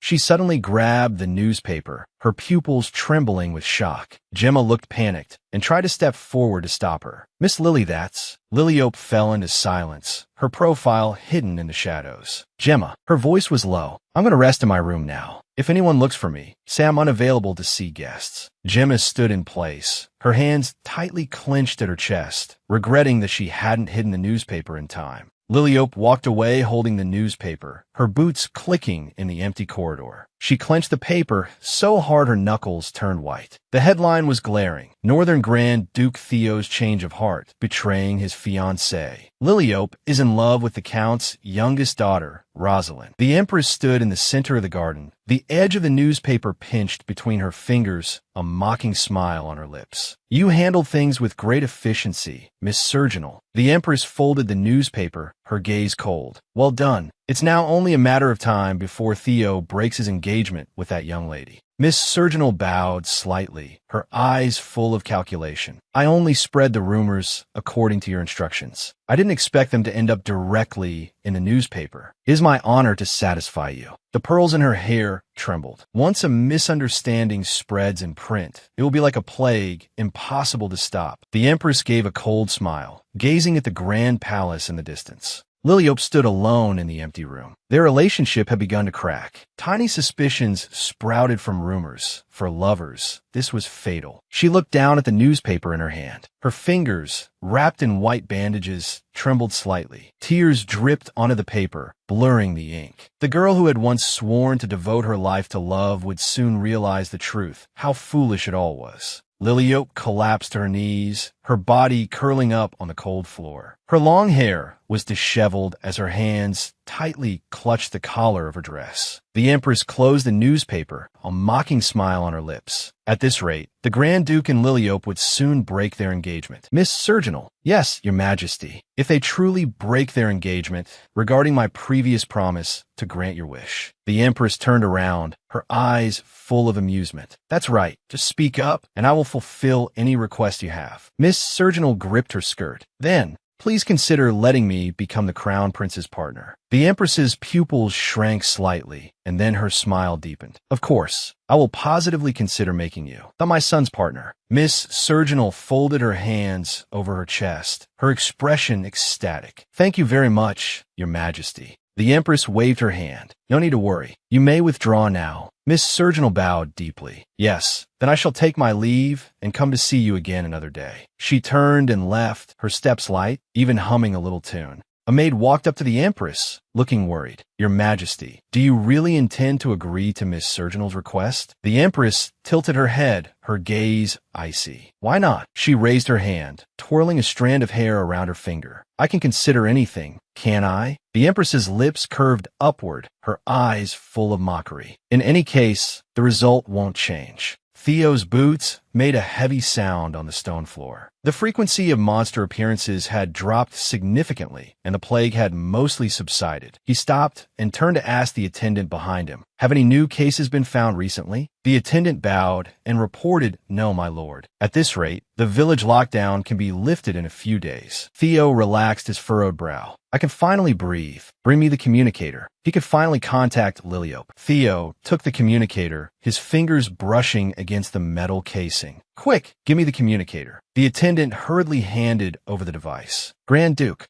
A deer handed over the communicator, looking panicked. Grand Duke, here is the communicator. Theo took the device, his tone cold. Adir, I need to contact Liliope. Speak quickly. Adir's voice came from the other end. Your Grace, why haven't you been answering my calls? Theo frowned slightly. I've been busy subjugating monsters. How could I answer the phone? Adir's voice was near collapse. Do you know what has happened? Have you seen a newspaper? The newspaper? Theo looked confused. The newspaper? No. What's wrong? Rosalind let out a wail. Your Grace. Theo suddenly grabbed a newspaper. What on earth is this report? He stared at the headline, his pupils suddenly contracting. The newspaper clearly read, Grand Duke Altine has a change of heart, breaks engagement with Princess Stella. Rosalind's face was grim. What does this even mean? Theo gripped the newspaper so hard his knuckles turned white. Spent the night together in a carriage with Miss Melzer-Bien. Who wrote this garbage article? Adir's voice trembled. The rumors started when you two entered the lockdown zone together. Now the report is very detailed. Everyone seems to believe it's true. Theo stared at the paper. What? Adir added. The report says you spent a long time in the carriage. Rosalind screamed, clutching her hair. I was never even in the Grand Duke's carriage. This is insane. Theo squeezed the newspaper, his knuckles white from the force. I wasn't even in the village at that time. I was out hunting monsters.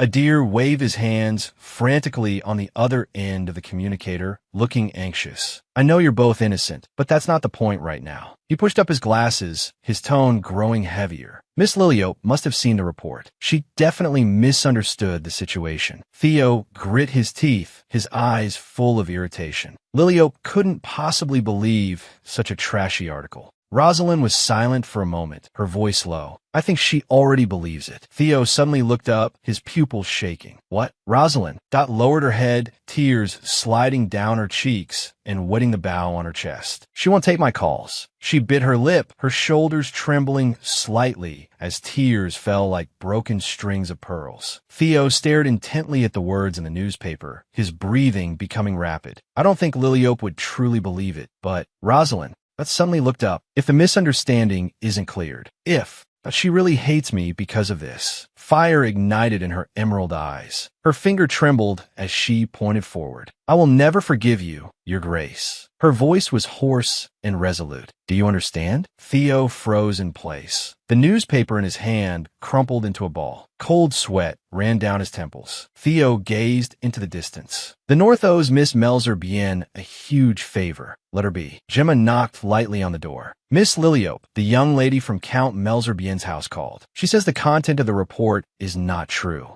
She paused for a moment and continued her report through the door. She also said, you should be able to contact the Grand Duke now. Do you want to try calling him? Liliope sat inside. Forget about that. How is Zuli? Gemma lowered her eyes, looking worried. Lord Zuli hasn't woken up yet. If we had holy water, he would recover faster, but we just ran out. Liliope suddenly pushed open the door. No more holy water? Can't we get some from the Imperial Palace? She walked out of the room, looking anxious. Father is at the palace right now. Contact him and ask for some. Gemma looked troubled. But if the Duke finds out that both you and Lord Zuli are injured, what will happen? Liliope froze. She held out her bandaged hand. Give me the communicator. Gemma handed over the glowing crystal ball. Are you going to ask the Grand Duke for help? Liliope took the ball. No, I'll handle the holy water myself. You can leave now, Gemma. Gemma turned to leave, her brow showing her helplessness. You really should try to contact him. Inside the palace, rumors were flying. Grand Duke Altine and the lady from the Melzer-Bien family have fallen in love. The North is suffering a disaster, yet he's busy romancing. Cardin shook the newspaper, a mocking smile on his face. The people in the capital are certainly leisurely writing this kind of romance report. This country is running quite well. An attendant walked in quickly and bowed. Crown Prince, Princess Stella has sent a communication request. Cardin turned around abruptly, a flash of surprise in his eyes. Liliope? She contacted me voluntarily? He looked down at the scandal headline in the newspaper. Is it because of this report? The opportunity has actually arrived like this. Cardin walked quickly to his seat, looking excited. Quick, bring me the communicator. He took the glowing ball, his fingers lightly stroking his chin, his lips curving into a gentle arc. What is it, Liliope? I never expected you to contact me first.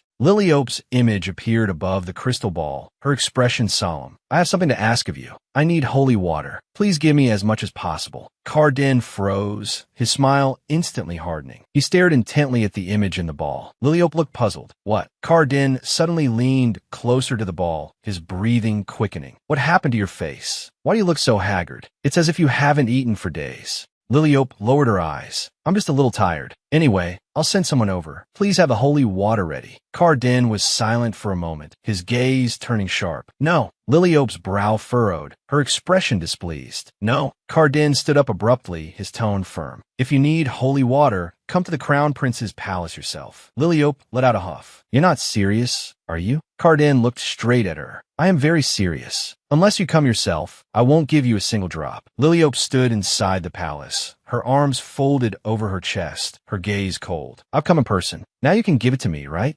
Cardin spread his hands and laughed loudly. Since you're here, have a cup of tea with me. Then I'll give it to you. No tea, no holy water. Liliope stared at his back, her eyes full of annoyance. What on earth did he want? The two sat opposite each other. Cardin picked up his teacup and whispered, Liliope, about that report regarding Theo and Miss Melzerbian. Liliope held her teacup, her face expressionless. I don't care about that report. She set down her cup, her tone cold. Even if the report is true, it's not something you need to worry about, Your Highness. Cardin leaned closer to her face, his gaze deep. Stop lying. You're clearly devastated by that report. He looked into her eyes, his voice low. Besides, when you're in such pain, how could I not care? Cardin leaned forward, anxiety showing in his eyes. You're going through such a difficult time. How can I not worry? You haven't been able to contact that bastard Theo at all during this time, have you? As soon as he finished speaking, his gaze fell on the back of Liliope's hand. That report. What happened here? Cardin suddenly reached out and tightly gripped her wrist. What exactly did you do?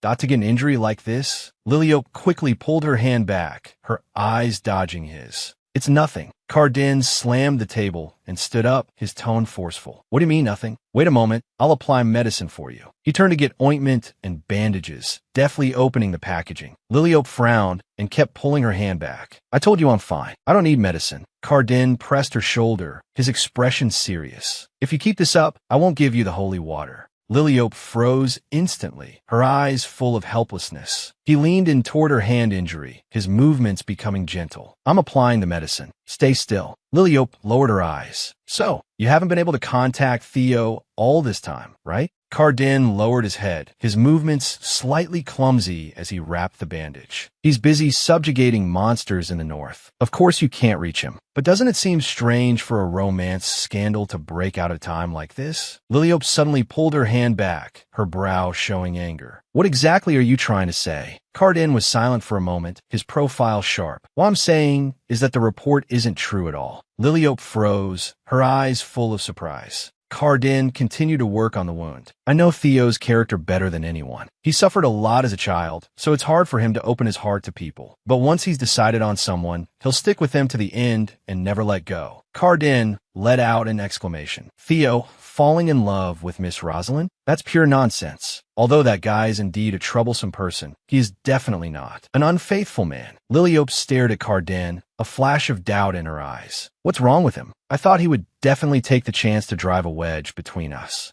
Cardin clumsily tied the bandage, looking a bit embarrassed. This thing is harder to handle than I thought. Liliope looked at her bandaged hand, the corners of her mouth turning up slightly. So, he occasionally speaks well of Theo. Cardin let go of her hand, his expression certain. Theo will never let the people who wrote that fake report go. So, stop moping and act like your usual self, understand? Liliope looked at him, the coldness in her eyes dissipating as she nodded gently. Okay. She looked at her hand, which was wrapped in thick layers of bandages, and said helplessly, actually, there was no need to wrap it so thickly. Cardin looked embarrassed and retorted loudly, I know. It's just my first time doing this. Night shrouded the palace. Duke Stella stood behind Theo, bowing slightly. Thank you for taking the time to see me despite your busy schedule, Your Grace. Theo's expression was grave. Are you waiting for an explanation regarding that report? First, I want to declare that there isn't a single word of truth in the report. He paused, his voice low. Regarding this matter, I must report to you.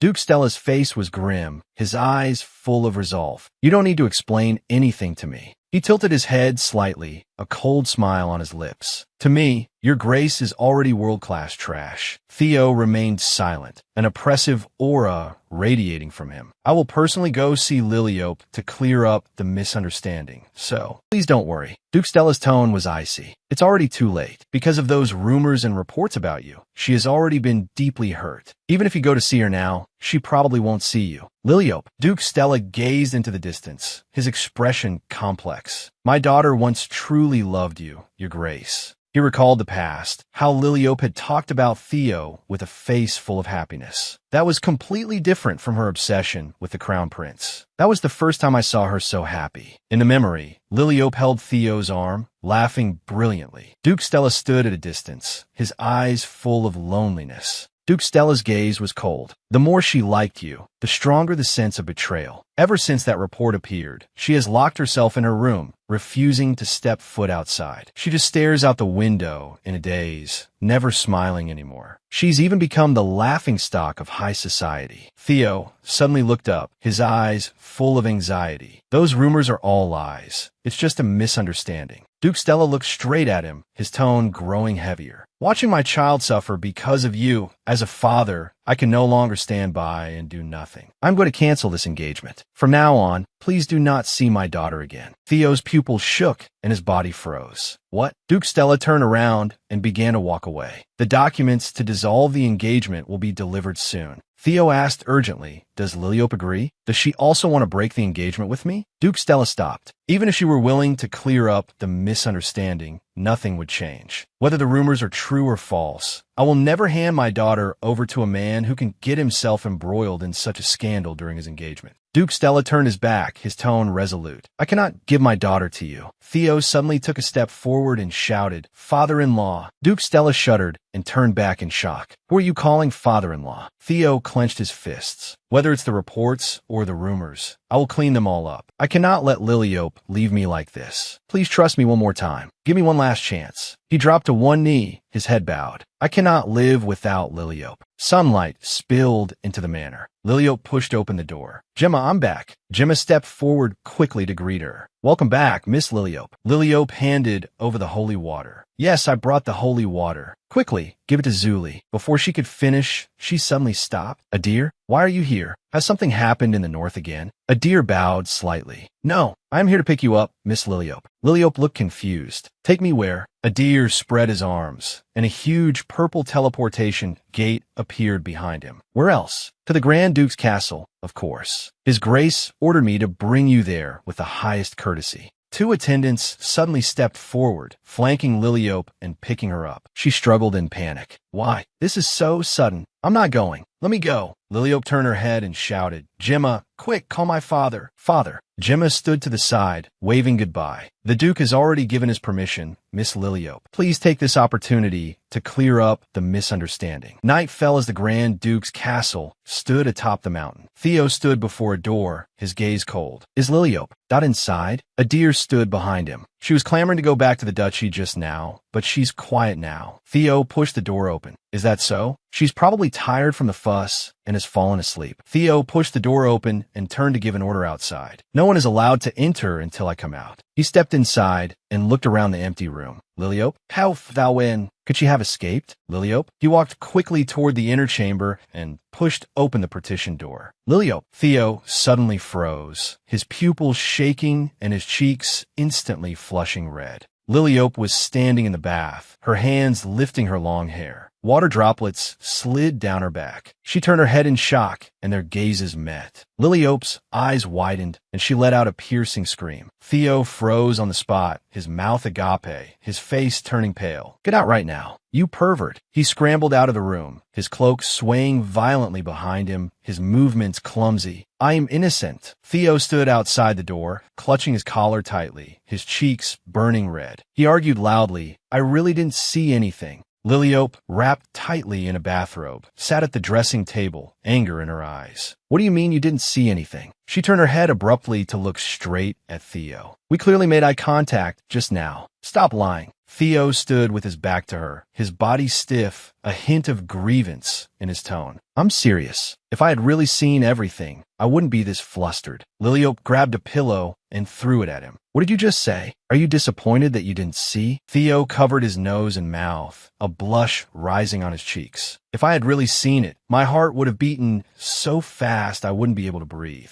Liliope wrapped her white robe tighter, her eyes full of suspicion. Putting that aside, why did you bring me here? Theo lowered his eyes, his gaze deep. Why do you think? He turned around. Because you misunderstood my relationship with Rosalind. Those rumors were bad enough, but they even made it into the newspaper. Liliope thought of the report. Grand Duke Theo has a change of heart, falls in love with the Count's youngest daughter, Rosalind, using divine power to purify the plague. The two have grown closer in the north. Theo's expression was solemn. I know that situation is easy to misunderstand, but it's absolutely not the truth. I have no feelings for the Count's daughter. He suddenly gripped the metal on his chest, his gaze turning sharp. I have never been moved by her. I swear, not even for a moment has my heart wavered. In the north, we were hardly ever together. He lowered his head, looking at Liliope's reflection in the mirror. This is my fault. If I had found a way to contact you, that no matter how difficult the situation, you wouldn't have had this misunderstanding. But frankly, I don't understand why you believe the rumors so easily. In the past, whenever something happened, you were always the first to speak your mind. He took a step forward, his tone becoming urgent. You would demand to confirm the truth of the rumors, questioning me on how I could do such a thing. The Liliope I know would have rushed over immediately to confront me. Theo stopped behind Liliope, his eyes burning. Why did you just stay silent this time? Liliope sat before the mirror, looking down as she tidied her long hair. I thought those rumors were true,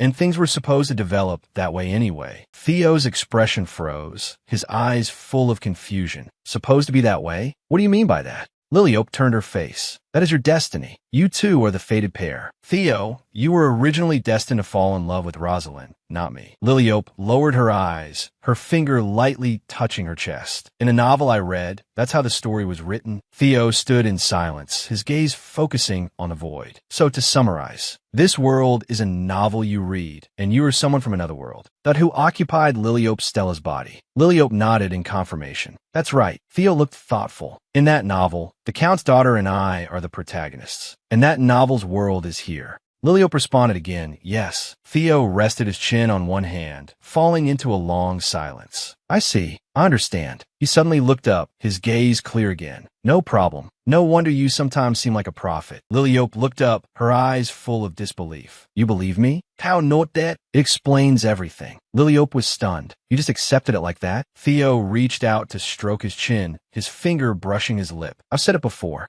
As long as it's you saying it, I will believe it. The corners of his mouth turned up slightly, his gaze gentle. At a time like this, to still make my heart race. You're a dangerous man. Theo's expression turned serious, his gaze sharp. Back to the point. So this is why you believe that report. Liliope avoided his gaze. I just felt that things had finally returned to the path of destiny. Theo swung his arm abruptly. That's ridiculous. If you think I'll be trapped by a novel or destiny and fall in love with that woman named Rosalind, you are dead wrong. Now, I only have eyes for you. I don't care about any novel or destiny. I will never leave you. Theo stepped closer, his manner forceful. So, you better not have any of those crooked ideas. Liliope looked blank. When did I say I wanted to break up? Theo froze, letting out a short sound of confusion. Huh? Liliope frowned slightly. Since you say the report is fake, why would we break up? Theo turned his face, his gaze hesitant. I heard that you were deeply hurt because of me.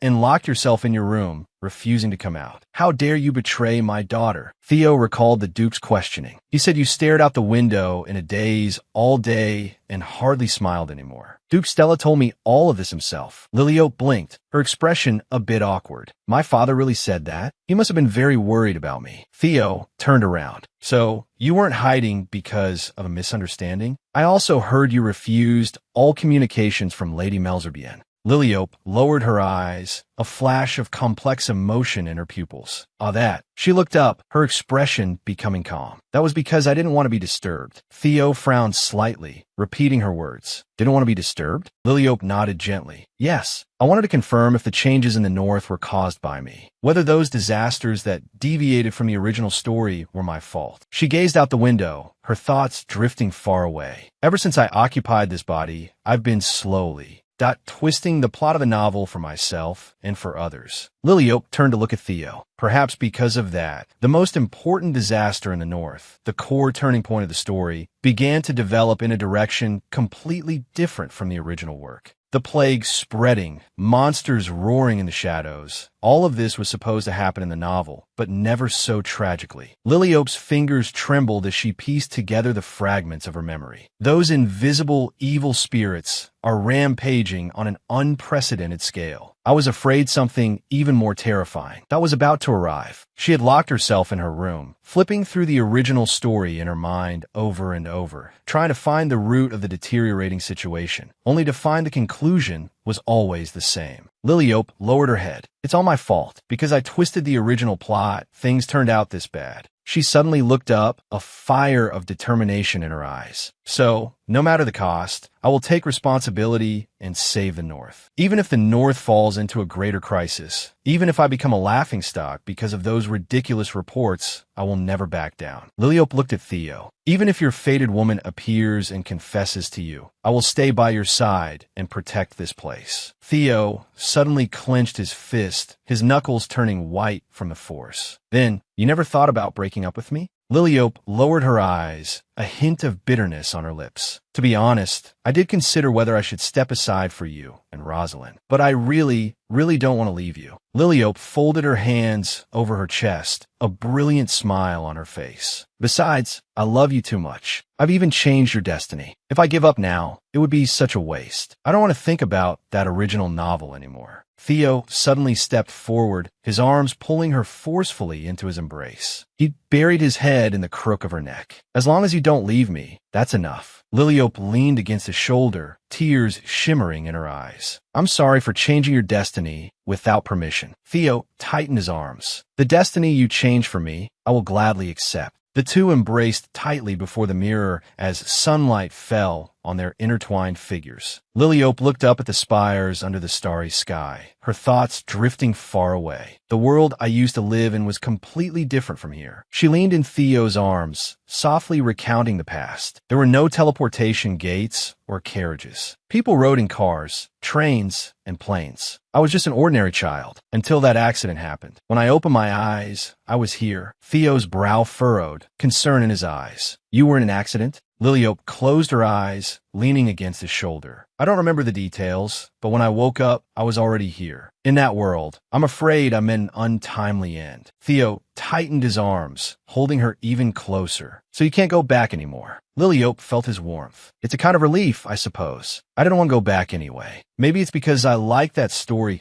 so much that I came here. Rosalind and Theo were both so charming, and the plot was so interesting. Theo's face darkened, his eyes full of distaste. That novel, Punto is pure garbage. Liliope sat up abruptly, her face full of shock. What? That's my favorite novel. Take that back right now. Theo's expression was complex. Since you liked that novel so much, was getting engaged to me also part of the novel's plot? Liliope's eyes wandered as she twirled a strand of hair.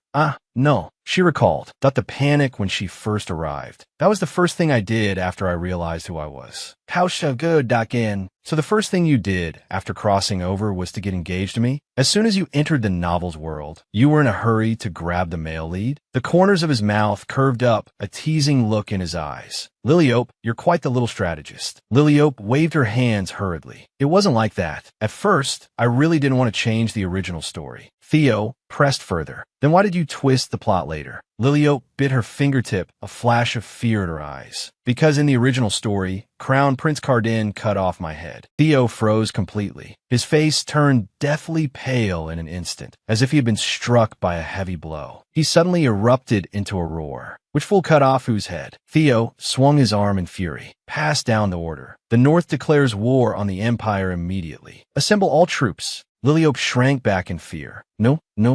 I was talking about the plot of the novel. It didn't happen in reality, she explained at a rapid pace. In the original story, Cardin liked Rosalind. Lily opened it up like that because she tormented her out of extreme jealousy. Theo stopped his movements, his expression still icy. Enough. He gazed at Liliope, his eyes returning to their usual depth. Since you aren't tormenting Rosalind now, there's no reason for that Cardin to kill you. I will never let something like that happen. Theo became thoughtful. What if the events in the novel happen in reality? Liliope waved her hands hurriedly. While that's true, the current Crown Prince Cardin has no reason to kill me. Theo's gaze was cold and stern. Even though you are engaged to me, your connection with Cardin still exists, doesn't it? We cannot let our guard down. That fool wouldn't behead a duke's daughter just because of jealousy. There must be a conspiracy hidden behind this. Were there no other details mentioned in the original work? Liliope covered her face with an annoyed expression. Maybe I shouldn't have told him about the transmigration. I just wanted to forget the original story and live a good life. She looked at Theo's serious profile, her mind racing. Why is the male lead so obsessed with the original setting? Theo rested his chin on his hand, his eyes deep. Since the original story developed that way, then this time, a newspaper headline was starkly visible. Official statement from the Grand Duke's residence. All rumors are fabricated. Strong legal action will be taken against those spreading false information. Rosalind held the newspaper with a bright smile. Lily, the misunderstanding is finally resolved. I'm so happy. Her eyes reddened, and her voice trembled slightly. You don't know how worried I was, fearing you would hate me because of this. Liliope looked at Rosalind, who was tearing up again. She's crying again.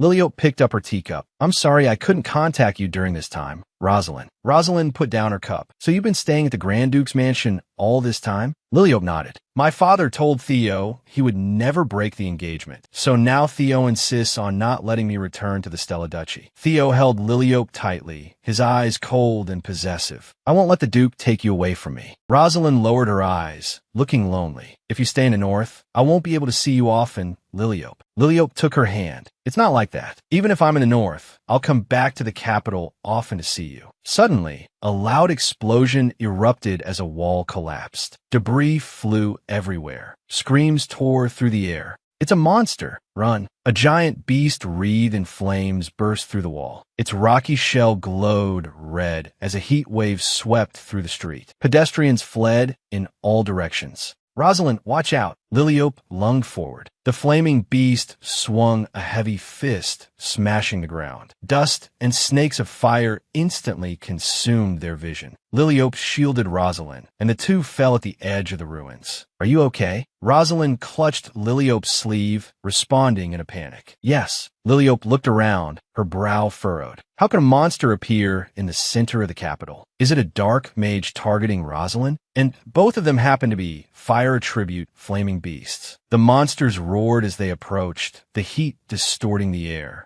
Liliope suddenly pushed Rosalind away. You have to leave here right now. Rosalind's pupils trembled, her face full of terror. What? What about you? Liliope stood in front of her with a determined gaze. I'll stay here to draw their attention. Rosalind shook her head desperately, tears welling in her eyes. No, it's too dangerous. Liliope swung a burning, heavy fist and smashed the ground while dodging to the side. Rosalind, they are fire attribute. You can't handle them alone. Liliope shouted without looking back. It's fine. I just need to hold out until the Imperial army arrives. Go. Rosalind screamed her name, Lily. Flames soared into the sky, licking the broken walls. Even though we have the same attribute, and I can attack directly, my fighting spirit, that won't lose to you. A fireball whistled through the air, hitting the ground beside her. The shockwave knocked her down. Liliope propped herself up with her hands, her fingertips turning white from the force. Damn it! She grit her teeth and stood up, sweat beading on her forehead. As expected, fighting monsters of the same attribute is too taxing. I have to find a way. Liliope suddenly looked back, her pupils shrinking. Rosalind was clutching a mop tightly, standing in front of Liliope. Her body was shaking violently with fear. Lily, I will protect you. Rosalind brandished the mop. Even though I don't have a combat attribute, my will is as strong as yours. Get away from Lily. Liliope screamed. No, Rosalind. This isn't an opponent you can defeat with just willpower. The flaming beast roared and dived, the heat almost scorching their skin. Liliope shielded Rosalind as they retreated. When on Earth is the Imperial army going to get here? A cold flash of light tore through the sea of fire. Sword energy surged, instantly severing the beast's momentum. Sparks flew everywhere. Heavy boots stepped on the rubble with a crisp sound. Liliope looked up, a hint of surprise in her eyes. Sure. The flaming beast roared again, its lava-like body trembling violently. Jor remained expressionless, his right hand firmly gripping his sword hilt. The long sword was unsheathed, its cold light instantly piercing through the ruins. He moved like lightning, leaping into the air against the flames. The blade sliced through the sky, leaving a cold arc of light. Jor's eyes were icy as he precisely struck the beast's core. The firelight got shattered with a boom. Jor sheathed his sword. Liliope rushed forward. When did you wake up? Is your body okay now? Jor nodded slightly. I'm fine now, Miss Lily. Atop a distant tower, a purple orb of light reflected a grim face. Failed again. The mysterious person draped in a dark cloak, touched the orb with a fingertip. Even after sending the invisible wraiths, she still survived. Her life is tougher than I thought. He grit his teeth, an angry hiss escaping his mouth. By right, the Northern Grand Duke's daughter should have been completely consumed by dark magic by now. She ruined my plans. That woman ruined everything. The mysterious person faded into the shadows of his hood. As long as Duke Stella's daughter is alive, my great plan will never succeed. He stared intently at Liliope's figure in the orb, his gaze cold. Next time, I will make you disappear completely, Liliope Stella. Theo's voice was urgent and stern. That's why I told you that you must bring guards. Liliope closed her eyes, 2 pieces of white medical tape on her cheeks, silently enduring the scolding. I was really worried about you. You always say you're fine, so I'll let you leave, and then you end up fighting monsters there. Didn't we say to run if you encounter a monster, not fight it? Liliope turned her head slightly, her eyes evasive. I can understand why Theo is so scared. After all, who would have thought a monster would suddenly appear in the center of the capital? I didn't realize I was so useless. Useless? Theo raised a hand to cover his nose and mouth, his eyes showing exhaustion and self-reproach. Weren't there rumors that I had a fiancé, but fell for another woman? You almost died at the hands of a monster, yet I was only focused on official business and didn't even know about it. Theo suddenly stood up, his fists clenched. I am the most useless bastard in the world. Adir pushed up his round glasses and cleared his throat. May I raise a slight objection to those words? When the rumors about Countess Melzerbienne spread, people didn't blame your grace. The general view is that you are a charming man, enough to make 2 women weep for you. Adir closed his documents with a calm expression. So there is absolutely no need for such self-loathing. A vein popped on Theo's temple as he pointed at the door. Shut up and get back to work. Adir turned around. Please mind your manners. Theo stared at Adir's retreating back, his voice cold. Has life been too comfortable lately? Do you want more work? Adir ran down the corridor without looking back, shouting his refusal. No. Theo turned to Liliope, his expression serious. Lily, from now on, Jur must follow you. Liliope argued quietly. It's fine. This kind of thing isn't common. I just happened to run into it. Theo flatly denied it. No, it definitely wasn't a coincidence. Monsters usually act on instinct and attack anyone they see. But the monsters that appeared today completely ignored everyone else. There's a high probability they were controlled by a dark mage. And both were fire attribute monsters. This shows the target was very specific. They definitely wanted your life. Liliope's pupils trembled. Want to kill me? Not Rosalind. Theo looked at her with certainty. If the target were the Countess, there would be no need to use 2 monsters. Without a doubt, the dark mage's target was you. Liliope lowered her eyes. Theo might be right. The invisible wraiths controlled by the dark mage don't just appear out of thin air. Black mist twists in midair, transforming into hideous beasts. They need human souls as nourishment. In the snow-covered northern villages, fires were extinguished and villagers died in droves in the cold. Those attempts to freeze the villagers were likely to collect souls to create these wraiths. The mysterious person remained hidden under a dark cloak, his face blurred. I always appear at those moments to ruin his plans. Liliope walked through the flames, her cloak fluttering in the wind. The dark mage must think that I am interfering with his plans. Theo reached out and placed his hand over the back of hers, his fingers firm. There's no need to be anxious about being targeted by a dark mage. I promise he won't be able to lay a single finger. Not on you. He gently caressed Liliope's cheek. But during this time, you still need to be extra careful. Understood? Liliope looked up at him and responded softly, I know. I'll be careful. Liliope turned her face. Theo, do you have any clues about the dark mage? Theo sat beside her, looking down and playing with her fingers. We haven't locked down the specific location yet, but we've gathered many clues. Liliope lowered her eyes. If the book didn't say where he is, then? Theo squeezed her hand. Exactly. If we knew who he was and where he was, things would have been resolved long ago. Liliope's eyes darted around. Does the book mention who hired the dark mage? She held her breath, waiting for the answer. Theo lifted her hand, his fingertips touching her lips. It does. Liliope pressed, too. In the novel, Theo found out himself. Liliope watched him. If you can guess who it is, then it's that person. Theo let go, his index finger against his lower lip, falling into thought. Theo's expression was grave. As expected. Perhaps it's the Empress. Liliope nodded slightly. Exactly. To create those invisible wraiths. One needs not only human souls but also soul stones to house them. Manufacturing soul stones requires astronomical funds. The only person who has the wealth to fund a dark mage and harbors a grudge against the North is the Empress. The Empress was hidden among purple roses and thorns, a faint smile on her lips.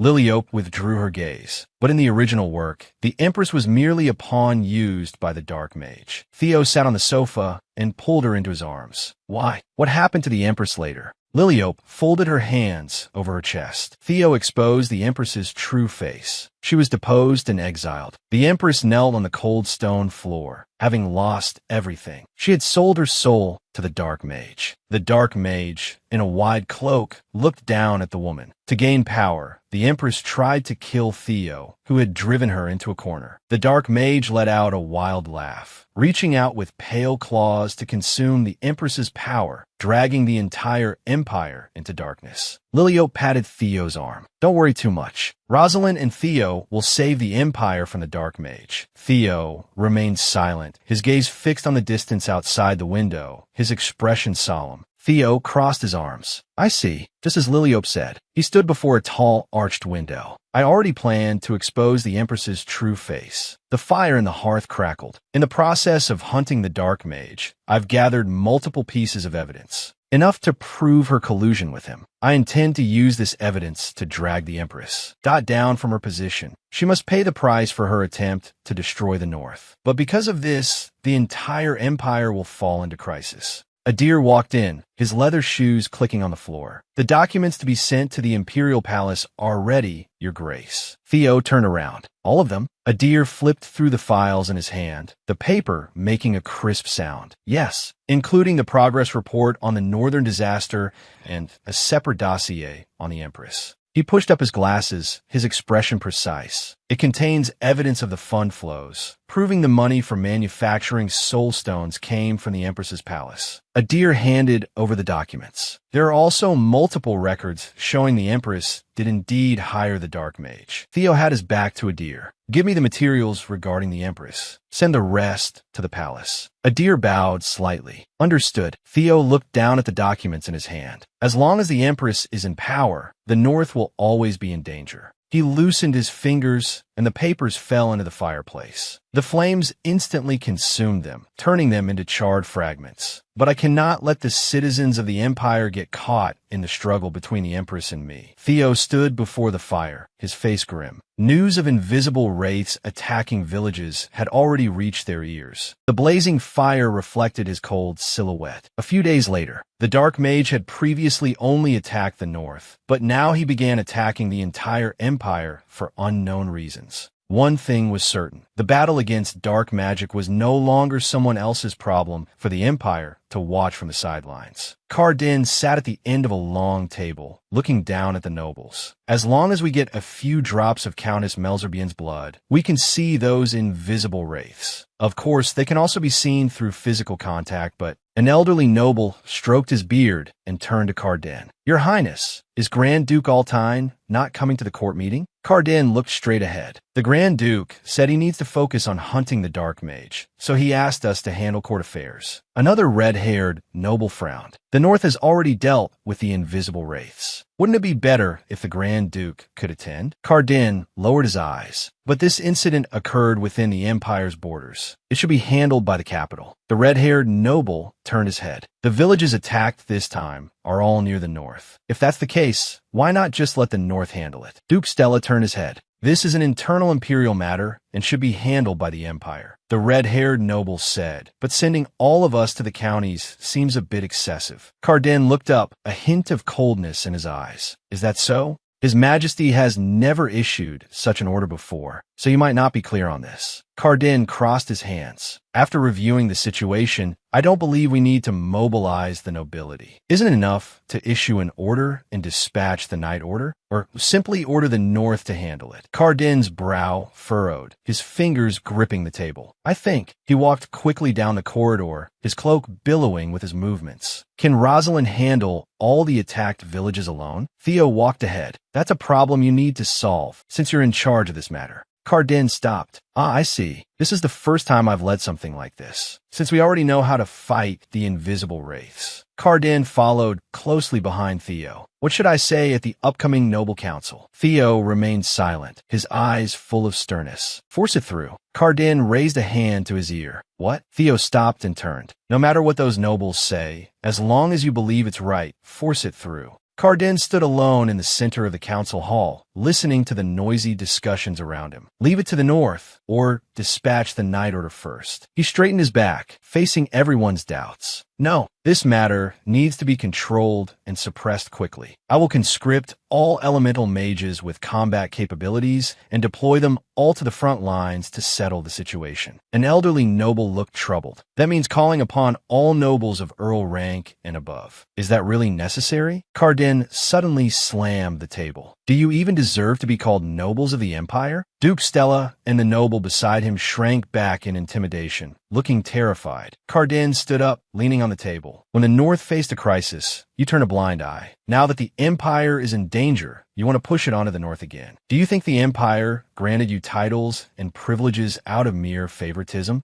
Cardin looked around the room. The conscription allows no exceptions. Rosalind sat among them, her eyes full of surprise. Cardin's voice echoed in the hall. Fulfill your responsibilities as nobles and protect the citizens of the Empire. He looked resolute. Fight the dark magic and defend the Empire. The spire stood tall in the morning light as birds flew over the castle roof. Liliope was buried in soft pillows, rubbing her sleepy eyes and murmuring, "Is it morning already?" She turned over, her consciousness slowly returning. I slept so well. Liliope suddenly froze. A strange warmth came from beside her. Theo's arm was still draped over her waist, and he let out a low hum. Liliope screamed and threw off the silk duvet, scrambling to the corner of the bed. What's going on? She clutched the edge of the duvet to cover her chest, pointing at the man before her. How long have you been here? Theo sat up and blinked calmly. I've been sleeping here the whole time. Liliope grit her teeth. Why are you sleeping here? Theo tilted his head slightly, watching her panic. Because this is my bed. Liliope froze. But you said I could use this room however I wanted. Theo leaned against the headboard. Exactly. Treat this place like home with me. Is there a problem? Liliope huddled in the duvet, her fingertips trembling. Didn't you mean I sleep here and you sleep somewhere else? Theo brushed aside the stray hair on his forehead, looking perfectly natural. This isn't the first time we've shared a bed. Why are you so surprised? Liliope's voice rose. That's not the point at all. Why aren't you wearing clothes? Theo was shirtless, leaning against the headboard, his muscle lines well-defined. I'm used to sleeping naked. Clothes are uncomfortable. Out of consideration for you, I even made an effort to wear pants this time. Liliope stared at the torso before her, and suddenly, a surge of heat rushed into her nose. Crimson liquid dripped from the corner of her lip. Theo suddenly leaned in, looking worried. Are you okay? Let me see. Liliope covered her nose and mouth, leaning back. I'm fine. If you insist on sleeping here, then I'll go sleep in another room. Theo grabbed the corner of the duvet and shouted like a child, No, I want to sleep with Lily. Liliope covered her face and sighed. He's throwing a tantrum again. Then at least put some clothes on. Theo argued reasonably. Why? We're going to get married sooner or later anyway, aren't we? Liliope clutched the duvet. What does that have to do with you being naked? Do you plan to walk around like this all the time after we're married? Hurry up and get dressed. Theo's bare feet stepped on the carpet with a soft thud. I thought my physique was quite good. He showed off his broad back muscles. Other noble ladies would scream if they saw this. Lily, is there something you're dissatisfied with? Liliope stared at his back. It's not that I'm dissatisfied. The problem is it's too perfect. This man, she lowered her head helplessly. I'm begging you, just put on some clothes. Theo turned his face slightly, looking a bit aggrieved. Oh, that's really uncomfortable. He suddenly grabbed a black shirt and held it out to Liliope with a brisk motion. Liliope took the garment blankly. What's this for? Theo gave a brilliant smile. Help me put it on. Liliope sat on the edge of the bed, clutching the heavy fabric. It's only morning, and I already feel exhausted. Theo swayed his body like a child, waiting for her to dress him. Outside the window, withered branches stretched out. Theo, now in his neat military uniform, stood by the window, looking into the distance. I really didn't expect you to personally come all the way to the north. Theo had a smile on his face. What wind blew you here, father-in-law? Duke Stella's temple throbbed slightly, his eyes full of annoyance. "Who is your father-in-law?" He took a deep breath, suppressing his anger. "His Highness the Crown Prince requested that we share intelligence to assist in hunting the Dark Mage." Theo rested his cheek on his hand, tapping his face with a finger. "Is that so? I thought he was busy dealing with the Wraiths attacking the Empire." Duke Stella puffed out his chest. "Under His Highness's command, the Wraiths have been almost entirely purged." Cardin held a long sword, its blade flashing with blue light. Rosalind followed closely behind, holy power flowing from her fingertips. Duke Stella spoke with pride. "Thanks to Miss Melzerbien's holy power, the situation is quickly settling, and troops have been freed up." He stared at Theo. "Dark magic is no longer just a northern problem. Helping each other is only natural." "Theo, turn around." "That's good news." Duke Stella pointed to a mark on the map. "That fellow is as slippery as an eel. I'm considering increasing the manpower." He traced 3 unsearched areas with his fingertip. "My flank will take care of these 2. Please make sure the Imperial Army handles this remaining one well. Absolutely no information must be leaked." Duke Stella nodded slightly. "Understood." "Also," Duke Stella's gaze sharpened, and he lowered his voice. "This is a personal question. Would you plan to send my daughter back to the Stella Duchy?" Theo put down the documents in his hand, looking composed. "Why should I send her back? Liliope is destined to be the future Grand Duchess. It's only right she stays in the Northern Grand Duke's castle." Duke Stella swung his arm suddenly. "She is still the young lady of the Stella family." Theo turned his head slightly. "After we marry, we'll have plenty of time to be together until we're sick of it. Why be so impatient, father-in-law? You've already monopolized her for over a decade. You're being quite greedy." Vane stood out on Duke Stella's temple. "Liliope is a very picky eater. I'm afraid northern food won't suit her palate." Theo looked indifferent. "That's not true. You should see how much she eats." Liliope was sitting at the dining table, gulping down food with a pile of empty plates beside her. Duke Stella grit his teeth. "She's also very sensitive to the cold." Theo's lips curled up. "Perhaps because it rarely snows in the capital, she wants to run outside as soon as she sees snow, even clamoring to build a snowman together." Theo patted Duke Stella's shoulder. "Don't worry, father-in-law. She's adapting very well. She's practically like a native northerner." Duke Stella erupted in a roar. "Enough. She is my daughter. My only daughter." He grabbed Theo's collar and shook him violently. "Give my daughter back to me. You thief who stole my daughter." His eyes were burning with fire. "Even if Lily forgives you, I will absolutely never forgive you." Lilio pushed the door open, looking startled. "Father, what are you doing?" Duke Stella froze and let go.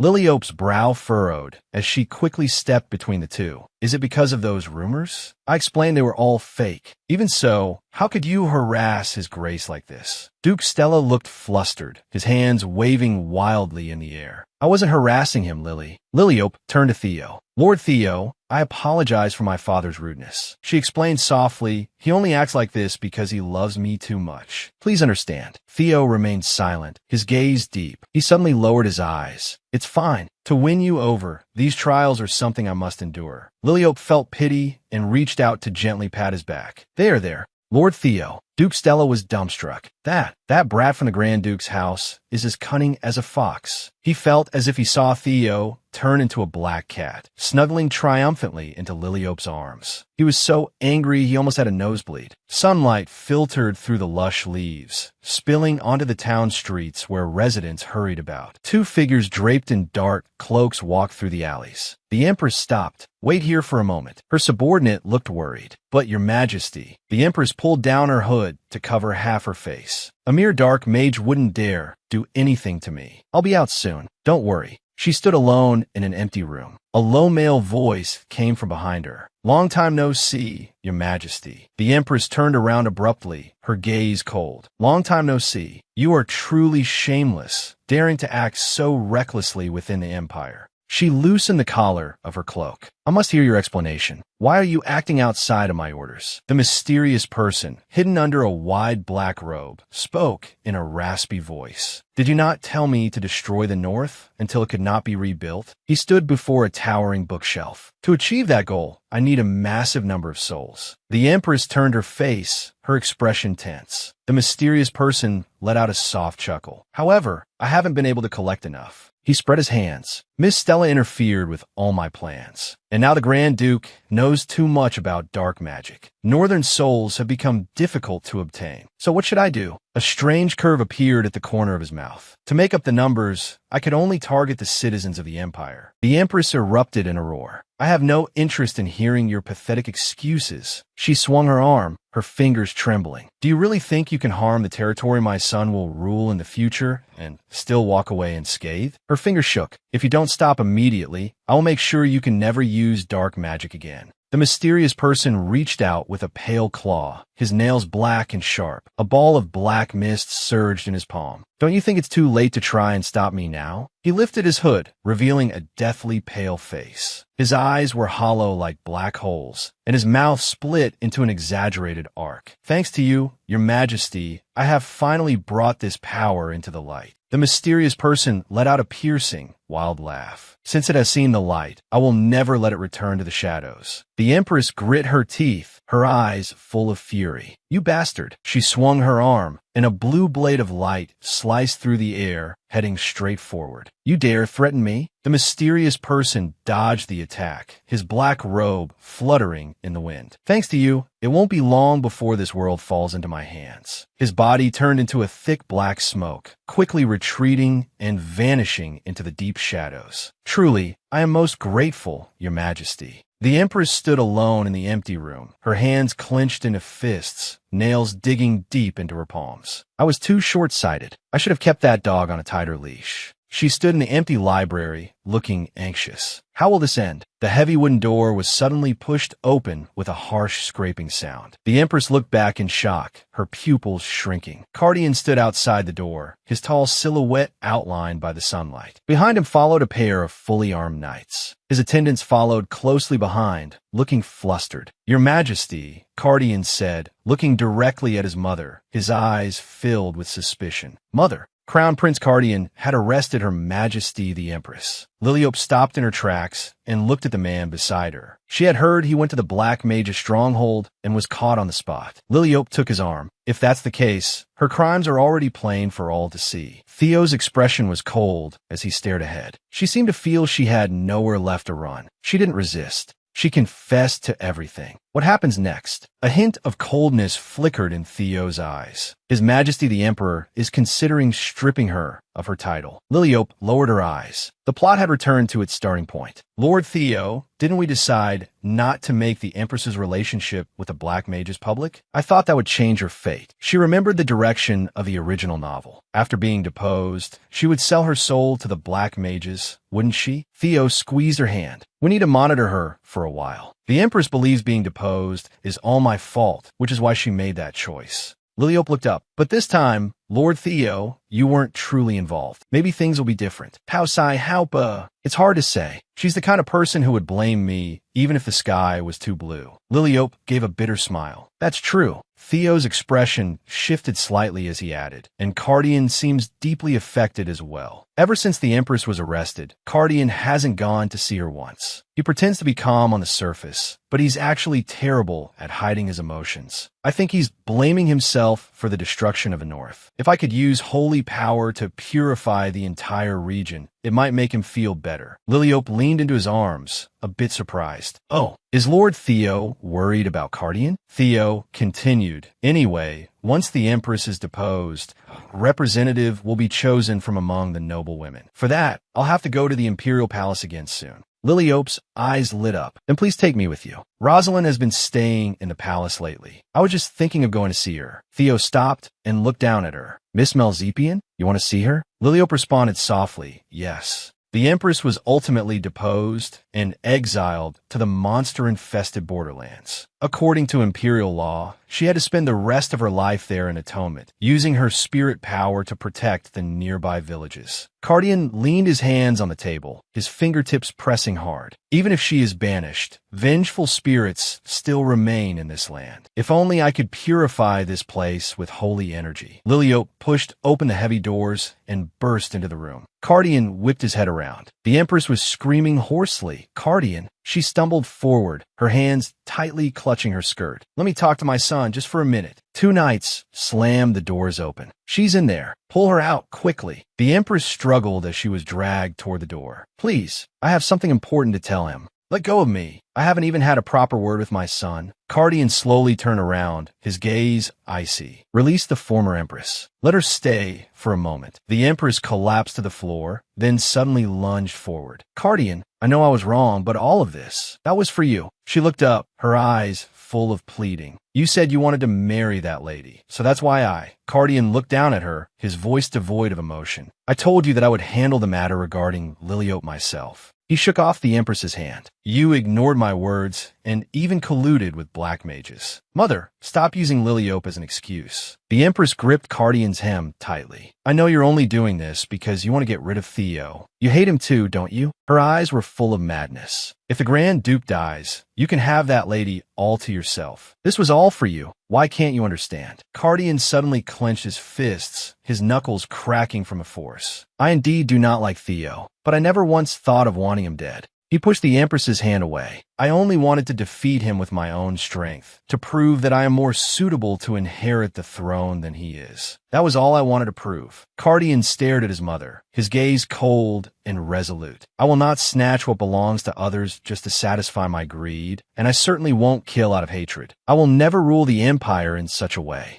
He took a deep breath, his voice echoing in the empty room. Because I don't want to become a monster like you. The Empress was struck as if by lightning, her body freezing in place. What? She reached out with trembling hands and grabbed Cardian's wrist. Cardian, you used to love your mother so much. The Empress clung to his arm. You always used to say that everything I did was right. My dear child, you must just be too sad right now. Cardian violently shook off her hand. I don't even want. Not to hear you call me that. I am no longer your dear child, mother. The Empress stood frozen as tears streamed down her face, her trembling fingertips hanging in midair. Cardian turned his back, his voice as hard as iron. Take the former Empress away. The knights stepped forward and seized her arms. Cardian, wait. I was wrong. The Empress was forcibly dragged toward the door. Cardian, please wait. Cardian. He gripped the doorknob tightly and slammed the door shut with a heavy thud. He leaned against the door panel, sliding down the wall to sit on the floor. With his hands propped on the cold ground, he lowered his head into a dead silence. Cardian? She looked back, her expression concerned. What's wrong? Did something happen? Are you hurt? A young Cardian was sobbing. Mother, father hates me. The Empress knelt down and held her son's shoulders. How could His Majesty hate you? It's true. Cardian wiped his tears with the back of his hand. I've tried so hard, but Theo does everything better than me. Father always praises him, but only scolds me. He must hate me. A soft light appeared in the Empress's eyes as she comforted him gently. His Majesty doesn't hate you, Cardian. He's just stricter with you because you are the one who will become the Emperor in the future. Cardian buried his head in his mother's embrace. I wish I could be as excellent as Theo. The Empress held him tightly and patted his back. You don't need to be like that, Cardian. It's okay even if you aren't perfect. Whether you do well or not, I will always love you the most. Cardian snapped out of the memory, his eyes red and his breathing ragged. Rosalind walked closer slowly, her hands folded in front of her, her expression complex. Cardian looked up sharply. Miss Rosalind. Rosalind stopped a few steps away. You shouldn't have seen that scene. Cardian covered his mouth and nose, his fingertips trembling slightly. Keep talking. Finish what you were saying just now.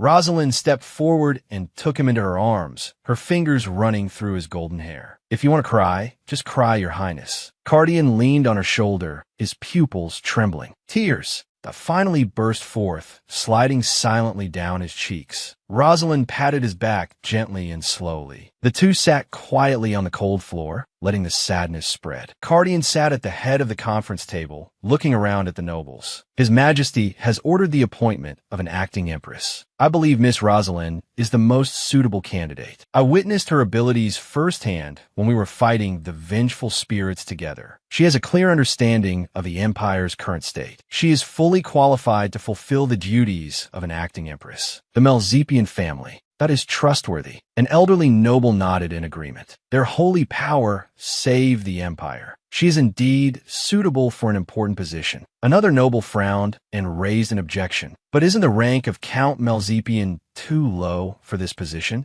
His Majesty letting the crown prince choose the acting empress is clearly paving the way for the future crown princess. In that case, The prestige of the family must be prioritized. Marchioness Trivian might be more appropriate. Cardian's brow furrowed slightly. Marchioness Trivian? You mean Sergio Nel Trivian? The woman who can't even figure out which villages are being attacked by monsters? The noble awkwardly avoided his gaze. Noble ladies are usually not good at combat. That's normal. Theo, sitting at the end of the long table, spoke in a cold tone. But Miss Rosalind is different. When the plague spread in the north, and when the invisible spirits were rampaging, she showed insight, got far beyond ordinary people. He looked around at everyone. I can guarantee on my personal honor that she is more suitable for this position than the Marchioness. Liliope walked alone down the corridor, her skirt fluttering. Rosalind said she's waiting for me in the annex. I need to get there quickly. She looked toward the distant palace. Theo should still be in the meeting, right? Hey, a voice called out from behind her. Liliope stopped and turned around. It was Theo and Cardian. Hey, I'm talking to you. Theo and Cardian stood facing each other, the atmosphere heavy. Liliope hid behind a stone pillar and poked her head out. What's going on? This doesn't look good. She held her breath and watched. Did something unexpected happen at the meeting? Theo turned sideways, his gaze cold and chilling. Cardian was expressionless, his gaze deep and sharp. The two stood in a silent standoff, the air seemingly frozen. Liliope poked half her head out from behind the pillar. What happened at the meeting? Theo and Cardian stood facing each other, their capes hanging behind them. Thanks for earlier. Theo turned his face, a hint of doubt in his eyes. I didn't actually do anything. Cardian stared ahead. Thank you for taking my side when they suggested Rosalind serve as the acting empress. Theo pulled his gaze back. That wasn't for you. If the Count's daughter becomes busy, it's more beneficial for me. Cardian turned his head, confusion in his expression. Why would Rosalind being busy be good for you? Theo paused for a moment. If she's stuck in the palace, she won't have time to see Liliope. I have something to say, but never mind. A question mark appeared over Cardian's head. What? Why did you stop halfway? Theo walked straight ahead, throwing back a word without looking. It's nothing. It has nothing to do with you. Anyway, aren't things moving in the direction you hoped for? Cardian suddenly clenched his fists, the veins on the back of his hands bulging. That's the strange part. You would never take my side, yet you did. You should resent me instead of helping me. Theo stopped and turned half his face. Cardian, let me be clear. He lowered his eyelids, his voice cold. Don't expect me to ever forgive the former empress. I will never forget what she did to the north. Cardian was startled, his pupils contracting. I understand. I certainly know what kind of person you are. He lowered his head, his bangs covering his eyes. But Theo turned around and looked directly at Cardian. Just as the former empress's sins do not belong to you, my resentment and anger toward her will never be directed at you. What happened in the north was not your fault. Cardian looked up. His eyes were full of shock. Theo started walking. So, whether it's in front of me or anyone else, don't hang your head like a criminal. His back was to Cardian as his voice grew distant. It makes you look stupid. Cardian stood frozen on the spot, a vein throbbing at his temple, his face flushing red. This guy, Cardian roared at the receding back. You annoying bastard. What the hell are you talking about? Liliope, holding onto the balcony railing, watched the two arguing below. Honestly, I thought they were going to fight. She lightly touched her chest and let out a sigh. I got nervous for nothing. Rosalind must be getting impatient. Liliope turned to leave. In the original novel, Theo and Cardian were set up as arch-rivals. They did indeed clash frequently. I always thought they truly hated each other, but perhaps the description in the original work wasn't accurate. They know each other better than anyone else. The corners of Theo's mouth curled up slightly into a fleeting smile. He was definitely not the type of person to abandon a friend. Cardian stood on the spot, his expression looking somewhat shaken. In truth, deep down, they cared about each other more than anyone. Liliope stopped and looked back at the two backs standing side by side, a smile appearing on her lips. Liliope sat on the sofa. If you're going to serve as the acting empress, will you be living in the palace? Rosalind picked up her teacup. Yes, I'll be staying in the empress's quarters for the time being. Although it's a lot of pressure, I'll do my best. Liliope propped her chin on her hand, her gaze full of concern. You already worked so hard traveling across the empire to expel evil spirits. Aren't you going to be even busier now? Rosalind gave a gentle smile. It's not that hard. Lately, the invisible spirits have almost stopped appearing. How have you been, Miss Liliope? Liliope leaned back in her chair and said lightly,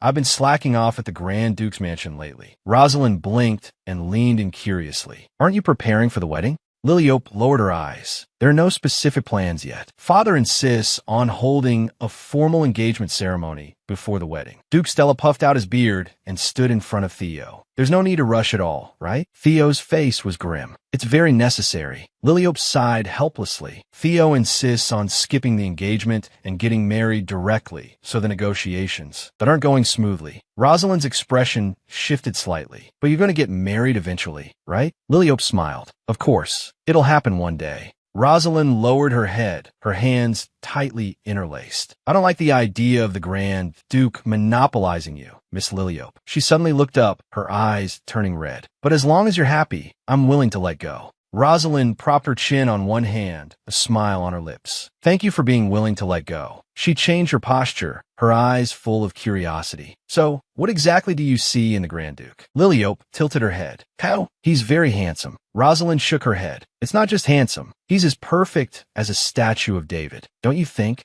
Liliope softly countered. The word handsome has different meanings. That feeling is very special. Lonely yet beautiful, cute yet cold. Theo's figure appeared in her mind. That all these qualities are blended together. Rosalind looked puzzled. That sounds more like a description of Crown Prince Cardian than the Grand Duke. Liliope covered her cheeks. Cardian? Liliope looked at her. Although the Crown Prince is handsome, I prefer the masculine type. Rosalind was a bit surprised. Oh my, Crown Prince Cardian is masculine enough. When the invisible spirits first appeared, the charm he showed was simply incredible. Rosalind narrowed her eyes. You don't happen to have a crush on Cardian, do you? Liliope picked up her teacup, her fingertips lightly rubbing the rim. So, Rosalind will ultimately choose Cardian instead of Theo. That's quite unexpected. Liliope leaned against the sofa cushions. I thought Rosalind would like the type like Theo rather than the Crown Prince. Rosalind waved her hands repeatedly. Not at all, not even close. Liliope made a half-dead expression. In the original novel, she clearly chose Theo. Rosalind covered her mouth and giggled. I see. So Rosalind really likes Crown Prince Cardian. Rosalind waved her hands in a panic. No, it's not like that. Liliope leaned closer to her face. Oh, is that true? Look how flustered you are. Rosalind covered her burning face with her hands. It's really not. Theo sat on the grass. The Count's daughter and Cardian? Liliope leaned into his arms. Yes, she definitely seems interested in him. Theo's brow furrowed slightly. When did they become so close? Liliope looked up. Maybe their feelings deepened while fighting the invisible spirits together, just like Rosalind and Theo in the Northern Turmoil in the original story. Theo's gaze turned cold. Such a thing never happened. Liliope placed a white flower in Theo's hair and giggled. I meant in the original story. Liliope leaned in Theo's embrace. Cardian was the second male lead in the original. It's not strange for him to fall for Rosalind, but back then Rosalind wasn't interested in him. She looked into the distance. Perhaps because I chose Theo, it changed Rosalind's fate along with it. In that case, I really hope she can end up with Cardian. Liliope lowered her eyes, her fingertips entwining the invisible threads of fate. To be honest, I always felt a bit guilty, like I stole Theo away from Rosalind. Theo held her hand. You don't need to feel guilty for something that never happened. If Rosalind can find a good partner, I'll feel much better. That way, I can love you without any reservations. Theo, wearing the flower crown, looked a bit helpless. In that case, I can only wish that idiot and the Count's daughter have a successful ending. Liliope suddenly sat up and stared at Theo's profile. Ah, Theo, don't you have work today? Theo pulled her back into his arms. I'm on leave, he said, his voice deep and steady. The black mages have completely disappeared. After falling out with the former empress, it should be hard for them to get any more soul stones. Theo held Liliope tightly. The chaos had finally subsided, and the Empire's situation was stabilizing. Theo looked at the distant city. I gave the knights who participated in the campaign a holiday. This is just a brief respite. Everything is not yet completely over. Liliope lightly touched his sleeve. That's good too. You and everyone else have hardly rested. Theo turned his head, his gaze gentle. Since we have some free time, do you want to go on a trip? Surprise flashed in Liliope's eyes. Where are we going? Theo's lip curled up slightly. Anywhere you want to go. Liliope thought for a moment. How about the Ice Rock Cliff? I heard that because of the dam, agriculture there has developed very well. I'd love to see the changes for myself. Theo nodded in agreement. Okay, let's go there. Liliope seemed to suddenly remember something. Wait, we have to bring Julie along. Theo suddenly flipped over and pinned her down in the flower bushes, his movements swift and forceful. Liliope bumped into his chest, her breath catching and her pupils trembling slightly. Theo leaned close to her ear, his voice deep and dangerous. Since you already have me, do you really still need Julie? Theo pulled Liliope into his arms. We haven't had a formal date in a long time, have we? Liliope's cheeks turned red. Then let's just go, just the two of us. The carriage sped under the sun, passing through meadows filled with flowers. Liliope leaned out the window and waved her hands excitedly. Theo protected her waist from behind, his gaze always following her smiling face. Liliope suddenly widened her eyes, her mouth hanging open. What happened here? She propped her hands on the edge of the stone bricks and leaned forward. Wasn't the ice rock cliff melting? It looks exactly the same as the last time I came. Theo stood by her side with one hand on his hip. I used elemental magic to repair the melted parts. He looked down at the glacier below. This is a landmark of the north. We can't let it disappear. Theo stared at the ice rock cliff. It would be a pity to let it melt, so I put some thought into it. Liliope looked up. Ice attribute is a higher level power than water attribute. That must not have been easy. Theo, you're really amazing. Theo propped his chin on one hand. That's right. Not just anyone can do this. Only someone with a powerful water attribute, like me, can accomplish something like this. Liliope looked at his proud expression. Though he's showing off a bit, it's the truth. I can't even argue. The people of the North should know about the effort you've put in. Theo's smile faded, and his expression became calm. I didn't do it to get recognition, so it's okay. He turned his head, his gaze landing on Liliope, and Theo leaned down and kissed her lips. As long as you recognize it, that's enough. Liliope suddenly recoiled, covering her mouth with her hands, her pupils trembling violently. What was that for just now? Theo's expression was normal. It was just a kiss. Why are you so surprised? Liliope's cheeks were flushed red, her gaze panicked. But why? Why kiss me so suddenly for no reason? Theo looked into her eyes. Given our current relationship, do we need a reason to kiss? Liliope lowered her head, her fingers tightly clutching her clothes. What if someone sees? Theo leaned down and kissed her again. There are only the two of us here. Who would see? Liliope shrugged her shoulders and pressed her hands against his chest. Even so, it's not okay. Let's go look at the village quickly. She broke free from his embrace and ran forward, stopping in front of a giant greenhouse and letting out a gasp of wonder. Are these all greenhouses? A farmer was standing on a ladder picking apples. Farmers were busy under the trees, the branches laden with red fruit. Theo walked up behind her and looked at the scene inside the glass. After the glacier melted, getting water became easier and production increased as well. Liliope pressed her hands against the glass, her eyes reflecting the greenery. There were buildings like this where I used to live. It seems people's ideas are similar no matter where they are.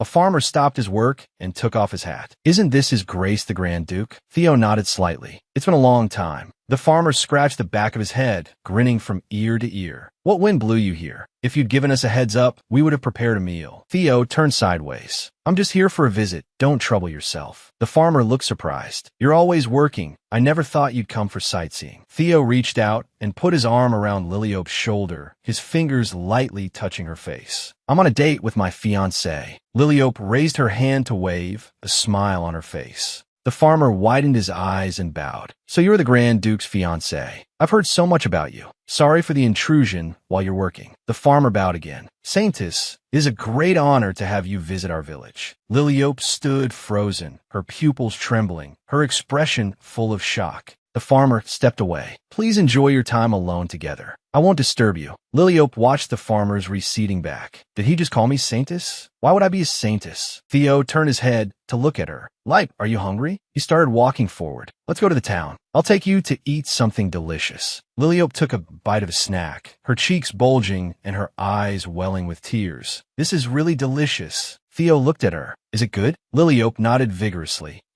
It's really, really delicious. Theo stared at the crumbs on the corner of her mouth. Should I have a taste too? Liliope smiled and handed over the bamboo skewer. Really? Here. Theo reached out and pinched her chin, his thumb wiping the corner of her lips. Liliope stood frozen, her pupils suddenly dilating. Theo pulled his hand back and put his fingertip in his mouth. He licked it lightly. It's indeed not bad. Theo touched his lower lip with his fingertip, his gaze playful after licking away the residue in public. Liliope was completely frozen. This guy, he actually did that in front of so many people. Young women passing by turned their heads, covering their mouths, and gasping softly, their gazes shifting between the two. How astet naijali? Light, do you want something to drink? I'll go buy it for you. Liliope was incoherent. Okay. Theo turned toward the stall. Wait for me there. Liliope stood alone in the middle of the street, clutching the half-eaten snack. You really just wiped that off my mouth and ate it, right? Liliope took a deep breath, trying to calm her heartbeat. Stay calm. Stay calm. A red rose was held out in front of her. She looked down in confusion.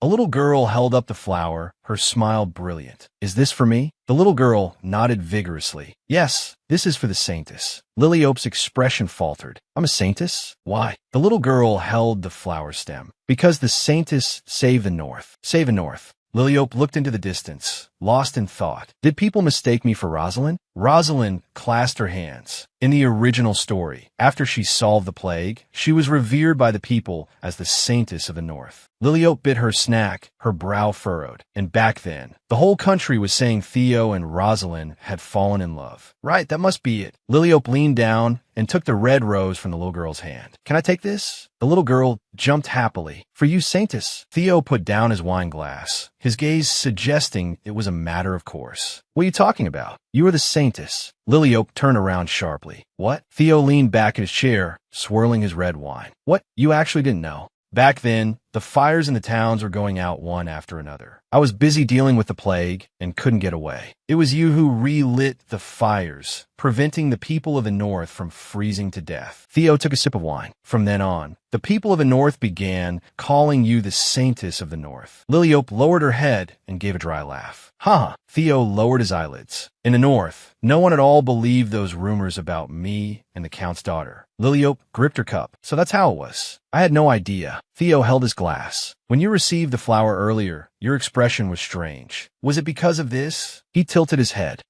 And took a sip of wine. I thought you were just tired, so I brought you back early. Liliope sat on the edge of the bed. It's okay. I've already had a lot of fun. She turned her head and looked out the window. This time, I confirmed one thing. Theo put down the wine bottle and sat beside her, reaching out to put his arm around her shoulder. Liliope leaned into his embrace. I like it here. The North is cold, but the food is delicious, and looking at the snow makes me feel peaceful. She turned her face, a smile on her lips. Most importantly, being able to share all of this with the person I love makes me really happy. Theo lowered his eyes. So, I don't want to delay any longer. Liliope looked up. Delay what? Our marriage. A look of determination flashed in Liliope's eyes. I'll go talk to Dad. We'll skip the engagement ceremony and hold the wedding directly. Theo's expression shifted as he gazed at the girl before him. Let's get married quickly. How? A curve appeared on Theo's lips. I couldn't ask for more. Liliope closed her eyes. I want to become a family with you as soon as possible. The sooner the better. Theo reached out and cupped the back of her head, and the two embraced and kissed in front of the window. The starlight fell on their overlapping silhouettes. Absolutely not. Duke Stella suddenly stood up, his roar echoing through the magnificent mansion. Skip the engagement ceremony? Liliope sat on a red cushioned chair, facing her father's fury. The Stella family. The House of Stella is a family of dignity, Lily. Duke Stella put his hands on his hips. Marriage has procedures. Liliope turned her head and puffed out her cheeks. An engagement ceremony and a wedding. It's all the same thing anyway. I think the two are mostly just formalities. Did that damn Grand Duke teach you to say that? Duke Stella's beard trembled with rage. If you rush in a marriage like this and want to cancel the engagement later, it will become very troublesome.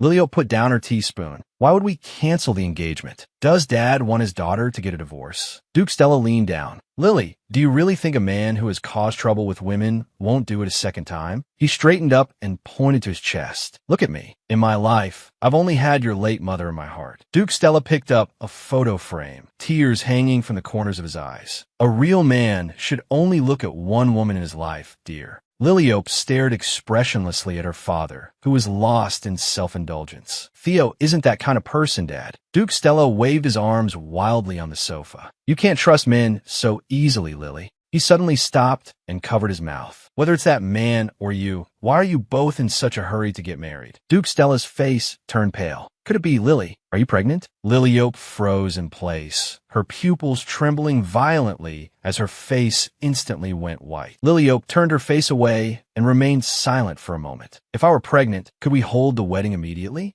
Duke Stella's mouth fell open, and his entire body froze. So that was the reason? He suddenly grabbed his head and roared toward the window. How dare you let an unmarried, noble lady get pregnant? Liliope hurriedly waved her hands. No, no, no. Dad, you've misunderstood. She stood up. She explained loudly. I said I'm not pregnant. Duke Stella stopped and clutched his hair, looking confused. But you just said. Liliope sat back down and picked up her teacup. I was only speaking hypothetically. You have to let me finish. She took a sip of tea and glanced sideways at her father. Anyway, we're going to get married. Even if I were actually pregnant, what would it matter? Duke Stella's eyes widened. What did you say? Liliope looked directly at her father. To be honest, if I were pregnant, wouldn't Dad be happy? You get a grandson, right? Duke Stella covered his mouth, his gaze wavering. A grandson? A light flashed in Liliope's eyes. Think about it, Dad. If we marry early, you can see your grandson sooner. Duke Stella fell into a fantasy. 3 young children surrounded him, some pulling his hair, others kissing his cheeks. Grandpa, they called out. He folded his hands over his chest, his expression becoming dazed. That's right. If you marry early, I can see my grandson sooner. Duke Stella's shoulders slumped and his tone softened. In that case, it's fine to hold the wedding directly. He lowered his head and tugged at his cuffs. It's just, thinking about Lily leaving me so soon makes my heart a little sad.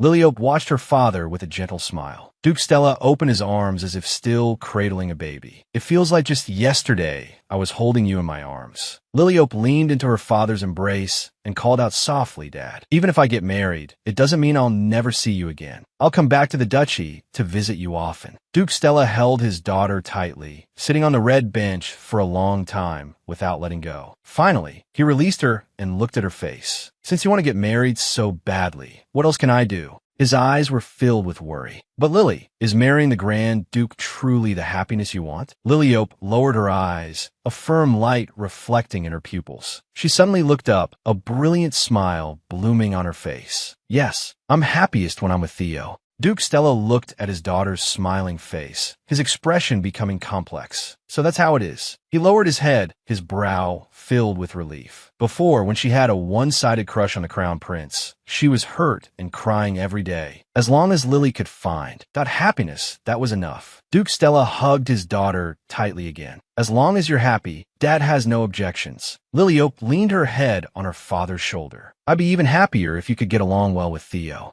Duke Stella closed his eyes. I'll try. Liliope pushed open the dressing room doors and spread her arms, facing a room full of dresses. Let me see. She turned to the maid behind her. Gemma, I don't need to bring thick clothes, do I? Gemma picked up a heavy blue gown. In the north, it's very cold, even in the middle of summer. I will prepare more thick clothes to be sent to the Grand Duke's castle. Gemma flipped through the dresses on the rack. Miss Lily, we should move all your frequently used items to the Grand Duke's castle. Liliope nodded. That's right. After all, from now on, I'll be living in Theo's castle. The purple crystal ball on the table began to hum. Liliope stepped away from the door and walked quickly to the table. Who is it? Calden's face appeared in the crystal ball. Lily, I heard you've returned to the Duke's mansion. Liliope frowned, her eyes showing distaste. How do you know that? Why are you contacting me again? Calden's lips curled up. I have my ways. Since you're in the capital, come to the palace for a meal before you leave. Liliope stared at the crystal ball. Just the two of us? Why on earth would you want that? She bit her lower lip. She thought he had settled down lately. Why was he starting again? Calden leaned closer to the crystal ball. It'll be 3 people, together with Rosalind. She said she wanted to see you. Liliope's expression softened slightly. Oh, really? In that case, I'll go. Calden cut the communication. I'll send a carriage to the Duke's mansion to pick you up. Just hop in. Liliope rested her chin on her hand. Calden actually called her Rosa. Is there really something between them? The carriage passed through the neatly manicured gardens and stopped in front of the magnificent palace gates. Liliope stepped out of the carriage. Is Rosalind doing well? Calden walked beside her down the long corridor. She's doing well. She's been the type to handle everything calmly since our academy days. Calden had a faint smile on his face. Did that guy say anything about you seeing me? Liliope looked straight ahead. He didn't say anything. He just gave me a look. Calden burst into a fit of laughter. When I told her the three of us were meeting, she pouted and looked like she hated the idea even more. Exactly that expression. Liliope stopped and turned her head to stare at him. Your Highness, have you taken the wrong medicine? You're actually concerned about Theo's thoughts? Before, no matter what Theo said, didn't you keep pestering me? Kaladin stopped laughing and scratched the back of his head. Well, at the time, I thought you were just pretending to like Theo. He looked at Liliope. Now, I completely understand. You truly love that guy. I won't pester you to cancel the engagement anymore. Kaladin looked away, especially since I don't want to do anything else to wrong Theo. Even knowing that my mother attacked the North, he still forgave me. A flash of complexity crossed his eyes. If it were me, I would never be able to forgive. I would have stripped them of their titles and exiled them beyond the Empire's borders. Kaladin stopped in front of a window. Theo holds a stable political position. Kaladin lowered his eyes. He could have used this incident at any time to drag me down from the position of Crown Prince. Forgiving me was no small feat. Liliope walked to his side and gave a bright smile. Your Highness, there is nothing that needs forgiving. What happened in the North wasn't your fault from the beginning. Kaladin turned his head sharply, his expression bewildered. He said something similar. Liliope closed her eyes, a certain smile on her lips. Because it's the truth, and even if it were your fault, he would have forgiven you in the end. Because Theo is very fond of you, Your Highness. Kaladin froze in place, his pupils trembling. What? That bastard likes me? How lie me? The phrase Theo likes me echoed repeatedly in his mind. Kaladin's pale cheeks flushed red, and his gaze began to wander. He likes me. Liliope looked at his shy appearance and chuckled. Yes, more than you think. Kaladin took a large stride forward.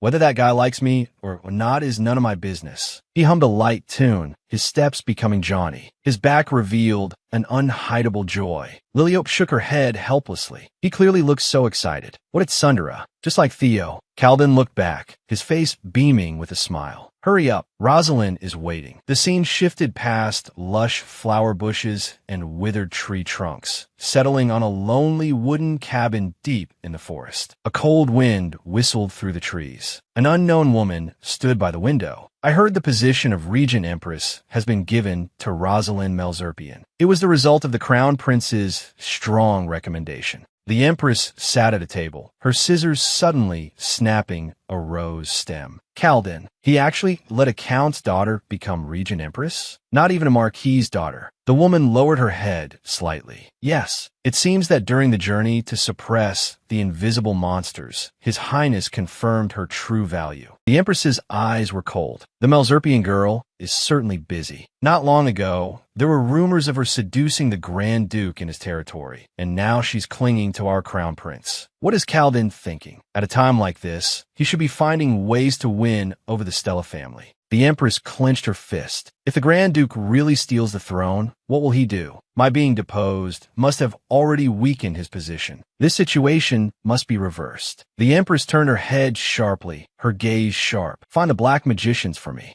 The woman looked troubled. Are you going to see them again? It won't be easy to meet them. After all, you cannot leave this place. The Empress stared out the window. Find a way. Have them contact me secretly. It must not be discovered. The woman bowed. Understood. The Empress rubbed a pink petal between her fingers. Kaladin's position has become unstable because of me. I must fix all of this with my own hands. A murderous intent appeared in her eyes. That's right. As long as I kill the Grand Duke, it will be fine. Everything started because of that Grand Duke. As long as he is dealt with, Kaladin will forgive me. The Empress's lips curled up in a distorted smile, tears sliding down her cheeks. She suddenly clutched the fabric over her chest, her nails digging deep into her palms. As long as he's dead, everything will return to how it was. Kaladin stabbed a piece of food. Lily, an engagement ceremony is a sacred vow before marriage. No matter what Theo told you, holding a formal ceremony is the right way to do things. Liliope gave a helpless smile. So, you can accept me moving in with Theo, but you're shocked by skipping the ceremony? She put down her utensils. Theo said if we want it, he doesn't mind holding an engagement ceremony, but he suggested we could just have the wedding the day after the ceremony. Kaladin stopped his movements and looked sideways at Liliope. Does anyone actually get married the day after engagement? Of course not. A look of realization flashed in his eyes. It seems he's already impatient to have you all to himself. Liliope lowered her eyes, her cheeks flushing slightly. Actually, I'm the one who wants to get married quickly.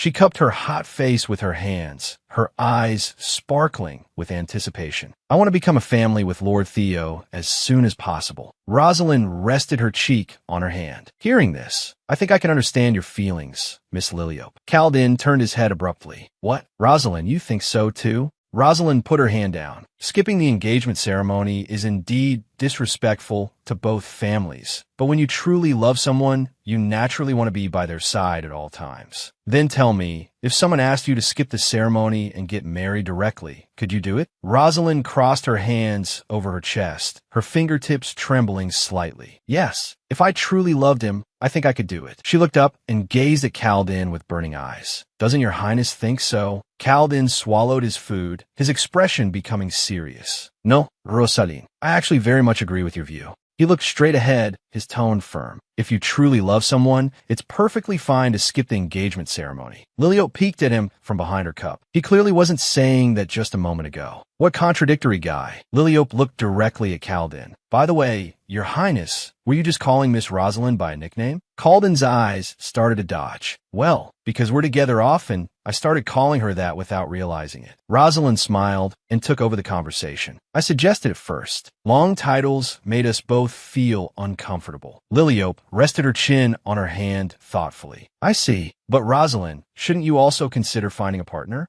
Rosalind froze and lowered her head, stammering. That. Liliope continued to press. Who will inherit your family's title? My brother will inherit it. Liliope gave a brilliant smile. Is that so? I think you're very suited to be the head of the family. Caldin cut a piece of meat on his plate with elegant movements. You certainly have the ability to manage the Malzerpian family well, but palace work is clearly more suited to you. He put down his utensils, his expression softening. Rosalind is considerate and always thinks of others first. Though a noble, she lives simply and is never extravagant. Caldin stabbed a piece of meat and put it in his mouth, a smile spreading across his face. I'm afraid there's no one more suited to be empress than her. Liliope narrowed her eyes, staring at him. More suited than who? Caldin waved his hands frantically, looking panicked. No, I didn't mean it like that. Liliope turned her head with a teasing smile. Did you hear that, Rosalind? His Highness said you're the most perfect candidate for Empress. Rosalind cupped her face with her hands. No, how could I possibly become Empress? Caldin pressed his hand to the back of his neck, shifting his gaze to the table. Shyness filled the air between the two. Liliope watched them. They were practically flirting. Why were they so cute? I really hope they start dating soon.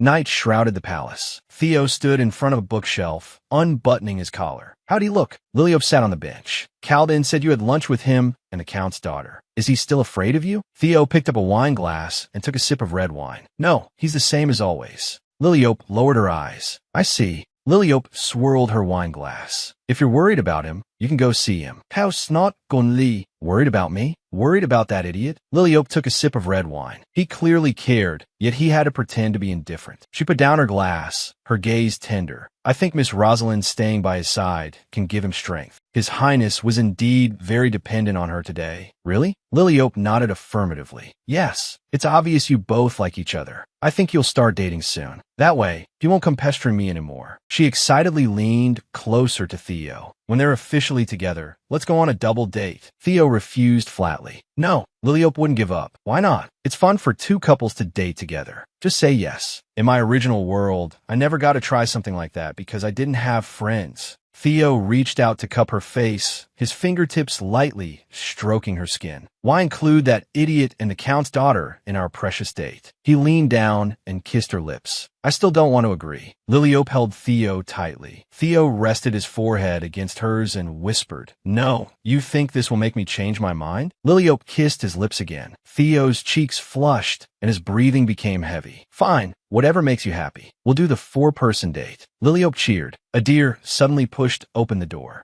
Your Grace, an urgent report from Swindley Village. Theo was holding Liliope tightly as they were entangled on the sofa. Adir froze in place, his gaze lingering on the two for a second before he quickly lowered his head. I'll come back to report tomorrow. Please continue what you were doing. Liliope's cheeks were bright red. It's okay, Adir. Theo let go of her and straightened his messy shirt. What happened? News about Swindley Village? Adir pushed up his glasses, his expression returning to professional. We received a report. The water there is flowing diagonally. How thou in? Diagonally? Adir opened the file in his hand. Normally, water falls vertically, but the report says the water there is flowing at an angle, as if defying gravity. Theo's expression grew solemn. Water flowing diagonally. That is indeed abnormal. I'll go check it personally tomorrow. Liliope hid behind him. Black magic? Could this be related to black magic? Theo, turn around. I've heard that when black magic is cast, water flow can change. Go check the old records to see if there's a connection. Liliope quickly followed him. If it's black magic, I want to go with you. Theo refused sternly. No. Have you forgotten that black magicians are targeting you?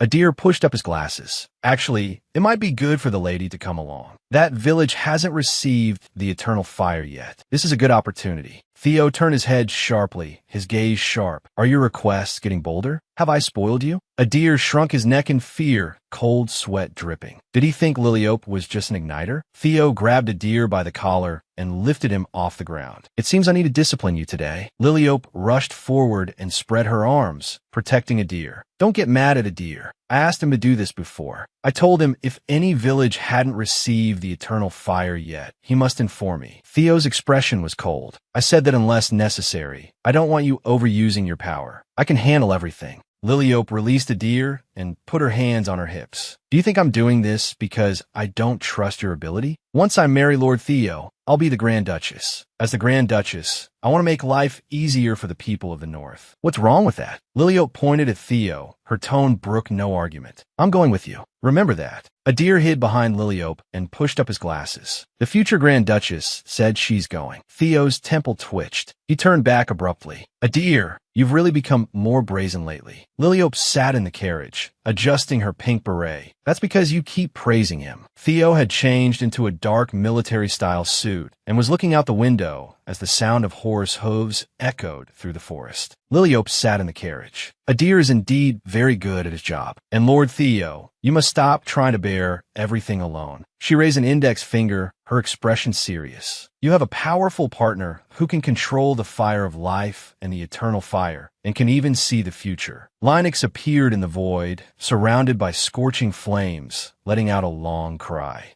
Liliope flipped through a thick book, fire jumping at her fingertips, her smile brilliant. Theo lowered his eyes and tugged at the gold thread on his sleeve. Why do you always want to solve everything alone? You're right. He looked up, a hint of a smile on his lips. In that case, tell me more about the future. Liliope froze. The story from the original book? Theo gazed into her eyes. You said black magicians would steal the Empress's soul and plunge the Empire into darkness. The carriage sped along the forest path, wheels crunching over gravel. Liliope nodded in confirmation. That's right. The black magicians will summon him. How thou in? Him? Liliope's expression was solemn. Death. He will summon the Reaper to descend. Liliope looked down at her fingertips, her pupils trembling slightly. If the prophecy comes true, the entire empire will become an altar. According to the original book, the black magicians planned to use the Reaper to eliminate all nobles with elemental magic. A pale hand reached out from a black robe, black claws growing from the fingertips. Theo's palm condensed water, while light surrounded Kaladin. Rosalind clasped her hands in prayer. They believed black magic was looked down upon only because of the existence of elemental magic. The black magicians believed nobles craved even greater power, which was why black magic was banned. If these nobles disappeared, they could use black magic without limits.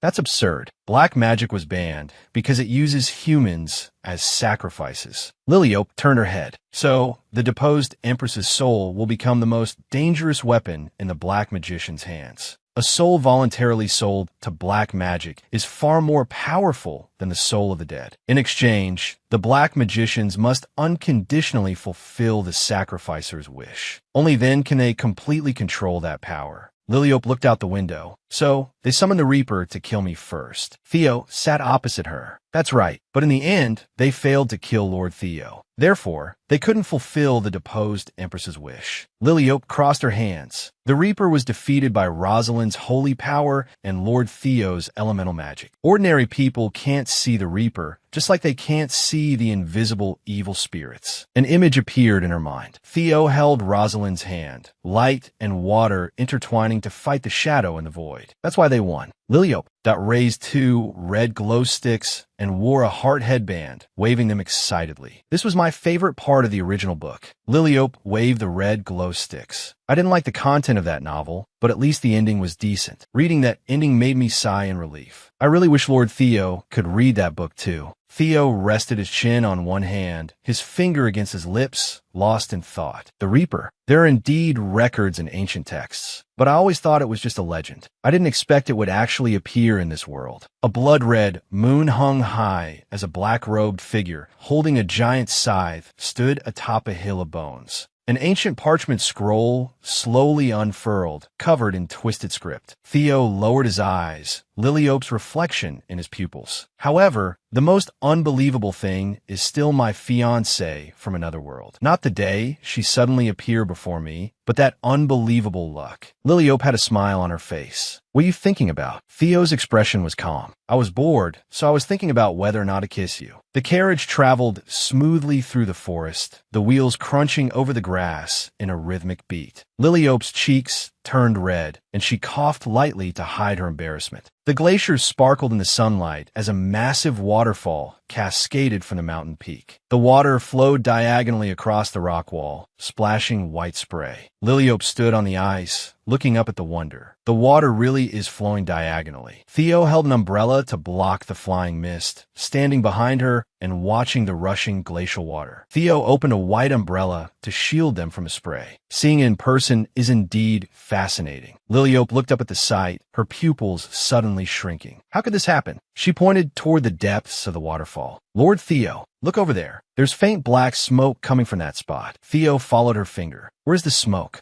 Liliope's expression was anxious. Right around the waterfall. Can't you see the black smoke? Theo looked around, his tone calm. I can't see it. Is there really black smoke there? Liliope pressed her finger to her lower lip. Can only I see it? Those are traces left by black magic. She remembered the previous battle. Linux had swallowed the invisible evil spirits, so only she could sense those auras. Calden's voice came from the communication ball. Lily, are you contacting me now? Lily, hello. Liliope held the purple light ball in her palm, her expression solemn. I found traces of black magic and want you to confirm them personally. Calden waved in the light screen. What's wrong, Miss Lily? Liliope turned her face, her tone decisive. No, I definitely never did such a thing. 30 minutes later, Theo held the white umbrella, looking sideways with a cold gaze. Why on earth did you bring this idiot along? Calden held a light purple lace umbrella for Rosalind. I couldn't let Rosalind go to a place with black magicians alone, could I? Besides, isn't it natural for royalty to visit the North? Theo's gaze was cold. Since when did the people of the North become subjects of the imperial family? Hasn't the imperial family always treated the North like a separate country? Calden suddenly leaned in. No, I've never done that. Liliope took Rosalind's arm. Stop arguing. Let's go. She pulled Rosalind forward as the sounds of Theo and Calden provoking each other continued behind them. Rosalind, that waterfall over there is flowing diagonally. Is it related to black magic? Rosalind lifted her skirt and stepped onto the snow, making a crunching sound. Yes, diagonal water flow is one of the typical traces left by black magic. Liliope stopped and pointed ahead. Right there. Tell me everything you see. Rosalind looked where she pointed, her pupils trembling.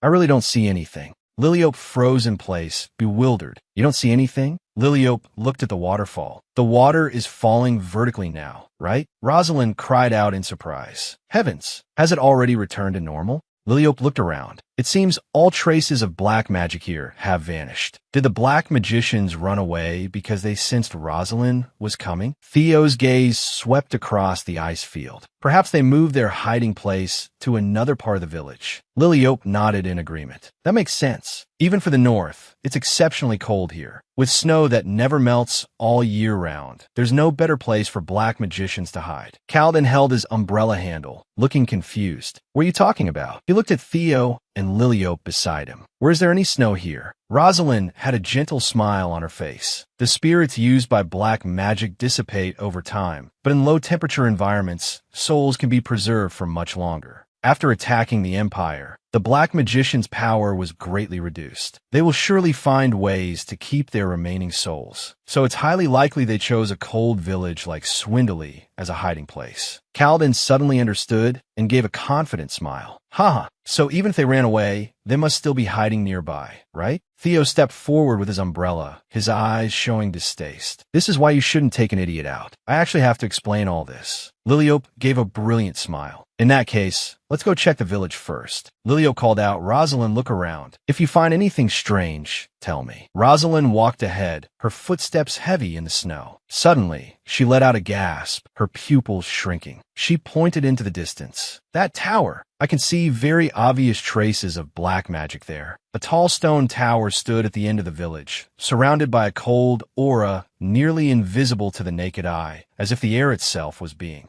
forcibly twisted. Liliope stared at the top of the tower. To me, that power seems very weak. Rosalind must have extremely strong holy power to see it so clearly. Liliope looked up at the stone tower. What is that tower? Theo stepped inside, his leather boots clicking sharply against the stone tiles. This was the flame tower, built to prevent heavy snow from accumulating on the roof. Liliope looked around. Lord Theo, where did you just go? Theo came to a halt. I just want to see the village chief. The flame tower's fire, which is supposed to burn year-round, has gone out. The chief says it's because the snow was too heavy this morning, but this must be the work of black magic. I have to go inside the tower to investigate. Cardian stepped aside, shielding Rosalind. I will reignite the flames for you in a moment. Ah, Rosalind, don't get too close. It might be dangerous there. Liliope stopped in front of the tower door. Is there a place to hide here? Theo pushed open the heavy tower door. There is a spacious area underground. Liliope's expression turned resolute. Then, they must be hiding down there. I can sense the black magic. I'll lead the way. She was the first to step into the darkness of the tower, with Cardian following closely behind, his long umbrella tilted slightly. As Cardian descended the steps, he whispered, Rosalind, be careful not to touch anything, okay? Rosalind replied softly, all right. Theo, walking at the very back, fixed his gaze on the figure ahead. Your Highness, you really are overprotective of Rosalind. Cardian didn't even turn around, taking it as a matter of course. Rosalind is the only genius in the Empire who possesses the holy power to rival black magic. And besides, she is. An image of himself standing in front of her with open arms flashed through his mind, as if announcing the passage of a VIP. She is a precious talent currently acting as the Empress. Shouldn't I protect her? Cardian raised his index finger with a smug expression. Anyone who dares to trouble Rosalind, I will. Theo looked at him with cold indifference. What an irredeemable fool. Cardian's tone turned fierce. I swear I'll cut off their heads. Liliope's face went pale. Please don't say things like that, Your Highness. Memories of being brutally murdered instantly resurfaced, and fear flooded over her like a tide. She clutched the fabric at her chest tightly. Cardian shrunk his neck back, looking embarrassed. I was only speaking metaphorically. Theo noticed something was wrong and leaned down close to Liliope. Miss Liliope, what's wrong? Are you feeling unwell? Liliope shook her head repeatedly. No,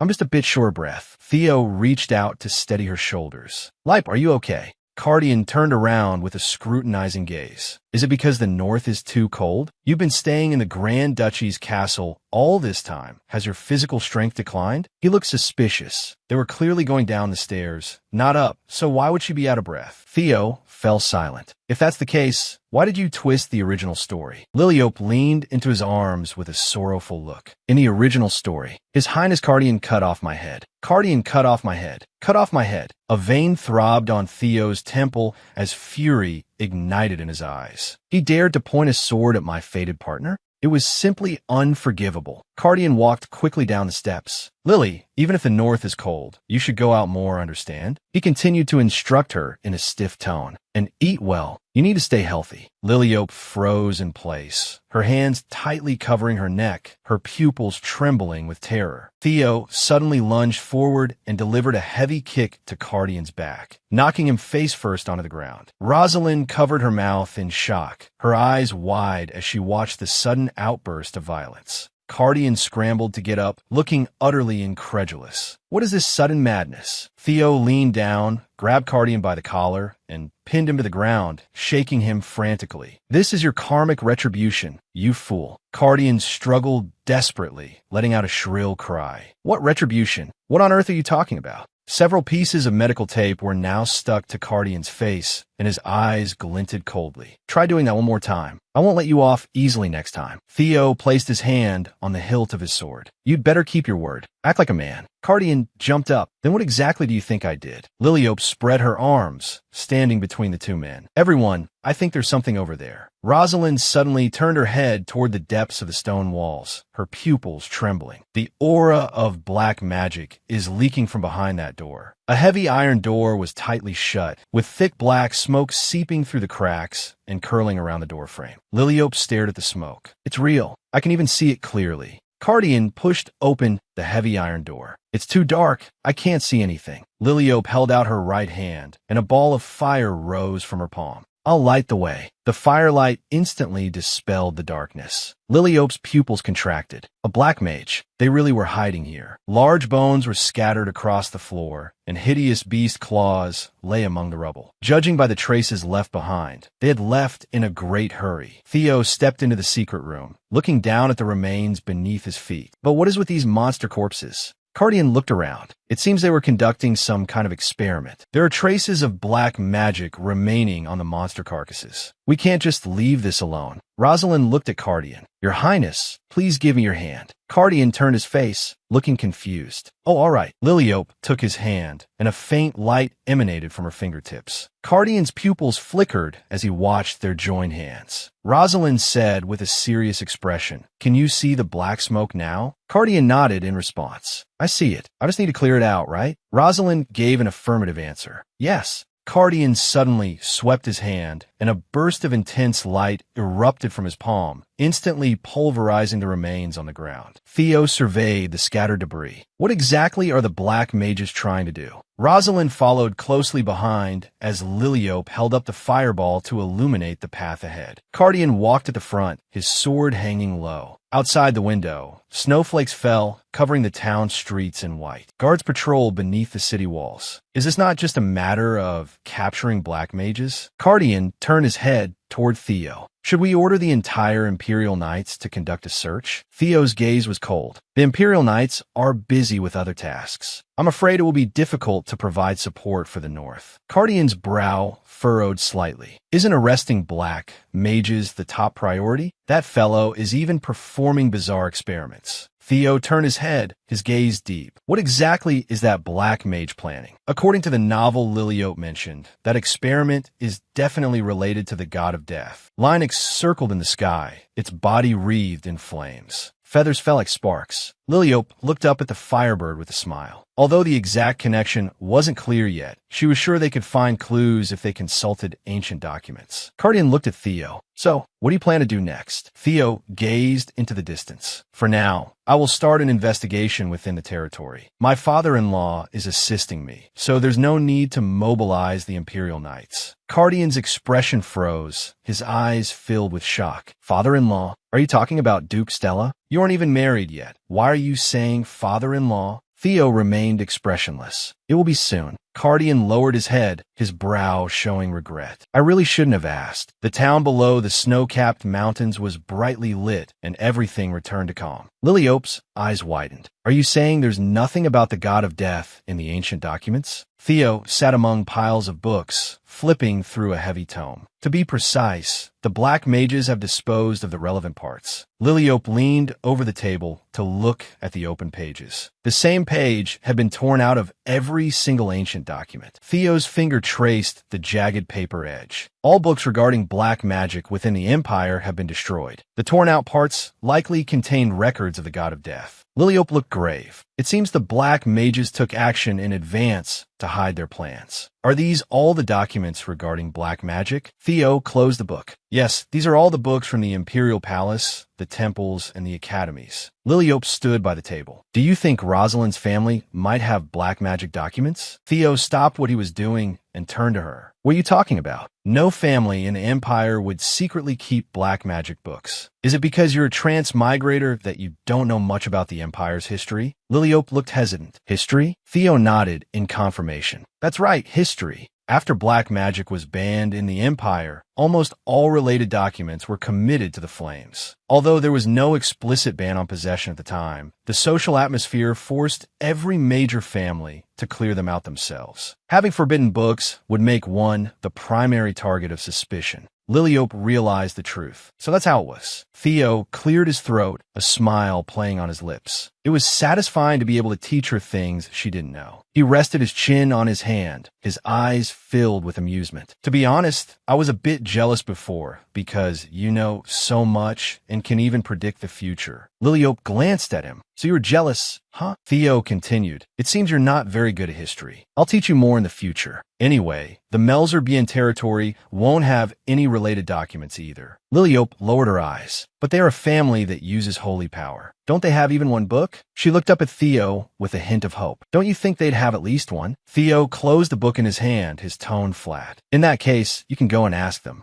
Liliope immediately contacted Rosalind. As expected, the Melzerbian family did indeed possess an ancient book about black magic. Rosalind gave a bright smile. Yes, my family does have one. Liliope immediately had the ancient book brought in. A thick book with a dark red cover sat on the table, its cover engraved with a complex pentagram magic circle and a metal clasp. It was perfectly sealed. She leaned in to examine the pages. It looks like there are no signs of it being torn, right? Theo rested his chin on his hand, his expression cold. It seems even the black mages didn't know the Melzerbian family hid such a document. Liliope urged him, quick, look at the part about the god of death. Theo reached out and flipped open the pages, the paper making a crisp, rustling sound. Found it. 500 years ago, a black mage deceived a member of the imperial family into sacrificing their soul to summon the god of death, plunging the entire empire into crisis. The illustration showed a long-haired woman collapsed in the center of a magic circle, her body becoming transparent as her fingertips touched a faint blue light. Below, a giant skeletal hand burst from the earth. The god of death, draped in a tattered black robe, stared at the offering with hollow eye sockets. An ancestor of the Melzerbian family, possessing powerful holy strength, ultimately sacrificed their life to seal the god of death. Theo held the ancient book, his eyes scanning the dense text. To break the seal, a noble must voluntarily sacrifice their life, and the shell of a powerful monster is required. Liliope stood behind him, her hands braced on the table. So that's why they were experimenting on monsters. Theo's finger stopped at the end of page. Wait, there's more recorded here. Finally, 100 souls with elemental abilities are needed. He frowned deeply. However, if the sacrificer's wish is not fulfilled, the seal will not be completely broken, and the god of death will not be able to exert its full power. Theo slammed his hand onto the table. Damn it. Liliope stood to the side. The future you spoke of. It seems it's really going to happen. What should we do? Theo rested his hands on the edge of the table, lost in thought. According to the original story, it was a happy ending, but it would be best if the god of death didn't appear at all. Liliope looked stern. We must catch that black mage as soon as possible. She stared ahead. Does it really have to follow the original plot? A figure in a black robe already loomed over the Empress. They could infiltrate the palace and the temple to tear out documents. Their movements were ghostly. If the black mage was determined to summon the god of death, even if the deposed Empress was hidden away, they would surely find her. Liliope grabbed a red apple and took a hard bite, her cheeks bulging with frustration. If only the original had written where the black mage was, then everything could be solved easily. Why didn't the author tell me? She suddenly stopped, her eyes lighting up. Why don't we ask His Highness Guardian for help? Let him go see the deposed Empress. Liliope looked at Theo. After all, the Empress only cares about His Highness Guardian's safety. If he goes to persuade her, she might change her mind. Theo picked up a slender wine bottle, pouring the deep red liquid into a glass. I've considered that, but it won't be easy. He set the bottle down, his finger touching the rim of the glass. Without concrete evidence that the deposed Empress will sacrifice her soul, Guardian will only see it as slander if I bring it up. Cardian stood alone in an open space with his back to the camera, his figure looking lonely. The deposed empress's actions had already deeply hurt him. Liliope lowered her eyes, looking melancholy. True, that would be too cruel for His Highness Cardian. Theo turned around, his eyes solemn. But the situation is too serious. We cannot just sit by and watch. Theo picked up the wine glass and took a sip. I need to think about what to do. Night shrouded the spire buildings, with a faint light peeking through the curtains. It was rumored that summoning the god of death required a noble soul. Liliope sat alone on the edge of the bed. The black mage had likely targeted the deposed empress. She hadn't expected the ancient book to contain such things. She pondered. Did you tell His Highness Cardian about this? Liliope shook her head gently. No. Theo is still hesitating over whether to tell him. Rosalind's pupils trembled. I can understand why he's so conflicted. Although Liliope's deduction is logical, there is currently no evidence that the Empress is still in contact with the Black Mage after being deposed. Liliope leaned against a soft pillow, looking grave. Exactly. That's why I'm being so cautious. She looked at the orb of light in the air. Rosalind, please don't mention this to His Highness Cardian either. Rosalind flickered with a faint light. I understand. I'll act as if I know nothing. Theo stood before the floor-to-ceiling window, his posture straight, with Adier standing behind him. Adier held a document. Theo turned his face slightly, his profile looking cold in the moonlight. Are you sure? Adier looked solemn. Yes, I am very certain. We have discovered signs that the deposed empress is attempting to contact the Black Mage. Theo lowered his eyelids, his gaze falling on nothingness, his expression becoming increasingly icy. I don't understand what you're trying to say. Drawing a conclusion based solely on the contents of an ancient book is far too far-fetched. Cardian pressed his hand onto the open page, his fingertips exerting force. Do you have evidence that my mother contacted a black mage, or even that she intends to sacrifice her own soul? Theo stood opposite him, his face calm. No. Cardian suddenly turned around, his questioning voice echoing in the room. Since there's no evidence, what right do you have to speak so certainly? His eyes were filled with sorrow. Wasn't it enough to strip her of her status and exile her? Isn't that enough to earn forgiveness? Cardian leaned over and braced himself on the table. Is this the reason for all of this? Theo remained silent, his gaze cold. If I wanted to frame the deposed empress, I wouldn't have come to talk to you like this. He took a step forward, his voice low. Given the current situation, the Black Mage has clearly decided to summon the god of death. They need a noble soul, in other words, the imperial bloodline. Cardian froze in place, his fingertips trembling slightly. Once the Empress makes contact with the Black Mage, it will be too late. It wouldn't be hard for the Black Mage to brainwash an isolated Empress who has lost everything, and making her sacrifice her soul would be even easier. Theo turned aside, his gaze sweeping across the bookshelf. The deposed Empress has already tried to contact the Black Mage more than once, but many times. He looked directly at Cardian. If the people knew that the Empress was still colluding with black mages after being deposed, do you think the citizens of the Empire would remain silent? Public opinion and the nobility would all demand her execution. Cardian stood by the desk, his eyes showing hesitation. That is why you need to go see her and persuade her. He suddenly clenched his teeth and turned his face away, avoiding Theo's gaze. I don't want to go. If she needs to be persuaded, you go. I'm not ready to see her yet. Theo took a step forward, his leather boots making a dull thud on the thick carpet. I know you're still angry with the deposed Empress. He stopped in front of Cardian, his tone level. You were once a close mother and son. I can understand. About how deep your disappointment is. Theo looked him straight in the eye. But you're the crown prince of the Empire. The Empire's interests must come before personal feelings. Right now, there's no need to interrogate her about her intentions with the Black Mage. What's important is to soothe her desperate heart and stop her from making a foolish choice. Cardian fell into a memory. In the image, he once sat side by side with the Empress, their hands clasped. You are the only one who can do this. Theo stared ahead, his gaze icy. I will not report the deposed Empress's attempts to contact the Black Mage to His Majesty the Emperor. It's not too late yet. Consider it carefully and make a wise decision. Theo walked away, leaving Cardian standing alone, watching his retreating back with a complex expression. How? Ultimately, the contents of the ancient book were reported to the emperor. Shortly after, the entire empire entered a state of emergency. To obtain the final condition for summoning the god of death, the black mages needed 100 souls with elemental magic. Imperial guards stood atop the city walls, holding long spears as they patrolled. The dark cloud of an impending black mage attack loomed over the city. Rosalind appeared in a communication image, looking much more relaxed. I heard the deposed empress has calmed down quite a bit after seeing you. Liliope rested her chin on her hand, a slight smile on her lips. That's good. How have you been lately, Rosalind? Security in the capital must have been tightened, right? She toyed with a lock of hair. After all, most nobles with elemental abilities live in the capital. The Imperial Knights and the Praetorian Guard must have been working very hard lately. A purple orb of light floated in front of Liliope, flickering as it replied. Aside from being busy preparing for the family succession ceremony, I'm doing well. Liliope blinked. Succession ceremony? Sister, are you going to become the head of the family?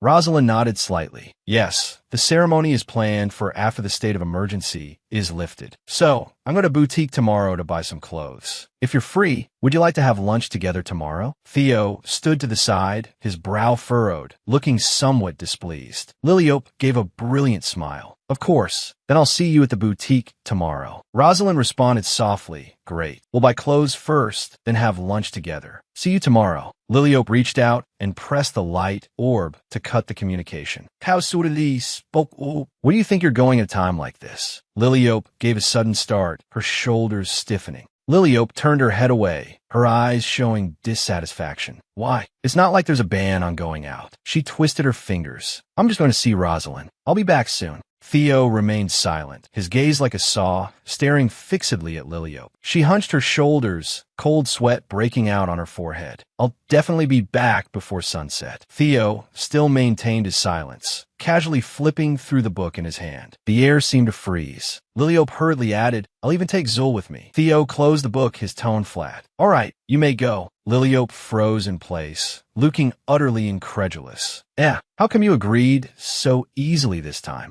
Theo adjusted his cravat. I have a meeting at the palace tomorrow, and I'll be heading to the capital anyway. If anything happens, I can get there immediately. So tomorrow is fine. Usually, it would be out of the question. Liliope rested her chin on her hand. Actually, I'm very strong too. I can handle most things myself. A ranking of the world's strongest flashed through her mind. First place, Theo. Second place, Cardian. Third place, Zul. Fourth place, herself. Or maybe not. The sign for the Faroche boutique glinted in the sunlight. Inside, the shop was filled with magnificent gowns. The shopkeeper adjusted her spectacles, her finger gliding over the fabric. You'll be wearing this for the succession ceremony, right? I will make it perfect, without a single flaw. She let out an exaggerated laugh, and suddenly unfurled a bolt of golden silk. The silk billowed in the air. Rosalind sat on the sofa and picked up a teacup. I am Sore Liliope. We agreed to meet, but I'm making you stay with me while I try on clothes. Liliope waved her hand with a bright smile. What's there to apologize for? I wanted to come with you. You were a huge help to us when the plague was spreading in the north. I've always felt like I haven't properly repaid you. Rosalind touched her cheek. I didn't do it for a reward. But still, thank you, Liliope. Liliope looked around, her brow furrowing slightly. But shouldn't this kind of rule that be changed? Rosalind looked confused. Liliope pointed at the shop's decor. The rule that only families of marquis rank or higher can have custom clothing made at Faroche. Who exactly set that? The shopkeeper, carrying fabric, walked toward Zul. Sir Zul, you have the height of a model. Would you consider being one? Zul replied coldly, no need. Didn't you know? That was a rule set by the former empress. Liliope's pupils contracted. The former empress? You mean the one who was just deposed? Rosalind nodded. Yes. Madame Faroche designs are extremely exquisite and have high collectible value. She continued to fiddle with the fabric. Since it's a rule set by the imperial family, it's not so easy to change. Otherwise, it would cause a backlash from families of marquis rank and above. Liliope crossed her arms, lost in thought. So this absurd setting was also because of that deposed empress? Liliope looked around. There are only me and Miss Sergiona in the marquis rank families now, right? Do you think Miss Sergiona would object? Rosalind let out a light laugh. Probably. Sunlight spilled over the imperial city walls as flags fluttered in the wind. A guard let out a yawn. How much longer is this emergency alert state going to last? He adjusted his helmet, his expression showing exhaustion. There hasn't even been a shadow of a monster. It's deadly quiet. Another guard gripped his spear. Isn't it all because of His Grace the Grand Duke? He lowered his voice. I heard the Grand Duke got intel that black mages would attack the Empire. The guard threw down his spear. I'm sick of this. I'm going to sleep. His companion hurriedly whispered a warning. Hey, what if you get caught? The guard walked away without looking back. Whatever. I'm exhausted. I can't even go home. The sky suddenly shook violently. A black crack burst open, and rubble and airwaves swept over the city walls. A massive black pillar of light pierced through the clouds and fell straight into the center of the city. Houses instantly collapsed, and dust blotted out the sun. Shrill screams echoed through the streets. Monsters! Monsters have appeared. Rosalind stood up abruptly, her face pale. Liliope looked out the window. Monsters! Liliope pushed open the door and rushed onto the balcony. A giant black beast tore through the clouds, opening its blood-filled maw lined with sharp teeth and letting out an ear-shattering roar. Swarms of wyverns streaked across the sky, diving toward the terrified crowds. Screams rose from everywhere. It's monsters. Monsters have appeared. Liliope stared at the chaotic streets. These must have been sent by the Black Mage. They're all high-level monsters. There are just too many of them. Zul held his sword horizontally in front of him. Miss Liliope, it's dangerous here. Please hide behind me. Liliope turned her head. Zul, take Rosalind and Madame Faroche to the shelter immediately. Rosalind looked stern. Lily, I want to fight too. Zul blocked her with his arm. Miss, it's too dangerous here. Please retreat. Rosalind stared out the window. Lily, I could sense black magic from those monsters. A black mage seems to be controlling them. Liliope held out her right hand, aiming her palm at the sky. A blue magic circle instantly expanded, its light swallowing the surrounding shadows. Zul followed close behind, his cloak snapping in the wind. The two stood side by side on high ground. A giant beast's claws crushed a stone wall, its massive body looming over the street as it threw its head back and let out a howl. A foul-smelling blast of air swept past. Zul held his sword in front of him. Miss Liliope, please leave this place. I'll handle it. Liliope's gaze was resolute. No, we'll fight together. I'll support you.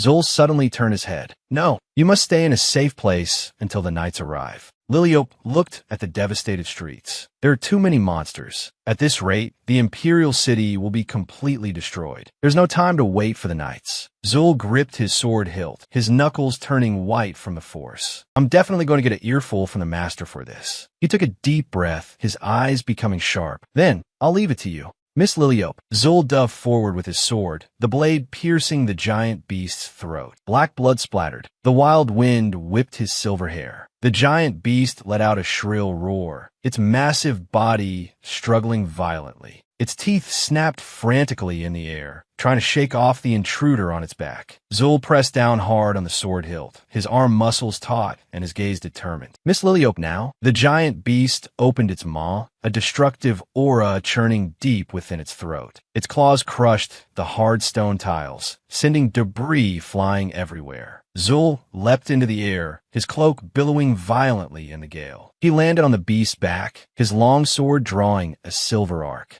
Liliope leveled her right hand, and crimson flames erupted from her palm. The wave of fire instantly consumed the air, heat sweeping over the balcony. Linux appeared within the flames, letting out a sharp, long cry as it dived toward the struggling beast. Liliope's long hair flew as she manipulated a massive amount of magic power to completely surround the monster. The giant beast collapsed in the sea of fire, its black body smashing into the stone wall and kicking up clouds of dust before finally losing its life. Madame Faroche lifted her skirt and hurried through the corridor. Heavens, what on earth is going on? Madame Faroche looked at the remains of the fallen beast and let out a scream, her body trembling so violently she could barely stand. She clutched her forehead, her breathing becoming rapid and her vision blurring as she began to fall backward. Rosalind rushed forward and caught the limp Madame Faroche. Madam, wake up. Liliope looked at them anxiously. Rosalind, what's wrong? Are you hurt? Rosalind slowly opened her eyes. Miss Liliope, I'm fine. Rosalind's eyes widened in terror. Miss Liliope, there's a monster behind you. A giant beast opened its maw and dived from midair, its claws aiming straight for Liliope's back. Zul suddenly turned around. Miss Liliope, a silver flash of sword light appeared out of nowhere, instantly piercing the giant beast's head. The black remains exploded in midair, scattering into countless fragments. Liliope steadied herself, her skirt swaying gently in the wind. She looked down at her toes. I'm fine. Zul let out a cry of surprise, his gaze locking onto a touch of red. Miss Liliope, you're bleeding. Liliope clenched her teeth. This is nothing. Focus on destroying the monsters. Liliope shouted. It's not over yet. The giant beast roared again. It suddenly lunged up from the sea of fire, its claws tearing through the air. Liliope let out a startled cry. Theo appeared at the edge of the balcony, gazing coldly at the battlefield. How? Liliope looked up. Crown Prince Cardian was actually here too. The giant beast spread its wings, blotting out the sky, and let out an ear-splitting roar. Its claws tore through the clouds as it dove straight for the two on the ground. Theo suddenly swept his arm, and golden light erupted from his palm, turning into countless sharp swords that instantly pierced through the giant beast's body. Kaladin, a surge of crystal blue water droplets spiraled through the air. He elegantly manipulated his magic to extinguish the remaining flames. The giant beast exploded midair, its black torso pierced by crimson fire. The blast shattered the clouds as charred remains and sparks rained down. The monster crashed into the ground, kicking up a massive cloud of dust. The massive body twitched violently before finally turning into black ash and dissipating. The smoke cleared, and the sky returned to a clear blue. In the distance, the snowy mountains stood in silent majesty, and the town's rooftops were bathed in tranquility. Black boots stepped across the marble floor. Hurried footsteps echoed in the corridor. Rosalind, Liliope, are you two all right? Theo rushed to the scene, his gaze landing in the distance. Is that Madame Faroche? Is she injured? Rosalind shook her head gently. No, she just fainted from the shock of seeing the monster. Theo's expression softened slightly as his eyes scanned the surrounding wreckage. A swarm of monsters appearing in the center of the capital. It's truly unbelievable. Liliope, you aren't hurt, are you? Theo called out Liliope's name in a low voice. His fingertips lightly touched the bloodstain on her cheek. Let me see your face. Liliope's eyes darted away, trying to avoid that cold gaze. It's really nothing. Theo suddenly gritted his teeth, his jawline tensing as anger surged in his eyes. Zul bowed his head in apology. I am sorry, Your Grace. Liliope quickly stepped in front of Zul. No, it was my choice to fight alongside Zul. This isn't Zul's fault. I need to treat your wounds. Come with me. Theo grabbed her wrist, his grip unquestionable. Kaladin, I'm returning to the Grand Duke's estate. I'll leave the cleanup to you. Kaladin spread his hands helplessly. All right, Lady Liliope, those wounds contain traces of black magic. Rosalind followed for a few steps with a worried look. Let me see them. Kaladin waved his hand, signaling Rosalind not to follow. But Rosalind stopped, her brow furrowed with concern. Just let them go. Kaladin's smile faded, his eyes turning deep. I know Theo's temper all too well. He's in an absolute rage right now. Theo half-dragged her along, his black cloak trailing across the stone floor, his steps hurried and stiff. This is strange. The atmosphere is completely off. Liliope, with a bandage on her forehead, glanced around uneasily with her emerald eyes. Usually, Theo would have already started his endless nagging. He would be shouting, asking why she didn't listen. Why she wasn't careful. Liliope imagined him exploding in anger. It would be a nagging hell. Why isn't he saying anything? Is he really that angry? Liliope quietly observed the man beside her. Theo was expressionless, showing only a cold profile. Tao, she called out softly, testing the waters. Are you angry because I want to fight the monster just now? Theo stood with his back to the sofa, silence filling the spacious room. He must be furious. Liliope sat nervously on the edge of the sofa. Her hands were tightly interlaced. Don't you want to talk? She asked, carefully breaking the dead silence. Theo remained with his back to her, head bowed, offering no response. Then, let's talk after you've calmed down. Liliope stood up abruptly, lifting her skirt to flee. I'm leaving now. Suddenly, a hand blocked the doorframe, stopping her path. Liliope, she stopped in shock. Pow! From behind, he suddenly tightened his arms, pulling her entirely into his embrace. His chin rested on her shoulder, his eyes hidden in shadow. Theo gripped her wrists with startling strength. Do you know how scared I was? His voice was raspy, his breath brushing against her ear. Liliope froze, her pupils dilating in shock. She could feel the violent heaving of his chest. I knew you would rush into danger regardless of the consequences. Theo closed his eyes, the image of her facing the beast alone flashing in his mind. I know why you fought so hard, but seeing you battle that monster, my heart nearly stopped. This anxiety is driving me insane. I really want to lock you up so you can't go anywhere, so you can only stay by my side, Theo whispered. Only then would this suffocating fear ease a little. I'm sorry for making you worry, Theo. Liliope placed her hand over the back of his, her fingertips touching his cold military uniform sleeve. What could have happened? She turned her head, looking at the black hair pressed against her neck. In the original story, you said you had already died once. Theo tightened his arms. That is exactly why I am so anxious. Liliope lowered her eyes, a helpless smile on her lips. Your current worry is exactly like mine when I first possessed this body. There's really no need to worry. I will stay by your side forever, Theo. Theo buried his face deep in her hair, one hand gently cradling the back of her head while the other wrapped tightly around her waist. Sunlight filtered through the curtains, casting a golden glow on the embracing pair. Despite the ongoing pursuit, they still hadn't captured the Black Magician. Soldiers marched through the stone corridors, searching every dark corner. A few days later, the state of emergency was lifted. Evidence showed he had fled to another country. Since he failed to collect 100 souls of those with special abilities, the summoning ritual was a total failure. Even if he occupied a monster's body or bewitched the deposed empress, he couldn't awaken the god of death. Peace arrived just as suddenly. Zul carried a tray full of desserts down the long corridor, followed by Zema with a steaming teapot. Adir hurried through the stairs with a tall stack of documents. Everyone was back on track. However, there was one person still in a state of extreme emergency. Liliope held her head, her messy blonde hair peeking through her fingers. A murderous level of wedding. That preparations have begun. Liliope collapsed into a pile of documents, her limbs splayed out weakly. Lists of wedding dress designs, makeup styles, guest invitations, and venue candidates. These papers buried her like a mountain. Liliope sat at the dining table, flipping through the registry. The guest list is finalized, and the invitation design is chosen. She gently set the paper down. We just need to custom make the attire. Theo sat opposite her, his gaze on her face. Will it be custom made at the Faroche boutique? Liliope shook her head slightly. No, the designers from the Great Temple are in charge of the wedding attire. Theo looked somewhat puzzled. The Great Temple has designers?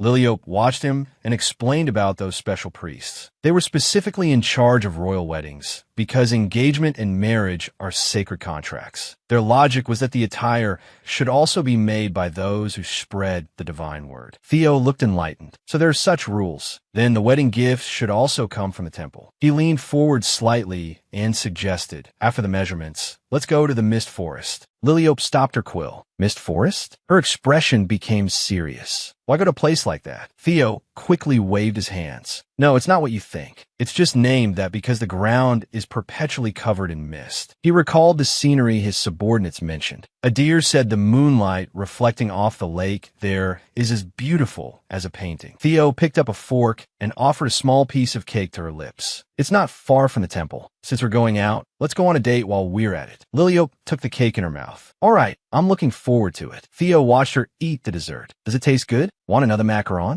Liliope nodded vigorously. Yes. Theo picked up the utensil, selecting her favorite flavor. I'll get you your favorite one. Liliope chewed with her cheeks puffed out, still holding her quill as she fell into a brief thought. Theo, people here don't usually do this, do they? Theo stopped his movements and turned to look at her. Do what? Liliope stopped writing. For example, a man personally feeding a woman. Except for you. I don't think I've seen anyone else do this. Even my father never did these things for me. Theo scooped up another spoonful of dessert and brought it to her mouth.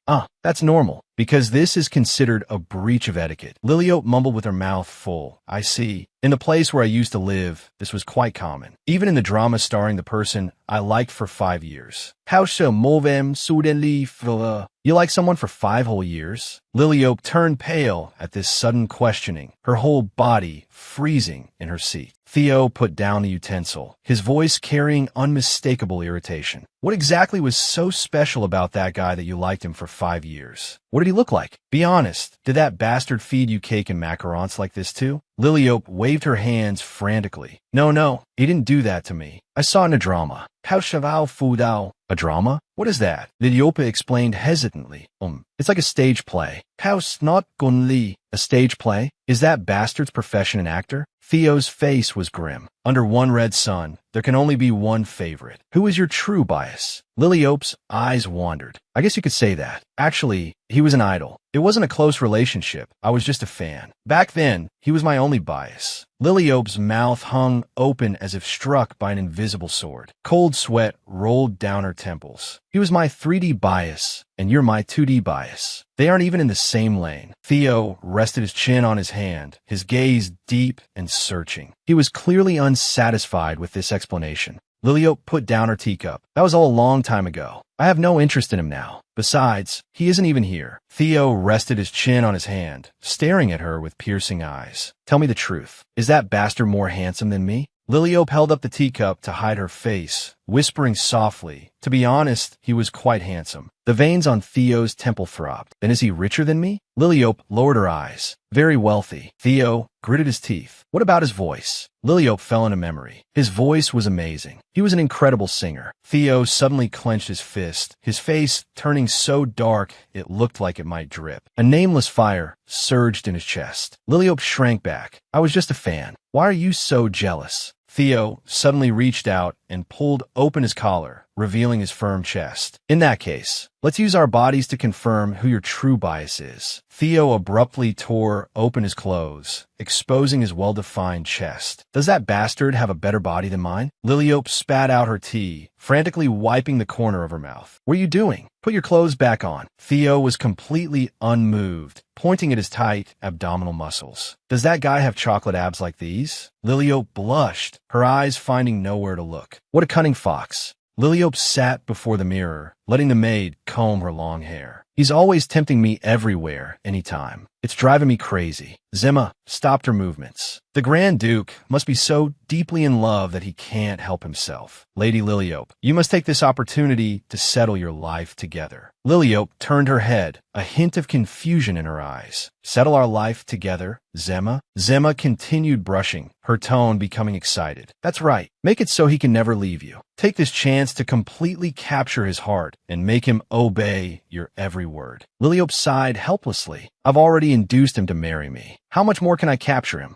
Zema put down the comb, her expression becoming serious and mysterious. You don't understand. Now is the perfect time to claim the Grand Duke entirely. I have a brilliant method. Liliope's eyes widened slightly. A brilliant method? Liliope stood before the mirror, looking down at the garment on her body. A narrow strap had slipped to one side, and the lace edge barely covered the tops of her thighs. Zema, what is this? Zema clasped her hands to her chest, watching her mistress with delight. It suits you perfectly. What else could it be? It's a nightgown, of course. Liliope turned around stiffly, looking at her nearly naked reflection in the mirror. Zema, isn't this design a bit too much? Zema puffed out her chest, her tone firm. I specifically chose the sexiest style. As the saying goes, a man should be conquered in bed. Since you're already sharing a bed anyway, this is definitely the best weapon to capture the Grand Duke. Liliope gripped the hem of the gown. But we really haven't done anything. We just sleep. Zema leaned in, frustrated. That's what frustrates me the most. As long as you wear this, you could do other things in bed.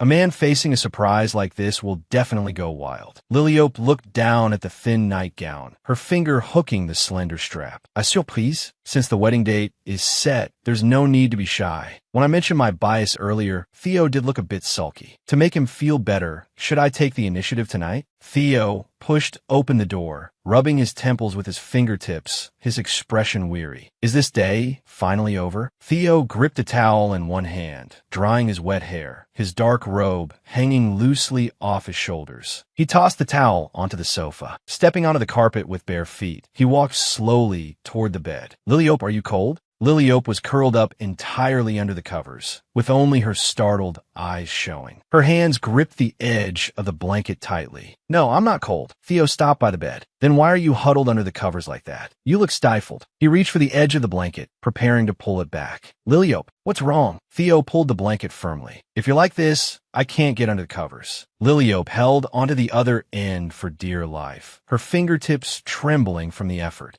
It's just. Theo looked down at her in silence, a hint of suspicion in his eyes. You aren't naked, are you? Liliope shrieked, her cheeks instantly turning bright red. No, what are you thinking? Theo applied force, expressionless. In that case, let go of the blanket. Liliope cried out as she was suddenly pulled up with the blanket, the white silk fluttering in the air. She looked down at the bed, her pupils shrinking and her breath catching in an instant. Liliope was exposed defenselessly to his gaze. The thin camisole nightgown clung to her body, its lace edges outlining her curves. She curled her legs, raising her hands flusteredly to cover herself. It's because you seemed in a bad mood earlier. Theo looked down at her silently, his Adam's apple bobbing slightly as his gaze became deep and dark. Lily. He leaned down, one hand propped beside her ear, trapping her between his arms and the bed. You were the one who said we must be properly dressed when sleeping. How? Dot loomed over her from above, a playful smirk tugging at his lips. Do you plan to stay like this, almost completely naked? Liliope looked up at him, her eyes darting away. I'm not naked. Theo lowered his body, but this can't be considered properly dressed either. I never imagined you'd wear this. That just made me happy. Liliope's heart drummed in her chest as she felt his scorching breath, her cheeks burning. Theo chuckled softly, his fingertips brushing past her ear. It seems from now on, I should stay in a bad mood every day. I wonder who taught you this. You've learned such a wicked trick. He reached out, his palm gently cradling her face, his thumb grazing her delicate skin. Theo leaned down to kiss her neck. If you intended to seduce me. Liliope closed her eyes, her arms weakly clinging to his shoulders as she let his scent overwhelm her. Theo whispered against her ear, his voice low and raspy. Then you have completely succeeded. He flipped over, pinning her beneath him as they embraced tightly. Theo suddenly pressed down on her. Liliope cried out as she was swept into the bedding. Wait a minute. How? A sharp knock came from outside the door. Adir reported in a low voice through the door. Your Grace, His Majesty has an urgent matter and summons you. Theo poked his head out from the blankets, his brow furrowed with the anger of being interrupted. What?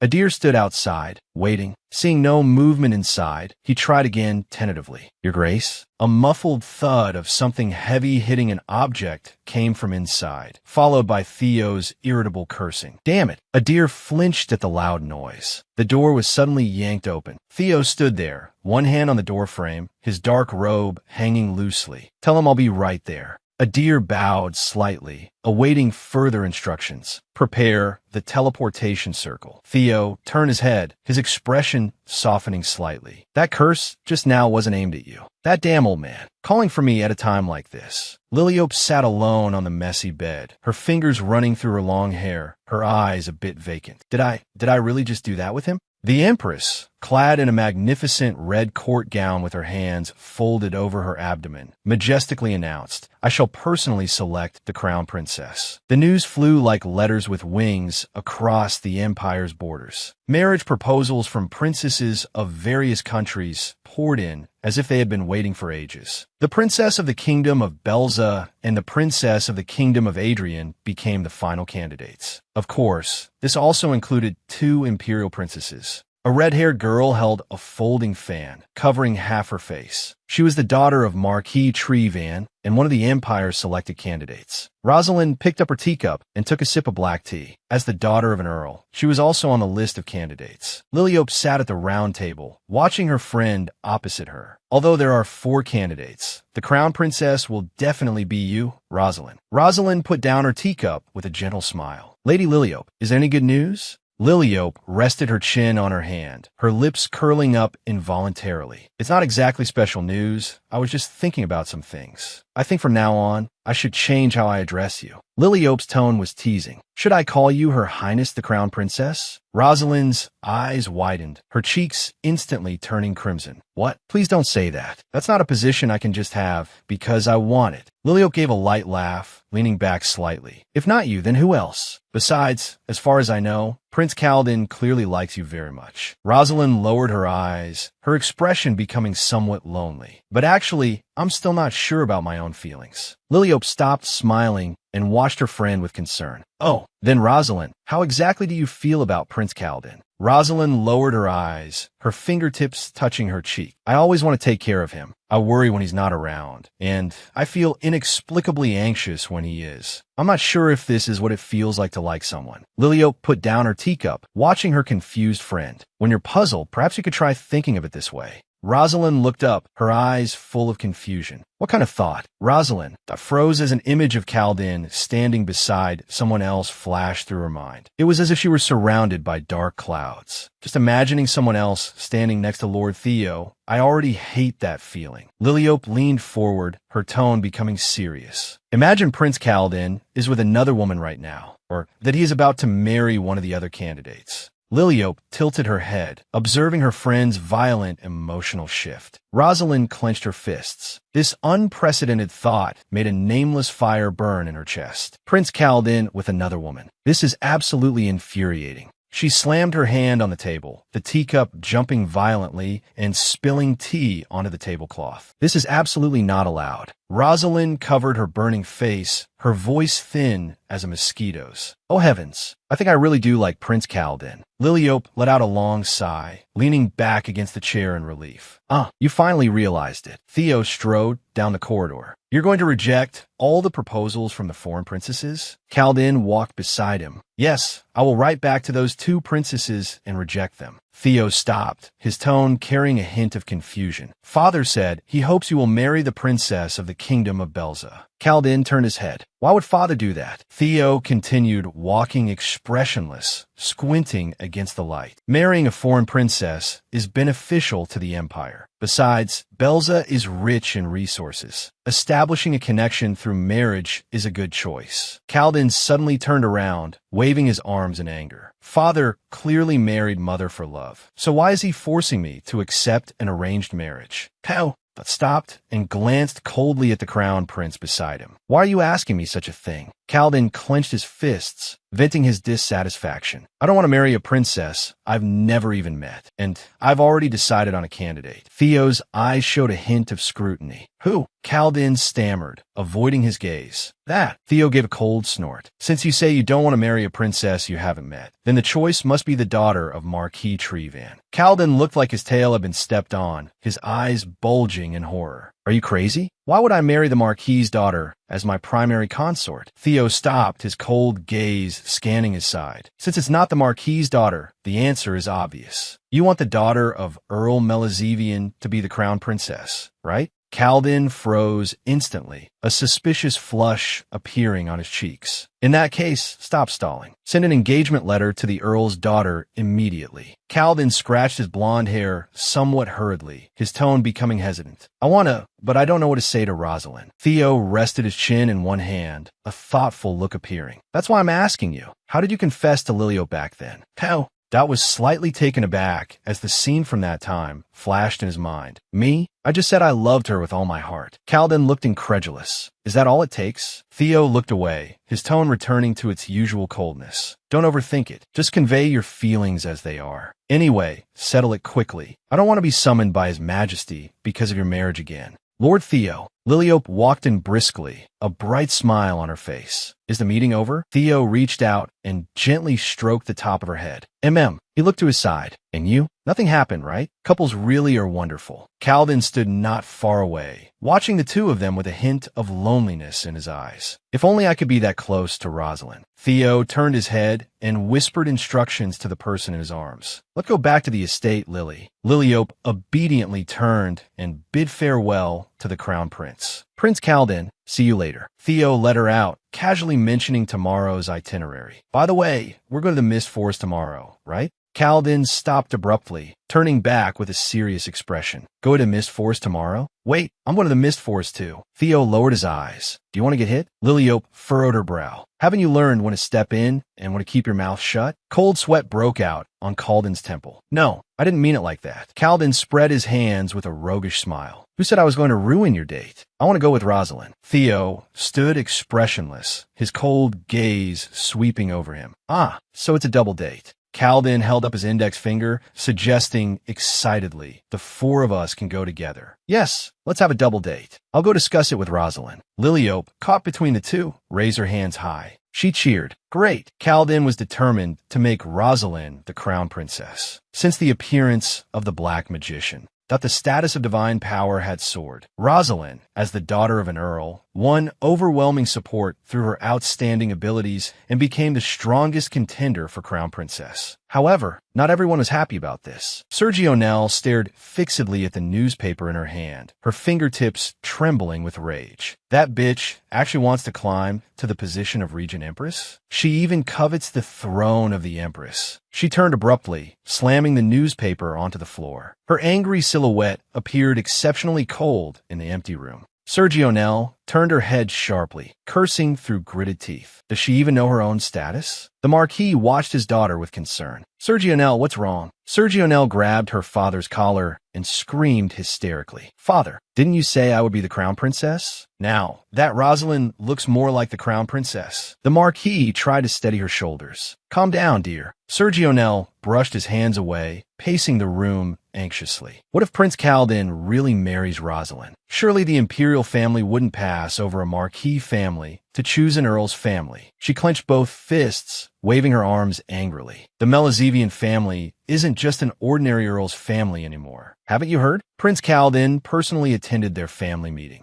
Sergio Nell grew more agitated, her eyes full of resentment. Even a Grand Duke and Liliope went. What does that mean? It means the Melazevian family is no longer what it used to be. With the imperial family and the Grand Duke's family behind them, they're the most powerful force in the empire. Sergio Nell hung her head dejectedly. Enough. I don't care about any of that. We're completely finished. The Marquis stood by, watching his daughter who had fallen into madness, and let out a helpless sigh. The Melazevian family is nothing but a lowly earl's family. Sergio Nell bit her lower lip, tears welling in her eyes. Then, can I still become the crown princess? Marry Prince Kaladin? The Marquis reached out and gently patted his daughter's back. Leave everything to father. Don't worry. The position of crown princess belongs to you, Sergio Nell.